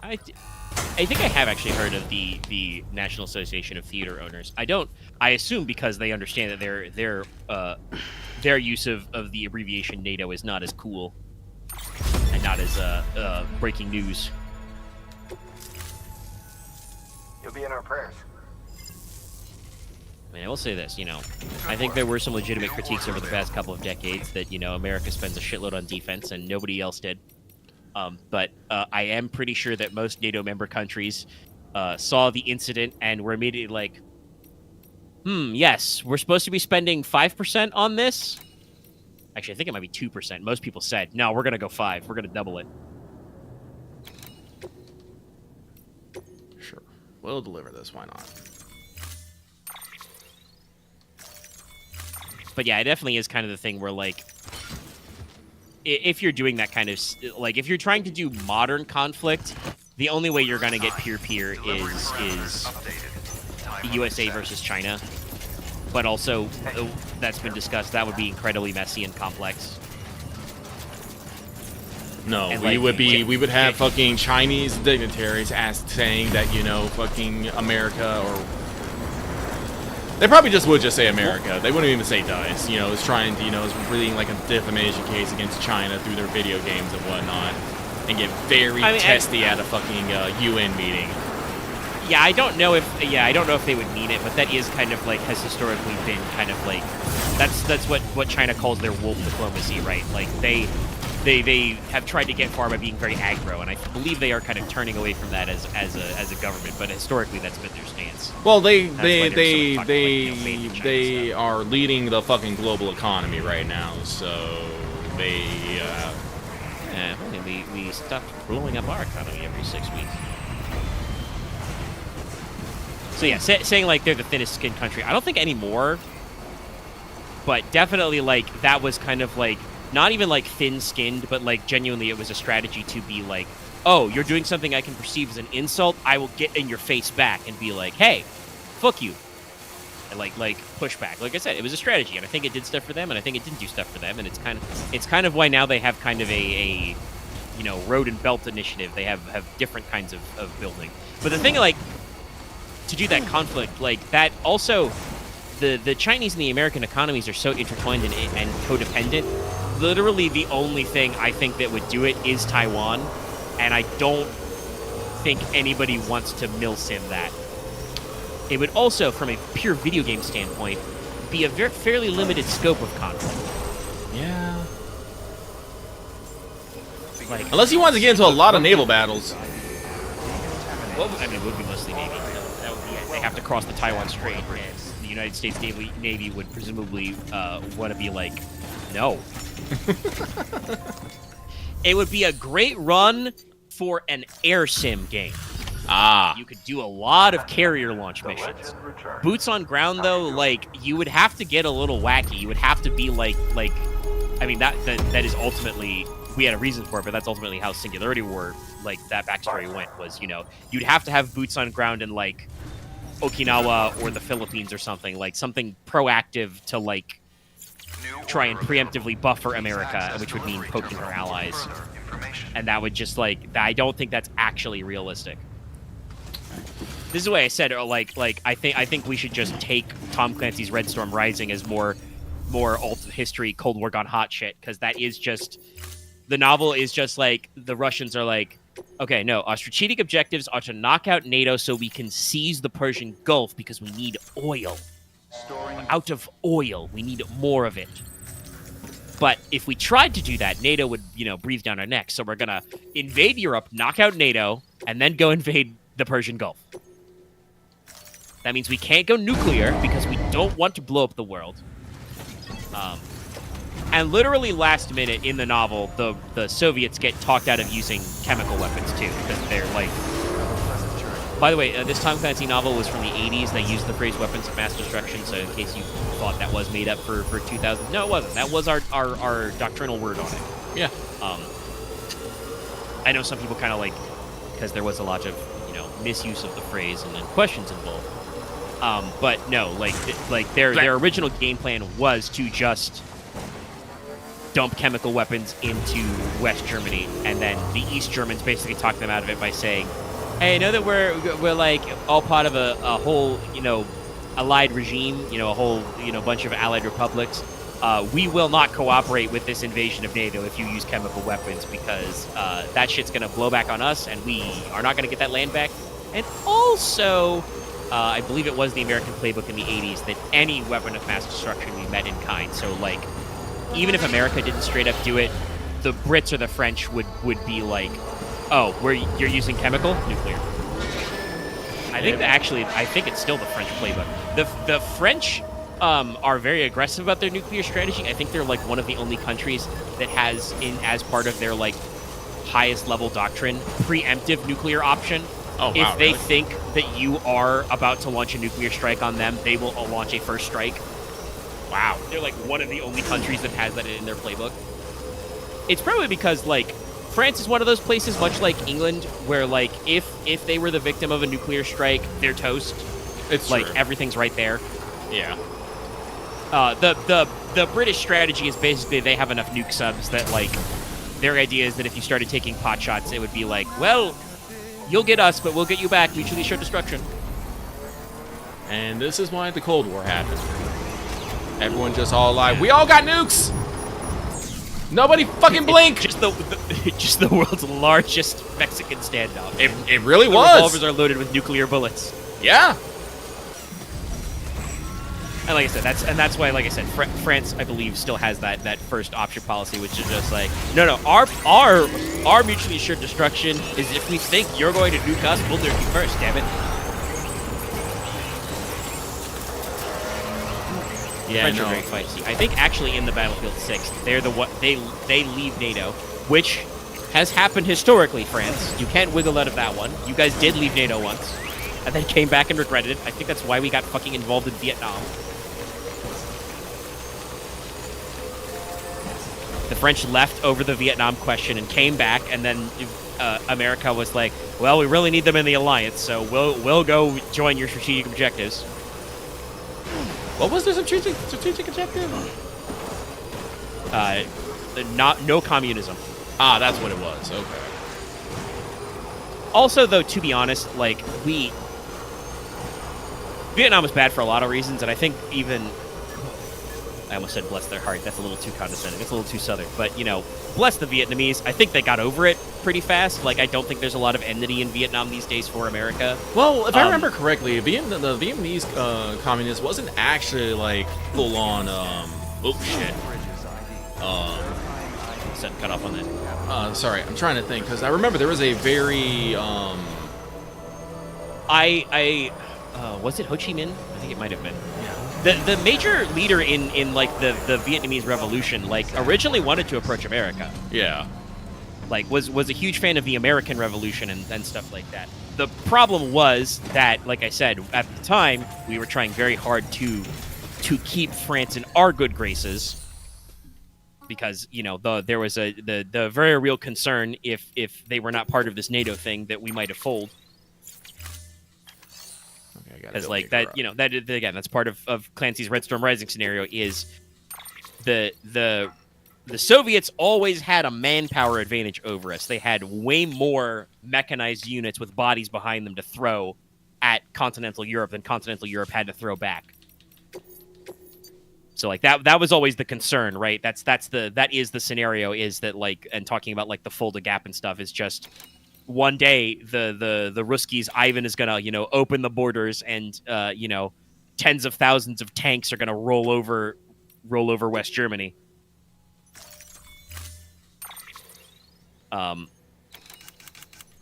So like I said, I think we were scared about the French not being available to back us up in that situation. So we got involved in Vietnam, and then so as a result, the Vietnamese, because they weren't getting support from the first world, went to the second world. They went to the commies, and the commies were like, "Of course, we shall challenge Western imperialism, comrade. 4,000 Kalashnikovs." And they fucking used them to great effect, along with a lot of shit. And I think that's part of why the AK got its reputation. The weapon is designed with loose tolerances. It worked in jungles. The early run of M16s did not. The early prototypes and the first generation, not good. And I don't remember exactly what was wrong with the M14, but people did not like it. I think it's because it was a full-sized battle rifle. The thing is heavy. Yeah, it's a big ass gun. It's not something you want to be dragging through the fucking Vietnamese jungle. I'm doing a little armchair history here, but if I understand correctly the split, basically, again, showing you also how much solidarity with communists there were. The moment we pulled out and Vietnam unified, China tried to invade. Yeah. Communist China, and so the Vietnamese immediately went and whooped their asses just as bad as they whooped ours, and as a result, because of our political opposition to China, the Vietnamese are basically willing to let bygones be bygones. Yeah, no, I never really hear about I never hear about any Vietnamese flag, now that I think about it. Sometimes you hear it from Japan, sometimes you hear it from Korea, definitely hear it from China, but... Someone's happy. Yeah, the I think, we've talked about it, the Japanese do have a couple of legitimate bones to pick with us. Yeah. But, their government was also very unhealthy. It was very bad. It was very bad. And, we had to do something. Honestly, And we don't at talk the very about, least, we don't talk about the occupation of Japan very much. It was a very pivotal point in post-World War II. It's true. I mean, Reconstruction. And I think that's the other thing, right? Is that, while the Japanese economy did bubble and there was, a decent amount of,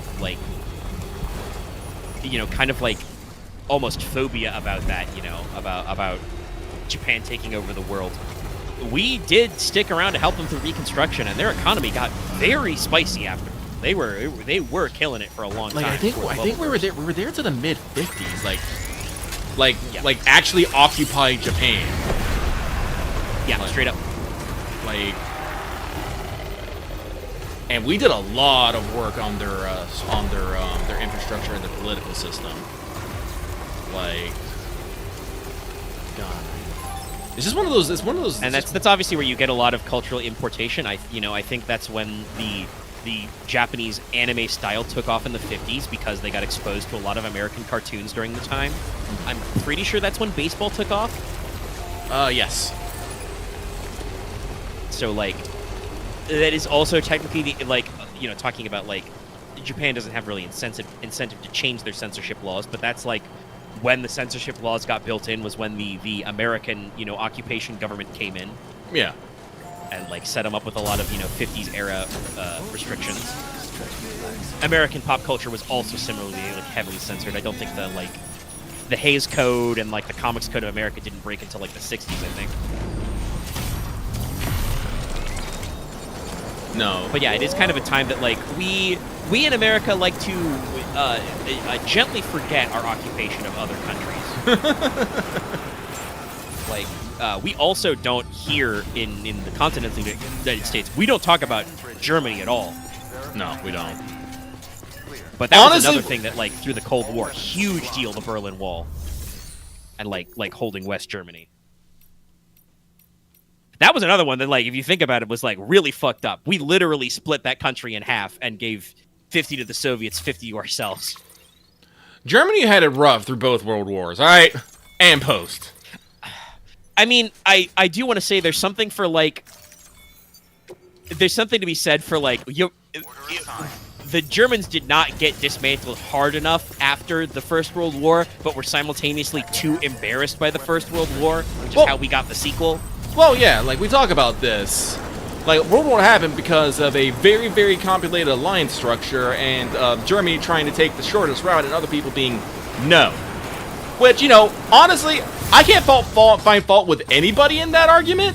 Germany's no, we do not want to go over. It was the First World War was just a great big goof on everybody's part. But then... Should the Austro-Hungarians have decided to punish Serbia for the action of, militant terrorists? Probably not, but they were very feisty about it. And then it's, the whole complex thing of, okay, well, Russia has guaranteed the Serbian independence, so they're going to get involved. And if they get involved, that means the French are going to get involved. So what we, Germany, the allies of Austro-Hungary, are going to do is we're going to speed invade France. Now, how will we speed invade France? Well, the only way we can do it in the timetable required so we can turn around and knock out Russia is we have to go through Belgium. Oh, but Belgium's neutral, sir. Ah, fuck it. That won't cause a problem. And then there's my favorite comic about World War I. You know, Germany invades Belgium, and it's just England, you know, Anthony Roy sipping his tea, and then his monocle pops, and he's like, goodness, Belgium is neutral. How dare you? It's on now, boys. And then, of course, like, talking about just, like, the German struggles. We only got involved in the war because the Germans wouldn't stop sinking American merchant ships, which, to be fair, were selling, you know, bullets and bombs and bandages to our friends in Britain and France. But, like, you're blowing up civilian merchant ships, man. No, so it's just like one of the things. And then at the end of everything, what do? Everyone just says, blame Germany. Oh, they got me with the MP. They got ahead. I have to actually try out the ADS. I bet that would have that. So it's useful. I'm kind of shocked, but sometimes they throw good. Well, I can see they threw it ahead, and like, it went, and I drove through the electrical thing because the electrical field lasts a moment. But let's see what they're not really eager to run up to the truck, though. Like, I bet those guys are thinking, "Holy shit! Did we stop his truck?" Yeah, don't touch our boats. That's like the #1 rule. You fuck with American shipping, it's on like Donkey Kong. All right, time to go. No, That's but like, you know, that like our operations in like Yemen, I think, was like the Houthis like tried to stop a couple American boats, tried to do some piracy. We were just like, oh no, that shit ain't gonna fly, homie. Yeah, but basically, you know, post World War I, everyone's like, who do we blame? Let's blame Germany. It was Germany's fault. All Germany's fault. And then, you know, despite the fact that every country involved in the war was, I think, about equally beat up because World War I was very nasty, sucked for everybody. Like very, very rough on everybody's economy, very rough on everybody's population. But the Germans technically folded first, so obviously it's their fault. Yeah, and you know, with everyone's like Germany's economy was kind of in shambles at that point too. Like it's one of the reasons why economy was tanked. Yeah. But, you know, then we started, you know, pressing Germany for, you know, reparations and all that crazy stuff. And a lot of German boys went home and found their businesses gone and other stuff. And they're just all like, well, fuck, what do we do? Well, we get angry. And also, you know, saying, you know, us, like, honestly, Wilson and, like, the American contingent, I don't think we were that feisty about it. Like, we got involved in the end, and we're probably a little bit of a kick, you know, the Allied powers needed to get over the hump. But we weren't really too chuffed about the war.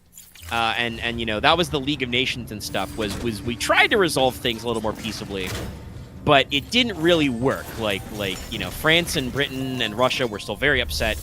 Like, give us well, that actually, bomb. Russia also fucking exploded. Tsarist Russia collapsed and became the Soviet Union literally in the middle of the First World War. And that's why when we did round 2, forming the United Nations and the Security Council and shit, much more aggressive. America was much more on the ball about this shit. And technically, our strategy worked.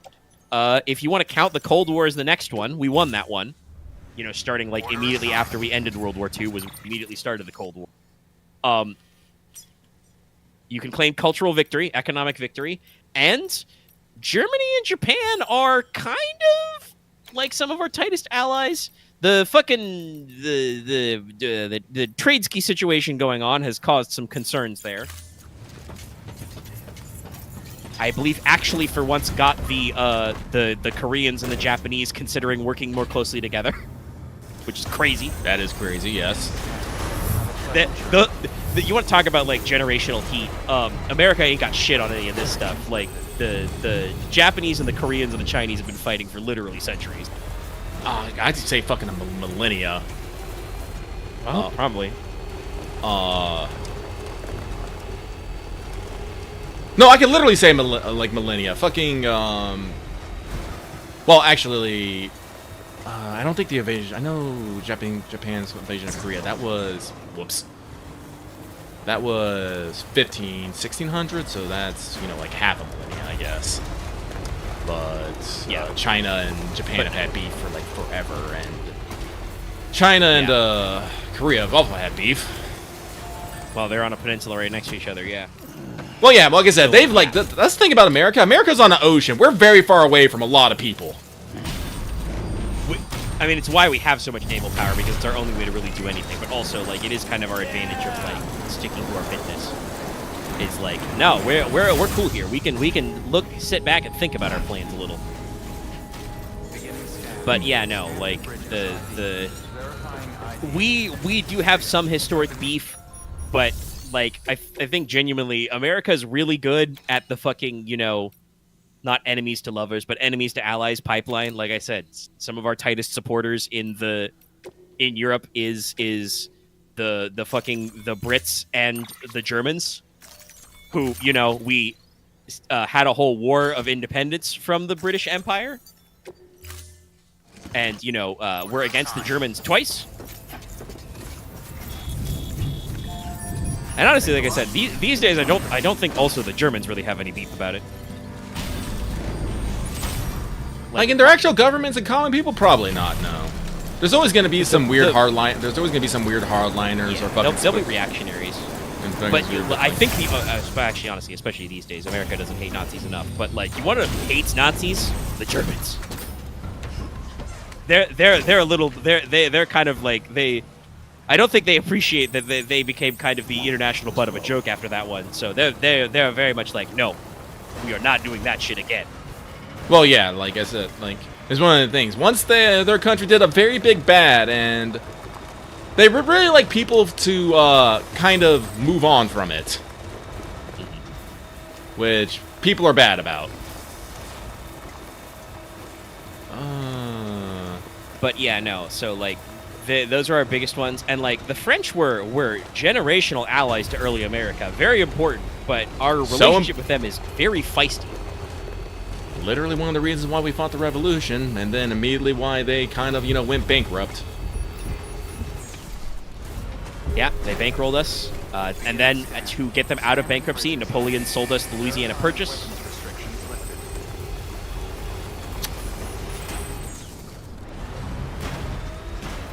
Good old buddy. Funnily enough, I don't remember the exact relations, but I think honestly because monarchist France was the one who backed the revolution, we were not as keen on the French Revolution over here. I think the guillotines and the bathtub assassinations were a little different than what the American public was expecting. You know, we hid in trees and exchanged bullets. Well, it's also one of the things of when you think about it, France had a lot more like. Actually, what was the difference between the American Revolution? I don't remember. A few decades, I believe. Half century? Yeah, I know. Even though, like, you know, America was like, developing and stuff. I think it was the last Louis, like, grandpappy who was our bankroller. Yeah, no. Like, we were still a baby nation at that point. We didn't have like. While we did have systems of governance and stuff, they were still very much in their infancy at that point. All we really knew was, like, I don't know the best way to explain. And honestly, speaking about, like, American history, our history, we don't talk about it enough. Actual, like, date of American independence and winning the Revolutionary War, we did not have our shit figured out. No, we did not. The first version of the American Republic failed. That was pre-Constitution. That's why we had to write the Constitution, was we almost fucked it all up again. And a lot of that involved, by the way, that the Continental Army was not paid. Mr. Washington promised them their back pay and their pensions, and it wasn't forthcoming. And so, you know, there was a risk of another one. But talk about how he was, you know, old Georgie, you know, he got in there and he, you know, calmed everybody down and got the Continental Congress together to go Mark II. And that one stayed up.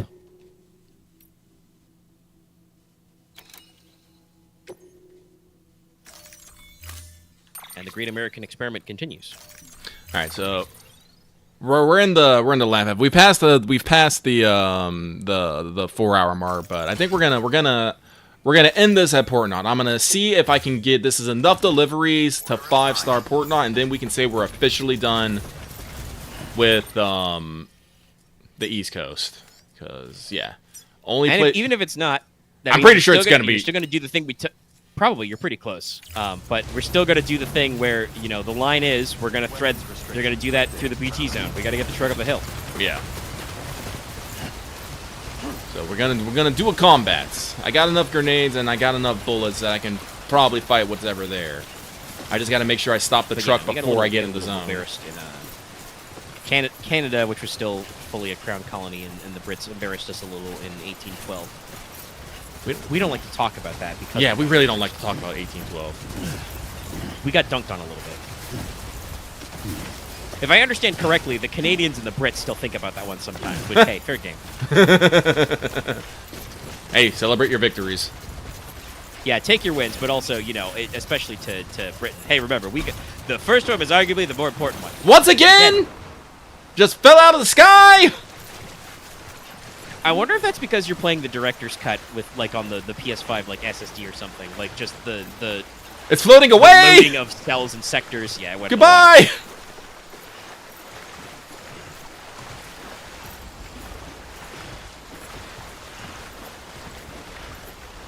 I don't know. And it just amuses me just to see just to see the cargo, you know, blorp into place. Because you could clearly see it. Go back, slow down that footage, zoom, enhance, chat. You'll see. That shit spawned midair, landed, rolled into the water, floated away. Also, shout out to whatever that is being floatable. Jesus. I think that was, what, an extra large of ceramics? I think it was special alloys. Special alloys? Well, those could be lightweight, but still, those cases have to be fucking flotation equipped. Actually, yeah, no. I don't know how they are, but they are. Alright, so let's go get the last star, finish up. Blech. Finish this up and get out of here. Honestly, I don't have confidence in my fucking battery, though, so we're gonna go stop by the distro center. Make our way up the hill.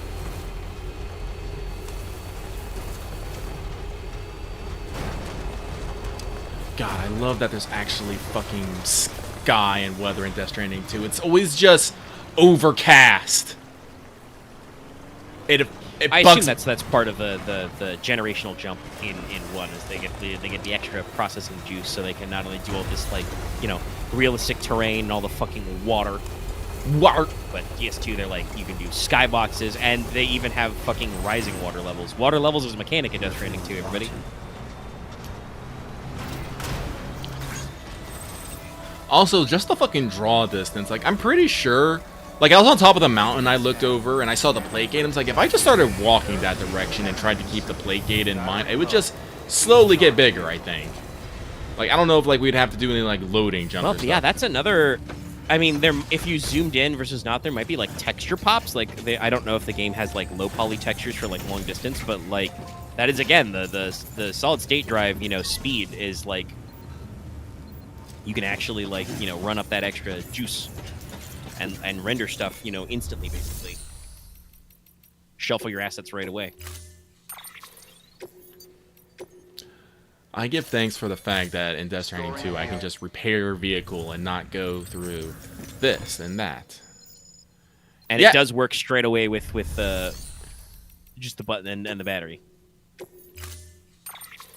now I gotta pull it out again.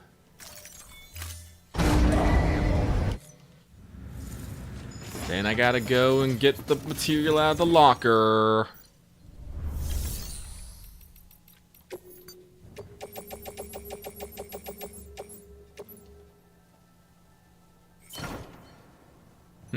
What's this? Oh, that's for the musician.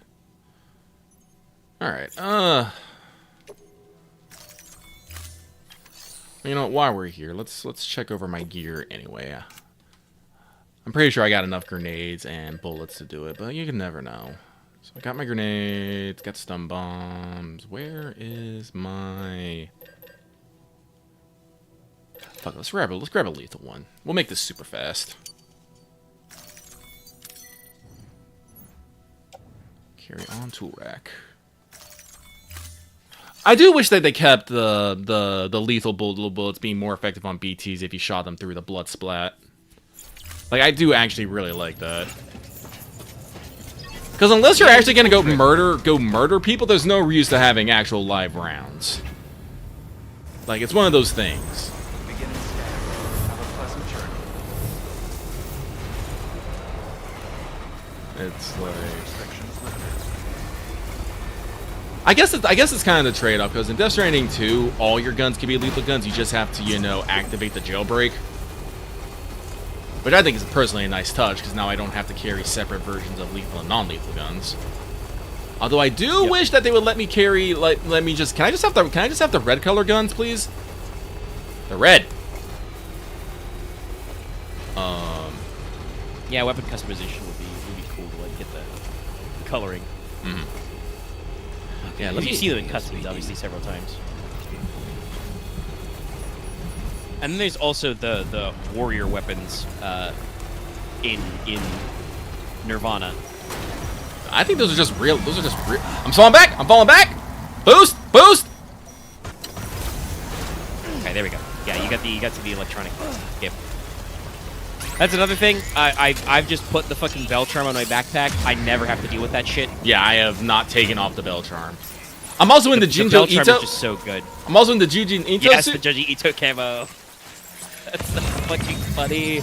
But hey, it lowers BT detection. It lowers BT detection, makes it easier to escape. So no, I'm for it. And also, the art's not bad. It's just a lady and some tentacles. It's cool. Yeah, it's like a tessellating effect. I also believe that it does still. Like the game does slightly actually like make you like a little easier or less easy to detect in certain environments. You know, like the woodland and the snow. Like for that, I think the Junji Ito counts as like snow. It makes sense.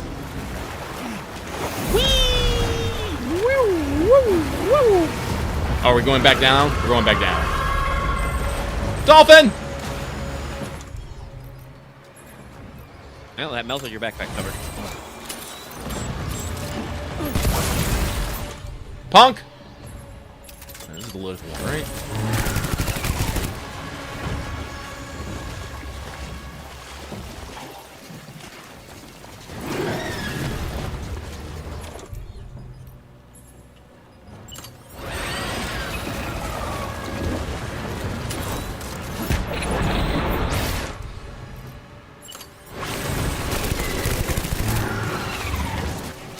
This guy does not stay above ground long enough. Wait, did you take out my fucking shit out of my fucking van anyway? God! I was thinking that. I think the van was in the tar group. Why is it in the Targoop zone? I don't know how the group works.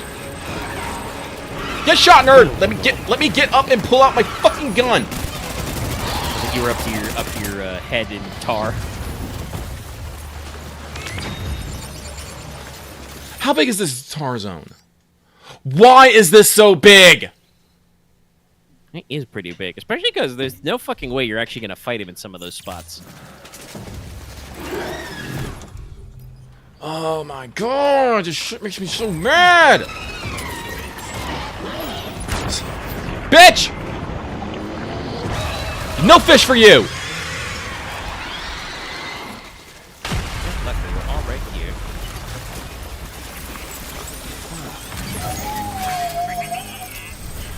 If my shit's damn it. Okay, I do not feel like we got dragged. For all that, like, dragging we thought, this would, like, oh my god, please do not be fucking damaged. Some of them are fragile. The tape's not discolored, though. Well, it doesn't matter. Like, all the tape does is just protects it from, a lit, like, exposure to timefall. It doesn't stop it from, like, oh, wrong button. Yeah, look at that. 4 damage. All that happened is fucking, it just got knocked out of the van when it got kicked out. Even though I tried What's parking. very weird is that some of it is different damage. Some of it's 2%. I think I saw ones at 5. Oh my god. It's like very strange. Okay, the I rare don't know watches how are it has, good. like, Those different are damage those levels. are actually those were the fucking very rare ones, so that's good. That's fucking fucked. I guess I have to park down the fucking mountain.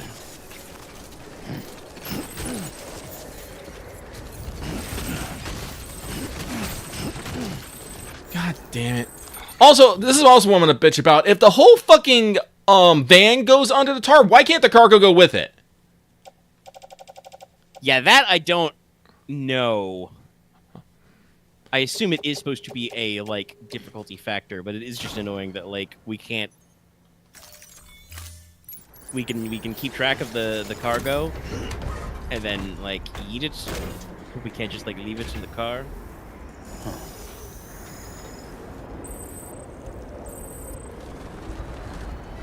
Fucking dumb. Well, I'm gonna get A's on a couple of these because guess what? I don't know what fucking magical technology we use to, you know, keep fucking cargo from getting into tar, despite it always people throwing shit from the tar all the fucking time.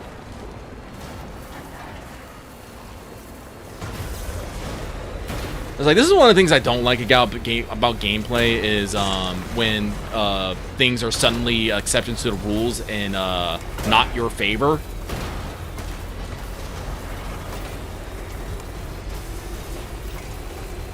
It's like, yes, every other time, yes, this is how things operated, but when it's inconvenient for you, this is how it now operates this way. And it's like, why? Oh, we don't want you to have it too easy. Oh, That's a big cliff. That's a big cliff. That will do a lot of damage right there. No, the way down's over here.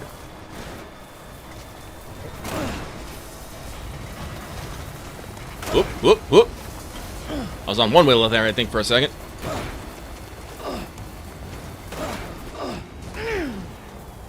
Deja vu. I haven't been at this place before. Sam, do we have to grunt with every bump? This is another thing that, like I said, I noticed happens like sometimes when I was on the mountain on the tri-cruiser. Like Sam gets really noisy when you take certain slopes because the like, I assume it's the physics model is like he's almost like taking an impact as you go down what to you is a gradual incline.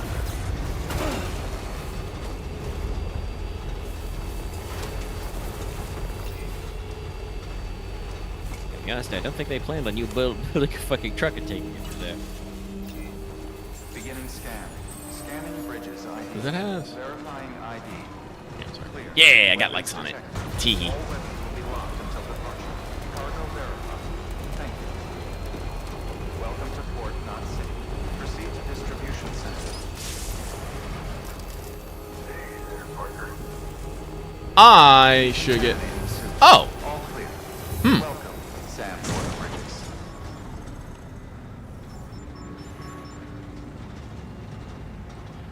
No, this is my spot!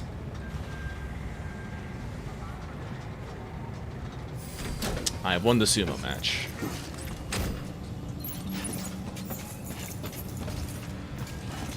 Wrong side.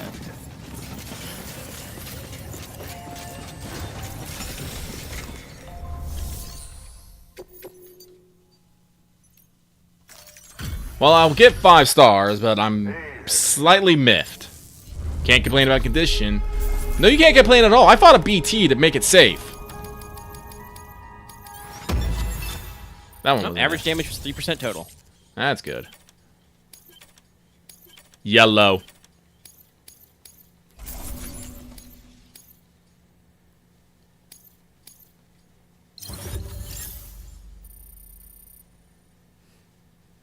B. See, this is the thing I don't get about premium deliveries. The cargo edition less than 20% damage. It's like it's at 12. So shouldn't we be a little bit higher than that? Is I guess is that if it crosses 20%, was that a failure? I guess.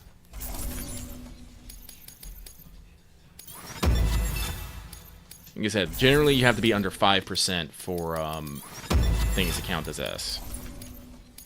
Which, you know, I feel like this is what the game should do. It should tell me that, yes, this is what you need for S. Well, I guess I do kind of work on this in 2. Like, generally, no, actually, no. I think now that I think about it, yeah, no. They usually do state their ace rate conditions like right off the bat. It's not anything like. But yeah, basically the way 2 works is there's no more premium delivery toggle. It's just like you have a minimum you need for every delivery, and then it gives you the conditions you need for an S rank, which is basically usually just like the maximum, you know, like very little damage if it's damage focused. If it's, you know, mass focused, it's just get every container. Yeah. All right. But if it's time focused, you know, it's so short. All right, but with that, yes, no, we are now done with the East Coast. We have gotten everything, and all we did was unlock fucking colors and patches that I can't even use because I have to use every fucking inch of my fucking backpack for stuff. Yep. Honestly, like, grenade packs. Death Stranding 3, let me decorate, like, let me put patches on my fucking suit. Let me, like, slap them on my chest, on my arms, maybe a few on my legs. Like, I like the patches. I would love to wear them, but am I going to wear a patch over having a second giant battery? No.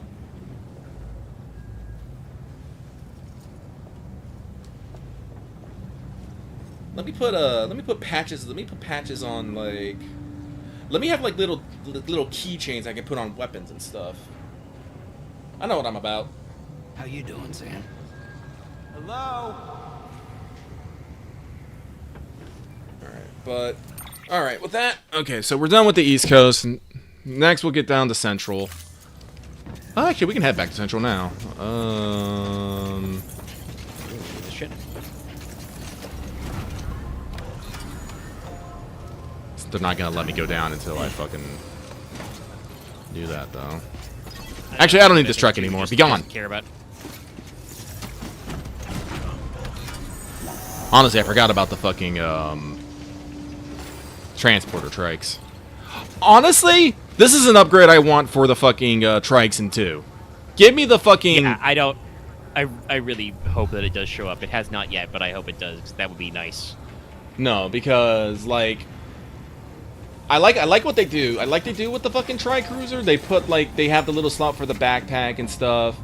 You know, they changed up the wheel selection. But, you know, if you put any upgrades on here, that's your storage. That's all of it. All your storage. It's gone. That's why I like this so much. Because it's basically a floating cruiser. A floating carrier, excuse me. You basically put a floating carrier on a fucking trike, and I think that's rad. Just enough to do stuff. But, let's enter the private room. And if you did it that way, you know, you could still slap the whatchamacallits, the battery packs, and still have the transport pod. Yeah.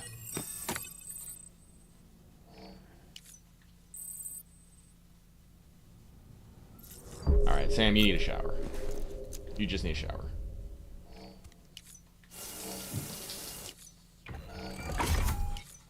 Filthy! Alright, where do we stop? Where do we pop out? Mountain Knot? Yeah. Yes. Alright. Mountain Knot. Been a while, Sam. It's good to see you. It's only been like Remember a how few to do hours. You need to close your eyes and picture your destination.